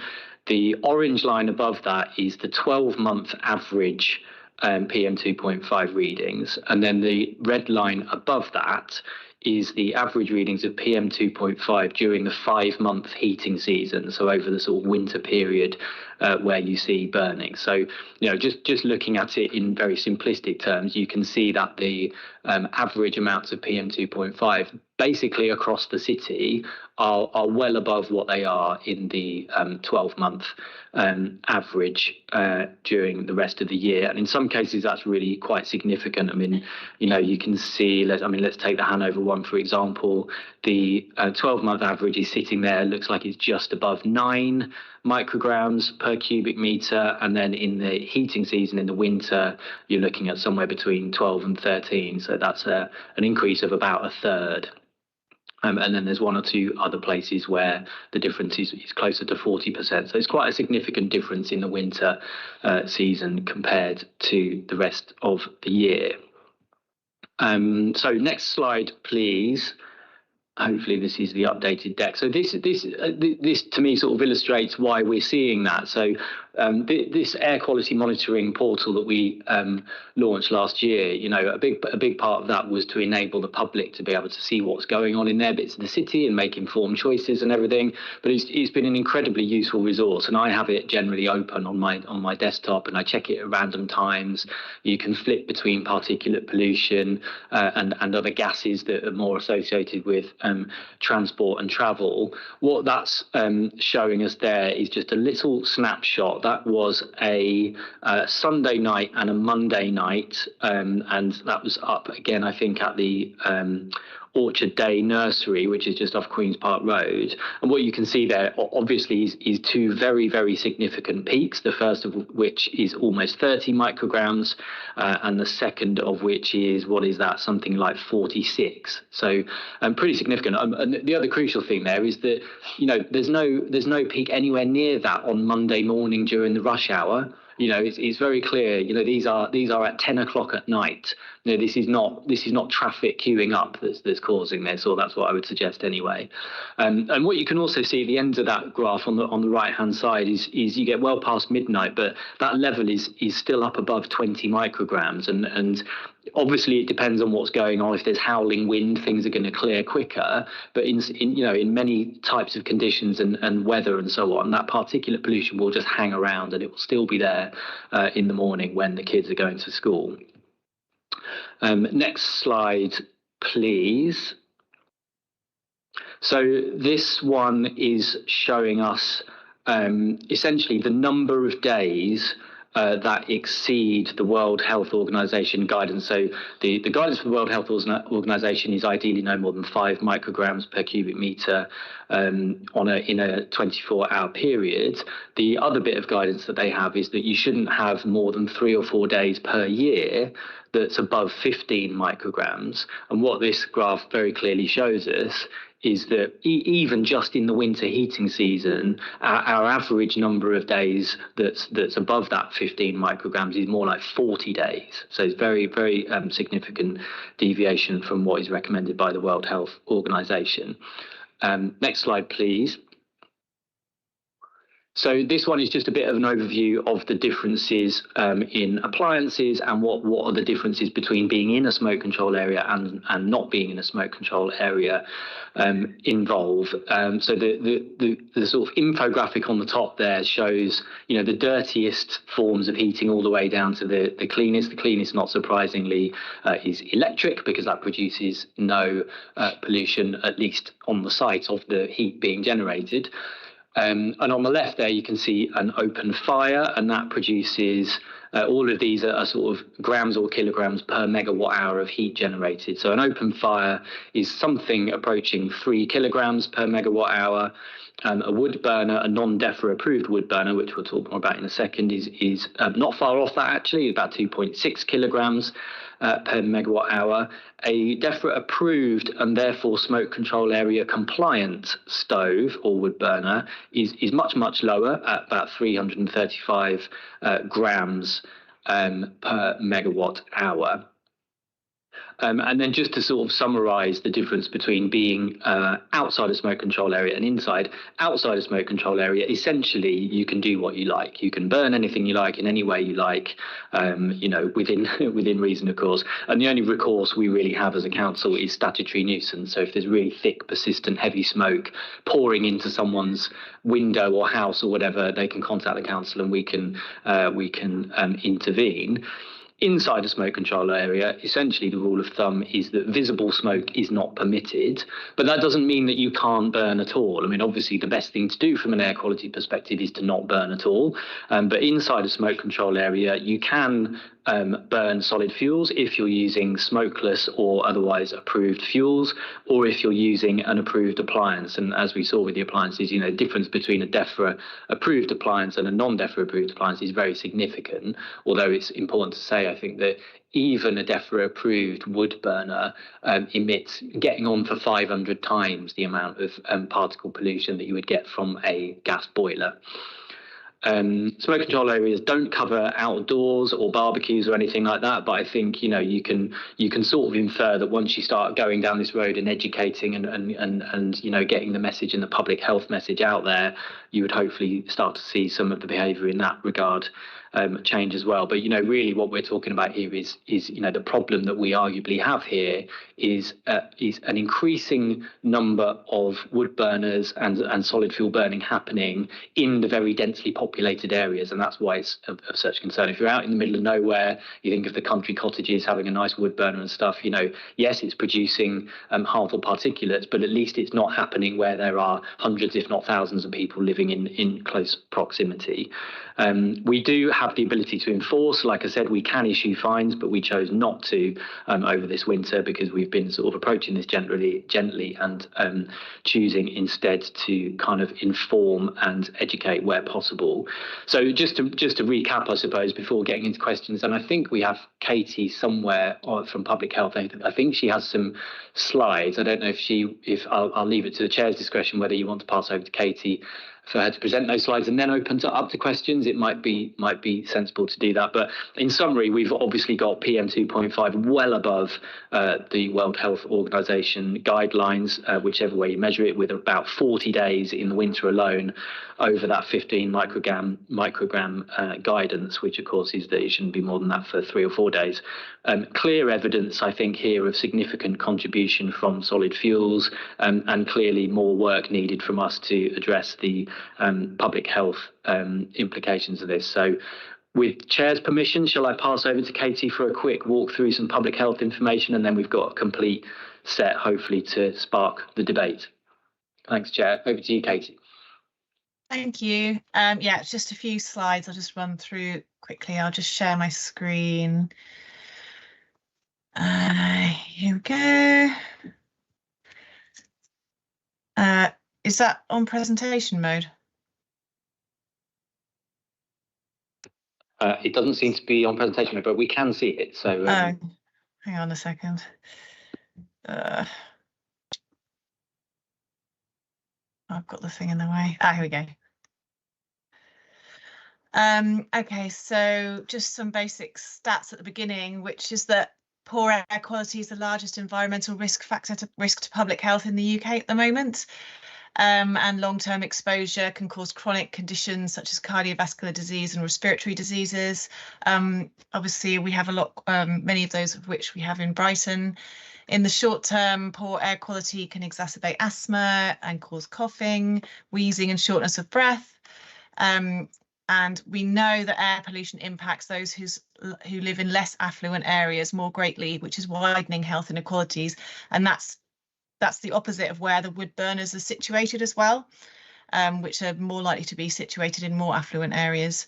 And 1 in 20 deaths in those aged over 30 years in Brighton and Hove are estimated to be attributable to air pollution. That didn't work. Sorry, can you still see? All right, yes. So this is just a few of the impacts throughout the life course. So pregnancy, it can cause low birth weight. Children, asthma, problems with lung function. Adults, again, asthma, coronary heart disease, stroke, lung cancer. And then in the elderly, again, asthma, accelerated decline in lung function. So it's really affecting people throughout the life course. This is some of the Brighton and Hove data.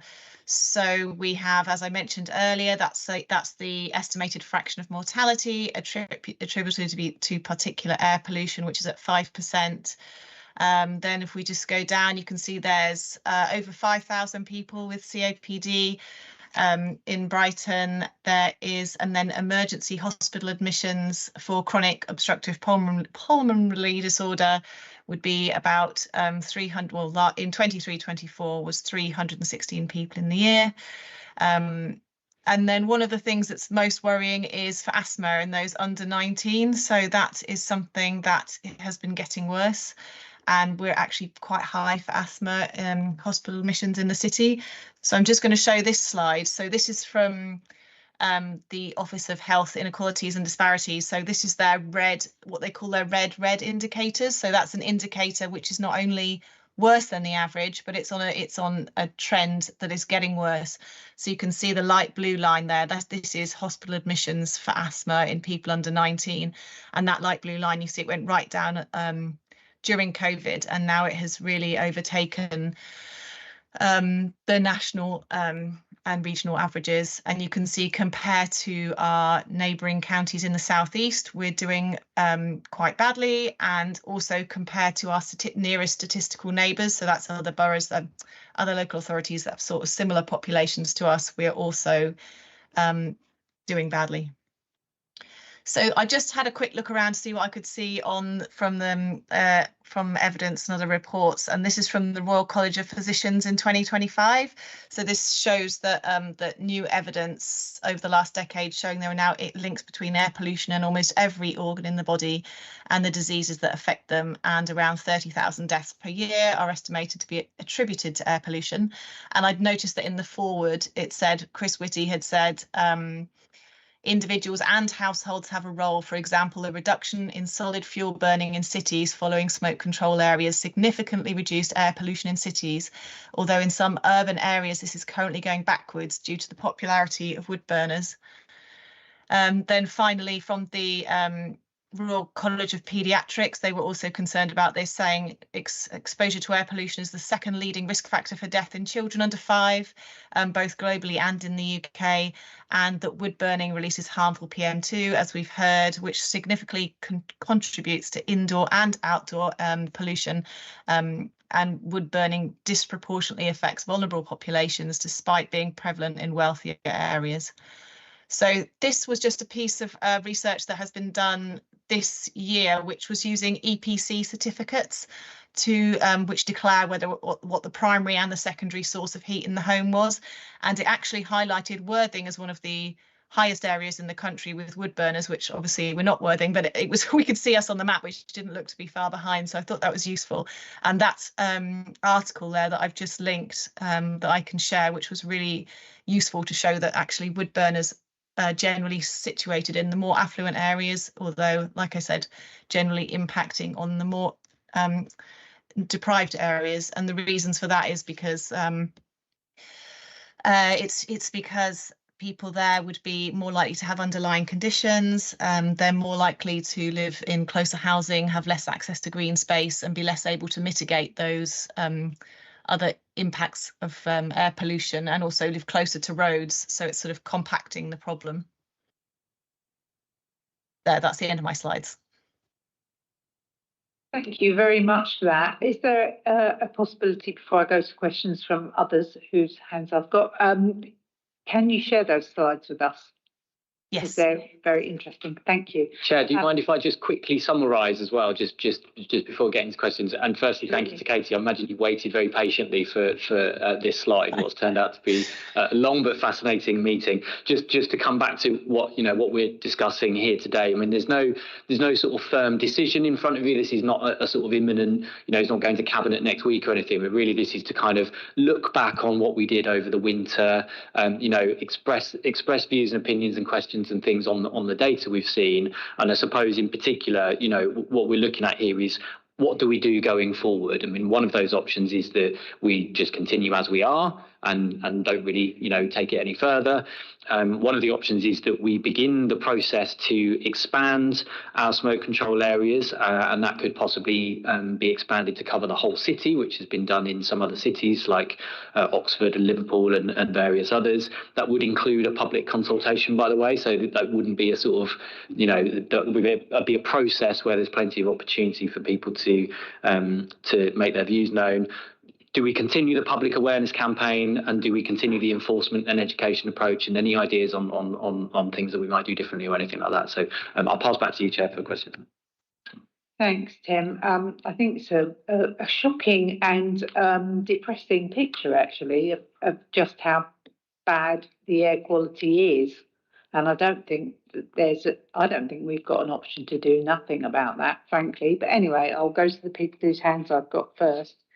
Councillor Lyons and then Councillor Patel. Thank you, Chair, and thank you, Councillor, for the most comprehensive report. So it's appreciated. A few comments. You mentioned at the beginning about the advertising campaign last year that on social media and likes. You haven't mentioned what will be done this year. So could you let us know what's going to be out there? And obviously, if any announcements and advertising is going to be done this year, let us know in advance so we can obviously forewarn our residents, because obviously it's the autumn season and everybody's going to be choking up fairly soon.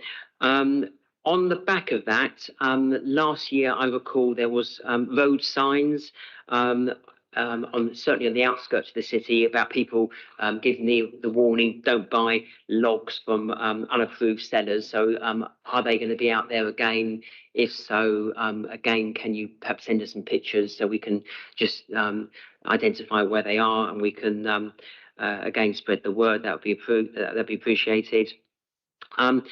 Good to hear that we're leading in the country. We've got 50 monitors. That's great. I don't look at the monitors as much as you do, but I do look at them probably once a week. Certainly when it's when we haven't got much wind around.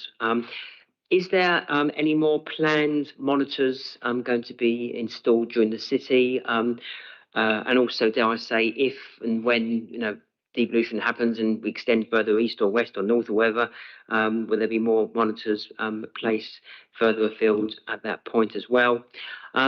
Also, in my part of the city, I have had 2 or 3 residents over the last year who've actually said that they would welcome a monitor in their road. I have actually put it to the council, to officers. There's been declined because where the roads are, they're not necessarily busy main roads. It's just down to residents next door choking away. But I have had comments from residents to say that can they actually purchase their own monitor? Now the feedback I've had from last year was it has to be a council approved one, and it wouldn't be. The data wouldn't actually be submitted because obviously it's not under council conditions. But is there a way of a resident could buy one even if it didn't go onto your lovely website? The data could be fed through to you guys so that if and when there are complaints, you've got some more information rather than just dropping a letter through next door's letterbox, which often gets screwed up and put in the fire. So it's just worth thinking about there as well. And my last comment, obviously, can you confirm that that there's no congestion charge on the horizon if the emissions don't improve? Thank you. Thank you, Councillor Lyons. I'll take them in order. So campaign-wise this year, I mean, open to comments, but my view is that the very least we should be doing is continuing with the sort of public messaging and public awareness. I mean, it was substantially improved, I would suggest, last winter, but it's a process, and I think like all public health messaging, you need to sort of keep at it. On the elm logs, yeah, you're right. Those signs have been there actually for a little while. We didn't put them up last year, but I was certainly aware of the potential sort of conflict between saying on the one hand please don't burn anything, and on the other hand if you are going to burn, they came from two real separate concerns, I suppose. Obviously elm disease has had a very dramatic and horrifying effect on our elm population. So that was sort of work that was already underway to try and limit that. But really, I think what we're getting to now is superseding that with messaging of just please don't burn logs at all, essentially. So I think we'll sort of start to see the two converging into a more unified message. In terms of more monitors, I don't think we have any plans. We've only just got this network up and running, and I think it's pretty comprehensive. I'm not aware of any plans to put any new ones out, but officers either side of me may want to add or counter that. Residents, so there are various. I'm certainly aware of one sort of commercially available monitoring sort of product that residents can buy. I'm not going to publicly endorse it here, but I'm aware that there are products out there where you can install them at your homes, and they feed information not just to you but also to a website. So you can go onto the websites that provide these products and see what all of the monitors that people have got all over the place. And you're probably right. Again, I'd go to officers for comment. They probably wouldn't be officially recognised in terms of how we track the data. But, if it looks like the data tallies pretty well with what we've got, it's all useful anecdotal information. I think particularly where you've got, the monitors we've got are pretty comprehensively placed and pretty evenly spread, but there are obviously gaps, and you will, of course, always get localised pollution. And as far as transport congestion charge and all the rest of it goes, I'm not going to announce any policies on that today. Obviously, with this body of work has been really focused on the role of solid fuels, and the reason for that is because I think, as one or two people have said, including Katie, not in every case, but in the majority of cases, people burning solid fuels at home, they do it because it's nice. It's a nice thing to do. It's nice and cosy and all the rest of it. So therefore, in many cases, it's a luxury that people can probably do without, given the very significant impact on public health. I'll just ask if anyone either side wants to add anything. Yeah, so on as Councillor Rakin says, we've got comprehensive network of monitoring. There is monitoring that's been installed as recently as early 2025. So that hasn't been the results haven't been fed into this process. We've got regulatory standard roadside monitors for particles and gases that were installed in Q1 of 2025, so February, March 2025. So that's new. But yeah, the real-time sensors so far have been feeding that live data, and then we will start to get annual data and then long-term trends to pull off from that network. And as was presented, it's one of the, at inception, it was the biggest network in of its kind in the UK. Within the rules and procurement, we could add to it. The platform, the online platform, is there. Thank you, Councillor Patel. Thank you, Chair. A long time ago in another life, I was a coach for sustainable homes assessor, and the number of sort of wood burning stoves that came in on the assessments because people, because it was supposed to be better than gas and whatever. So I'm responsible for some of the wood solid fuel burners in the city. No, the thing is, a lot of those burners would be supplied with pellets. How do the pellets compare to wood? I mean, I know you just chuck wood in, open it up, but with the pellets, they get fed in via a hopper. So that's one thing. The other thing is, you mentioned that there are DEFRA approved wood burning stoves. Can you adapt? Can you get an adapter to put, if you've got a wood burning stove, can you adapt it? And slightly off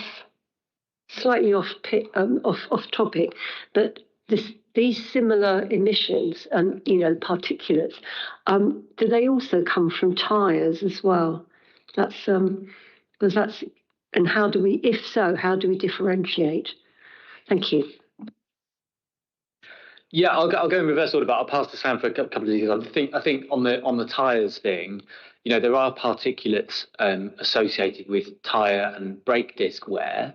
And again, I'll pass to Sam on the sort of precise. My general sense is that we haven't quite got to the point of really being able to quantify that effectively yet. But I think the crucial thing is that when you're talking about a city like Brighton and Hove, particulate pollution from tyre wear and brake discs and all the rest of it tends to happen when you're braking from higher speed or indeed travelling at higher speed. When people are pootling on at 20 miles an hour, which I hope they all are in our residential areas, is not going to be a massively significant contributor. Sam, do you want to take older stoves and pellets?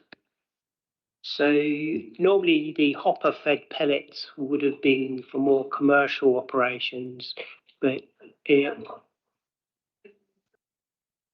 does. So there was a slide on the comparative solid fuel burnings, and I agree that the pellets are relatively low for particles because the fuel is constantly fed.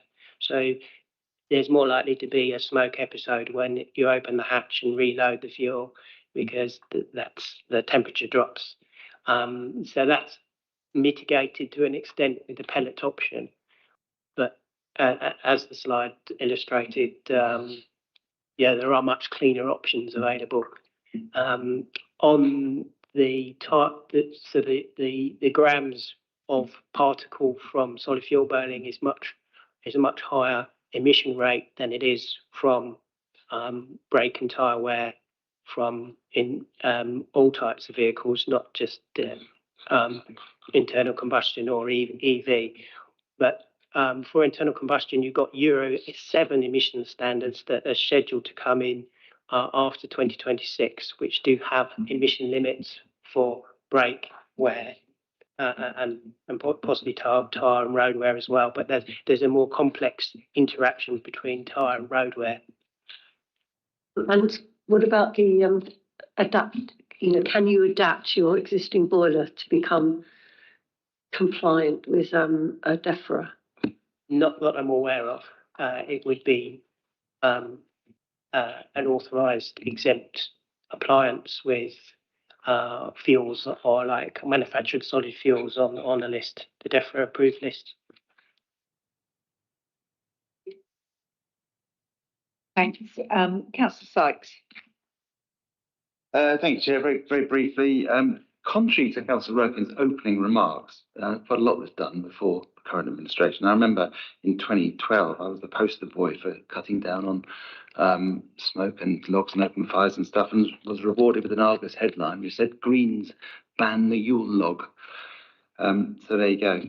We did what we could. But I just want to focus on the options, and I was particularly struck by two things in the report. One was the 1% increase in mortality rate for every 1 microgram per cubic metre, and some of the figures that Councillor Rokin was talking about indicated that there's a substantial impact on mortality.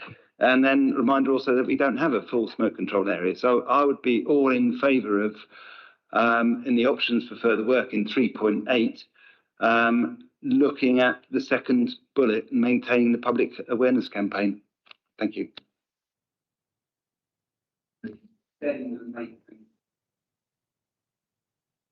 Thank you for that comment. Go for it. Yeah, thanks, Councillor Sykes. That's very helpful. Yeah, just to be clear about my early comments about what we've done previously, so talking specifically about the existing smoke control areas and how they were, they were essentially just lines on a map and not previously enforced. So we did, I think we issued, it wasn't a huge number of letters. I think it was 7 inside the smoke control areas and 6 outside. So it wasn't exactly reams and reams of paperwork going out the door. But I think the previous year was 3 and 1, so it's an increase and it's a direction of travel. So, but yeah, appreciate the indicated support for essentially what we're talking about. Thank you, Councillor Loughran, and then I've got some questions as well. Thank you, Chair. I've got 2 things to say. First of all, I'm a councillor in Preston Park. I've been monitoring air quality in my ward past couple of years. I know it's not good, and I think it's characterised by these, Victorian houses around the park with chimneys, and people are very tempted to install wood burning, with fuel burners and stoves. And one of the things I just want to ask is, would the council consider engaging actively with retailers of these heating appliances? Because, you know, from very limited experience, I would say that consumers might not be getting the right advice about how polluting they are, or, you know, what effect they're having on the air quality, and how do we do that? Also, I was very surprised to hear that the DEFRA approved wood burning stoves are not particularly environmentally friendly either, even though they're less on particulates. And I think we actually need to go ahead with a consultation with a review to reviewing the smoke control border areas. So I would support that. Thank you very much. Thanks, Councillor Lock, and I'll pass to Timothy to my left here to flesh a bit of that out. But yeah, I mean, you're quite right. A DEFRA approved appliance is a lot better than one that isn't, but it's still producing harmful particulate pollution. So again, it's much better to not do it at all, as you rightly sort of intimate there. In terms of engaging with retailers, we did do. In the previous year, we did do some sort of focused trading standards work on retailers of fuel types. And actually, at least the ones that were looked at, it looked like most of them were supplying, compliant fuel. I don't know if we did similar engagement with the retailers of the appliances themselves. And I'll pass to Timothy to flesh that out a little bit. Yeah, thank you, Councillor. Just with regards to engaging stakeholders, other cities have used things like the Burn Right initiative to educate, and from the recent DEFRA statistics, that also indicates that there's a desire from the public to get updated information on how to burn right when using solid fuel burners. So that information is available. I'll just add. I think the manufacturers of wood burners, I think increasingly the newer ones, I think increasingly they are, or much more of them are. But again, I suppose, if we had an expanded smoke control area, you would at least have a mechanism to say, well, it has to be. And also, more importantly, people might be keeping an eye out for what's coming out of the chimney, because that's the crucial bit. Whatever's at the bottom end of that chimney, if there's smoke pouring out the top of it, that's the problem. So. It's the work that trading standards did do was exemplar for Sussex. So it was a good initiative that other local authorities in Sussex haven't done. One of the things they were looking for was no retailers selling traditional house coal, which has a higher sulphur content, and it's not been legal to use it in smoke control areas. But since May 2023, it's illegal to sell it anywhere in England. So that's one of the things they can look out for.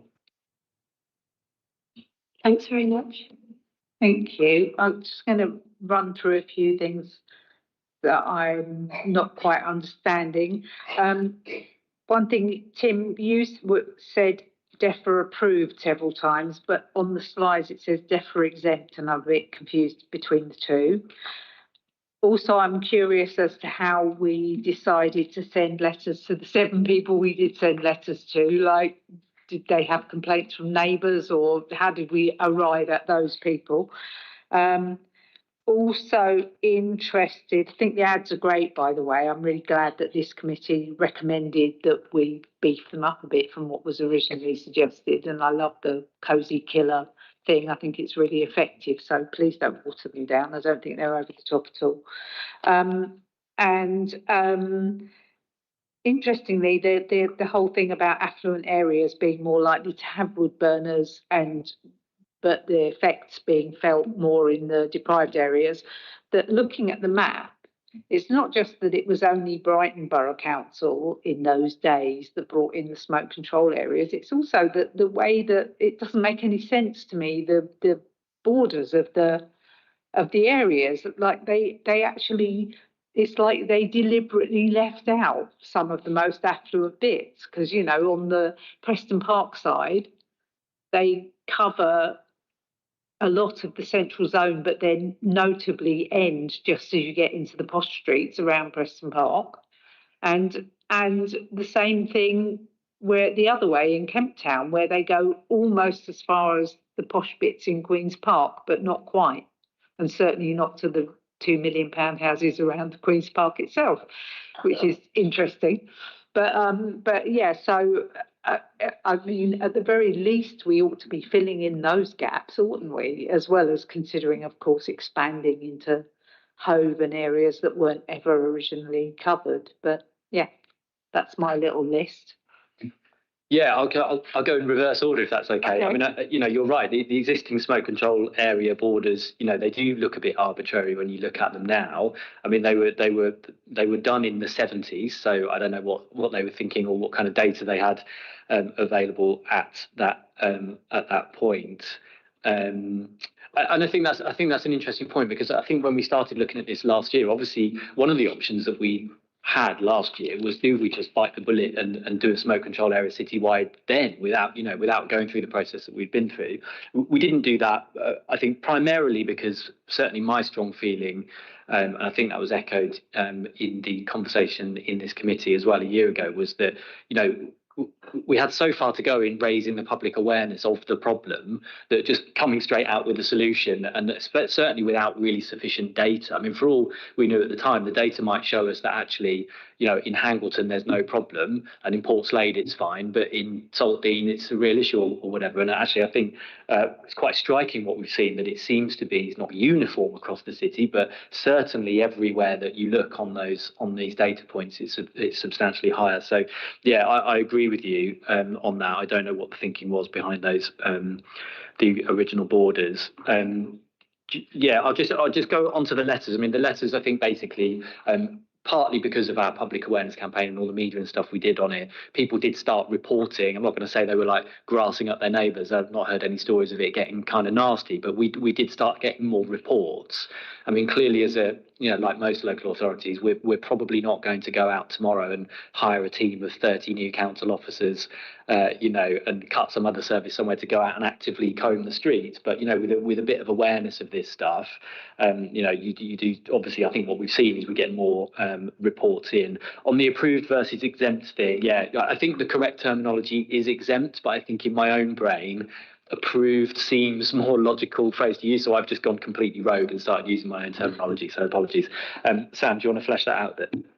Yeah, so on what was the thinking back in 1974. So the starting point was the Clean Air Act 1968, and of course back then central heating was only just starting, so that link with affluence wasn't really there back then. So it was really based on urban population density, kind of housing stock. Lots of houses had hearths and fireplaces. And then I think Beverdene was included because it's a valley and there's the risk that inversions can actually hold smoke in the valley. But naturally, since 1974, Brighton's changed a lot. Thank you. Councillor Winder, did you have some questions as well? Thank you. I just wanted to ask how long it would take to set up a scheme, because we've got a lot of the data now, and yet people are still dying from air pollution. So how long would it take to actually set up a system, do the consultation and actually put it into effect so that people can actually see the results fairly quickly? Yeah, it's a very good question. There's some hoops to jump through, one of which is that we can't just unilaterally declare smoke control areas. We have to go via DEFRA. We have to essentially apply for the power to do that. We also have to run a public consultation, which has to be, I think, at least 4 weeks.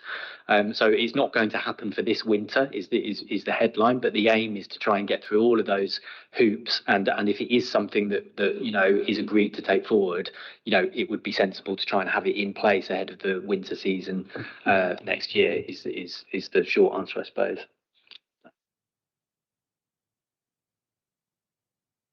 Okay, well, so thank you for all the information. So we're asked to comment on the options for further work. I would think that the least, like everyone else who's spoken pretty much, I would think that the least we should do is to begin the process, at least, for extending or amending the smoke control areas. We understand that, you know, it's not going to happen overnight and that consultations are expensive and difficult and all the rest of it. But nevertheless, I think we should at least be looking at that, shouldn't we? We should certainly continue the public awareness campaign that we began last year. And I think it says here, continue the smoke control area enforcement initiatives or establish further initiatives. I think we should be establishing further initiatives if we can, because at the end of the day, people are noticing the ads, I think, by the sounds of it, but they're not necessarily behaving any differently because they're noticing the ads, you know, apart from maybe those 7 who got a letter. But, you know, so maybe we should beef it up a bit and start making more saber rattling noises. Yeah. So, but I mean, do we all agree on that? Yeah. Okay. There you go. That's our recommendations to you. Thank you. Thank you very much for the update.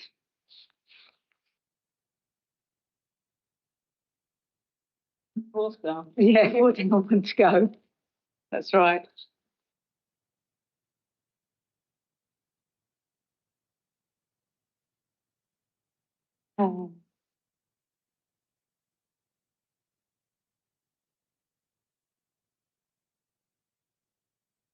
Last one.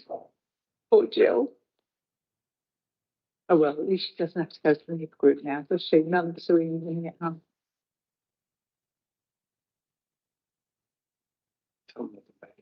It is all you're doing this rather than look at me.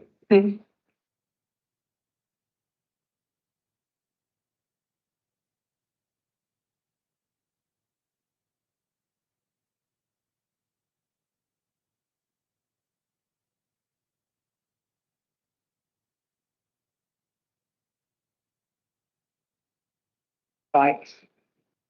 And finally, so sorry to have kept you all here so late, but we have an update on the housing safety and quality compliance for social housing. We have Councillor Williams and Martin Reid, Director for Homes and Investment, and Jeanette as well, which I haven't got on my list, but I can see that you're here, so thank you for coming to present this update.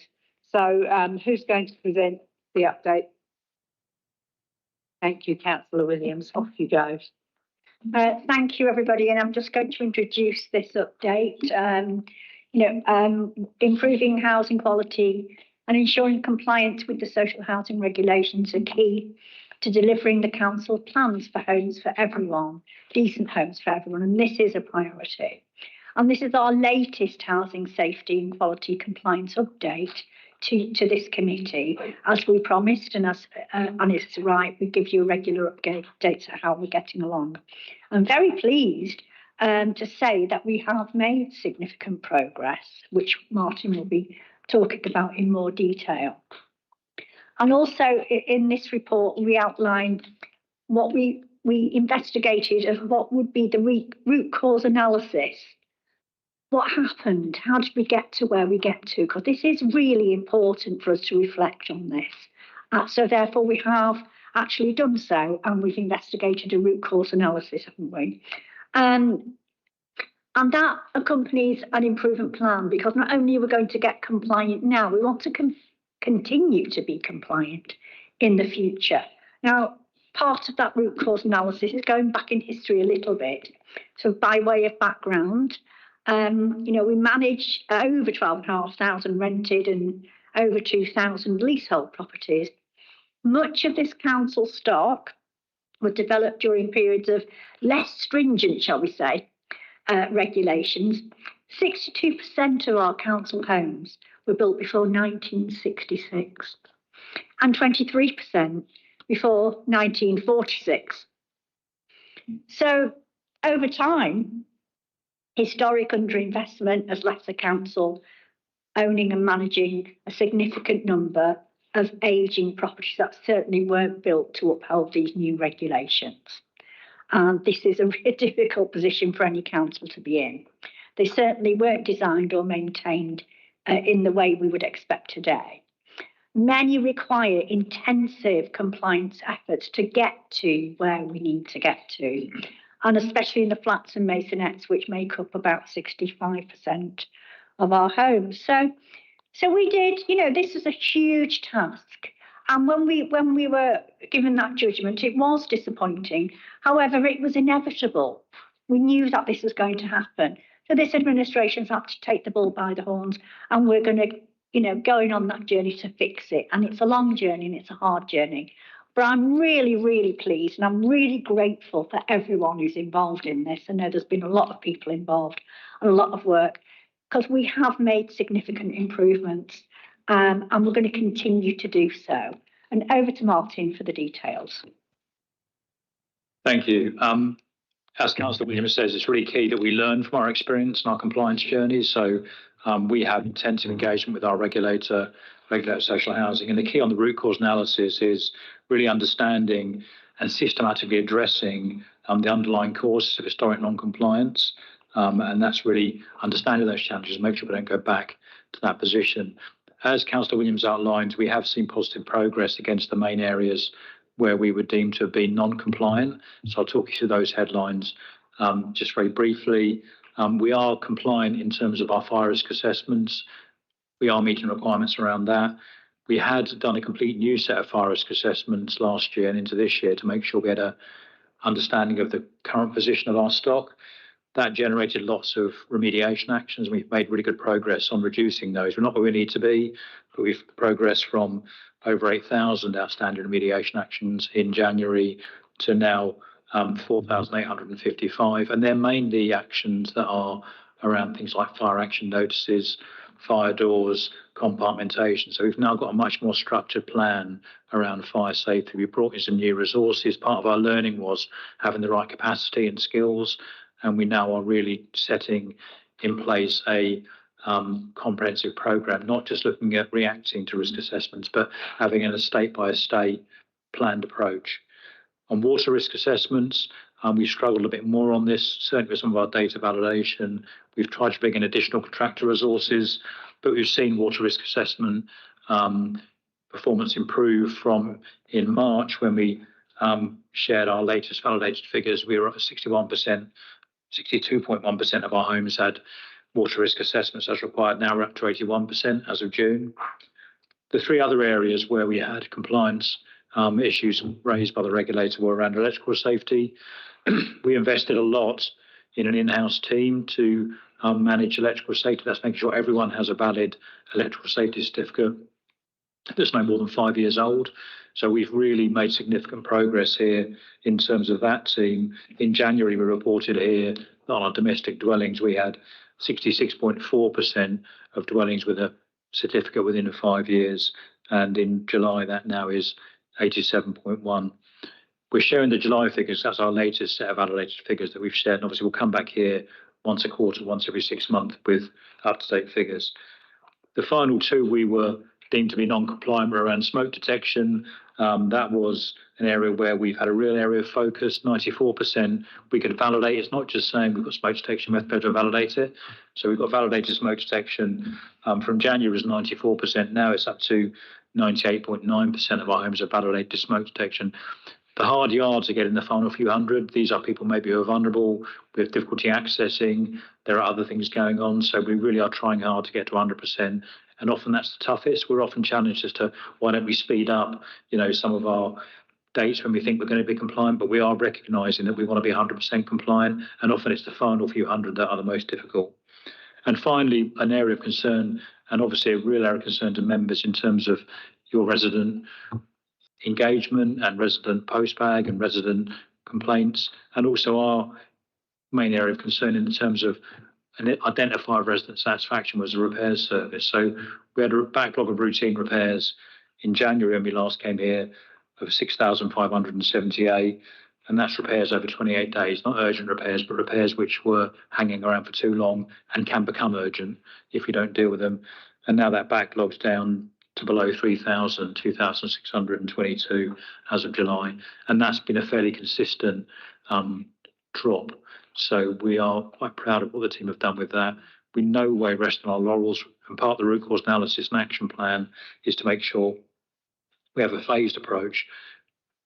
For our own desire to be a great landlord, there's a piece of work we're doing about how we can be a great landlord and have continuous improvement, but also to make sure we're compliant with our regulator in terms of assuring both residents, members and the regulator that we're running a safe service that is within the consumer standards.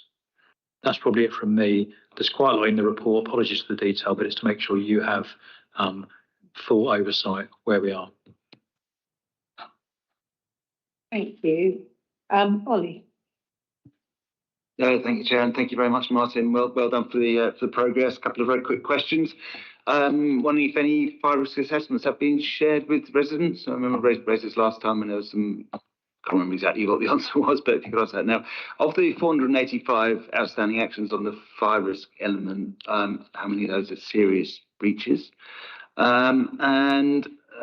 Just a sort of wider comment. I've become involved in fire safety compliance.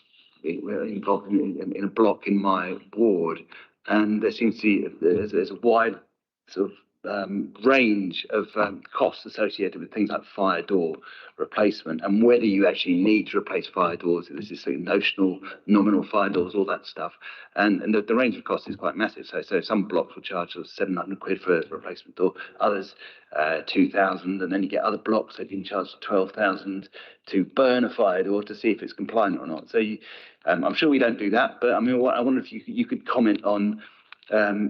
It'd be interesting to hear a unit price on fire door replacement, and whether you have sort of similar issues with quotes and stuff. So just on your first point, we have undertaken our request at this point to share fire risk assessment. It's a programme for us to put all our fire risk assessments online. That's something we're still undertaking. We want to start with our high-rise blocks. We're not where we need to be on this. Where residents have asked for them, we've provided them all through members or MPs, but we are trying to get a proactive programme of publishing them. We have got 640 blocks, so there's quite a lot to work through. And obviously part of the focus of the team is on, without sounding glib about it, but that is focusing on doing the work. We are trying to work out a quick way of actually putting them online. So there is something we're doing there, Councillor Sykes, around making them more accessible, but also we want to make sure we can make them accessible in a form that is useful as well. So we have been providing them generally reactively. We want to be in a proactive place of publishing them. In terms of the high risk actions, I can come back to you on that. I haven't got those details with me, so we can share those with you. What we do when we get a fire risk assessment is the first thing we do, even before the assessor sends it back to us, is triage. So we make sure that there's no intolerable risk. So we will get told, and the surveyors are instructed to tell us even before they put an assessment in if there's any really high risks. So we'll triage those. Most of the risks that we do find, which are defined as high risk, will be things like fire action notices, fire doors, compartmentation, and sometimes electrical safety, on which we have programs running on those. So I can give you a bit more background on that and maybe share it with the committee in terms of what the high risk actions are. In terms of fire door pricing, I'm not sure where your range of prices comes from. I think for us, we will generally replace fire doors through planned works programs, and we would be transparent. So I can find you the pricing for those. In terms of what we would charge, we'll obviously do that through a tendering process. Sometimes we'll do repairs, which may be slightly different cost to us. And certainly where we have undertaken to replace fire doors following action from the fire service, we will also consider whether it's appropriate to charge leaseholders. So certainly where we replaced all of our over 2,000, what we call man's master doors, we agreed with housing committees, it was then, that we wouldn't charge leaseholders because they'd recently had, well, within 10 years, had doors replaced anyway. So for us, it's not always a cost that we pass on to leaseholders. It's still a cost, but it's not always a cost we pass on if we're doing it as a result of kind of us meeting statutory requirements that we couldn't have reasonably foreseen when we replaced the doors. But in terms of pricing, I can give you more information. Your range was quite large, so I'll try and get you some. Don't mean that. It's just I'll try and get you a kind of idea of what we might pay. Thank you. Any other questions? Yeah,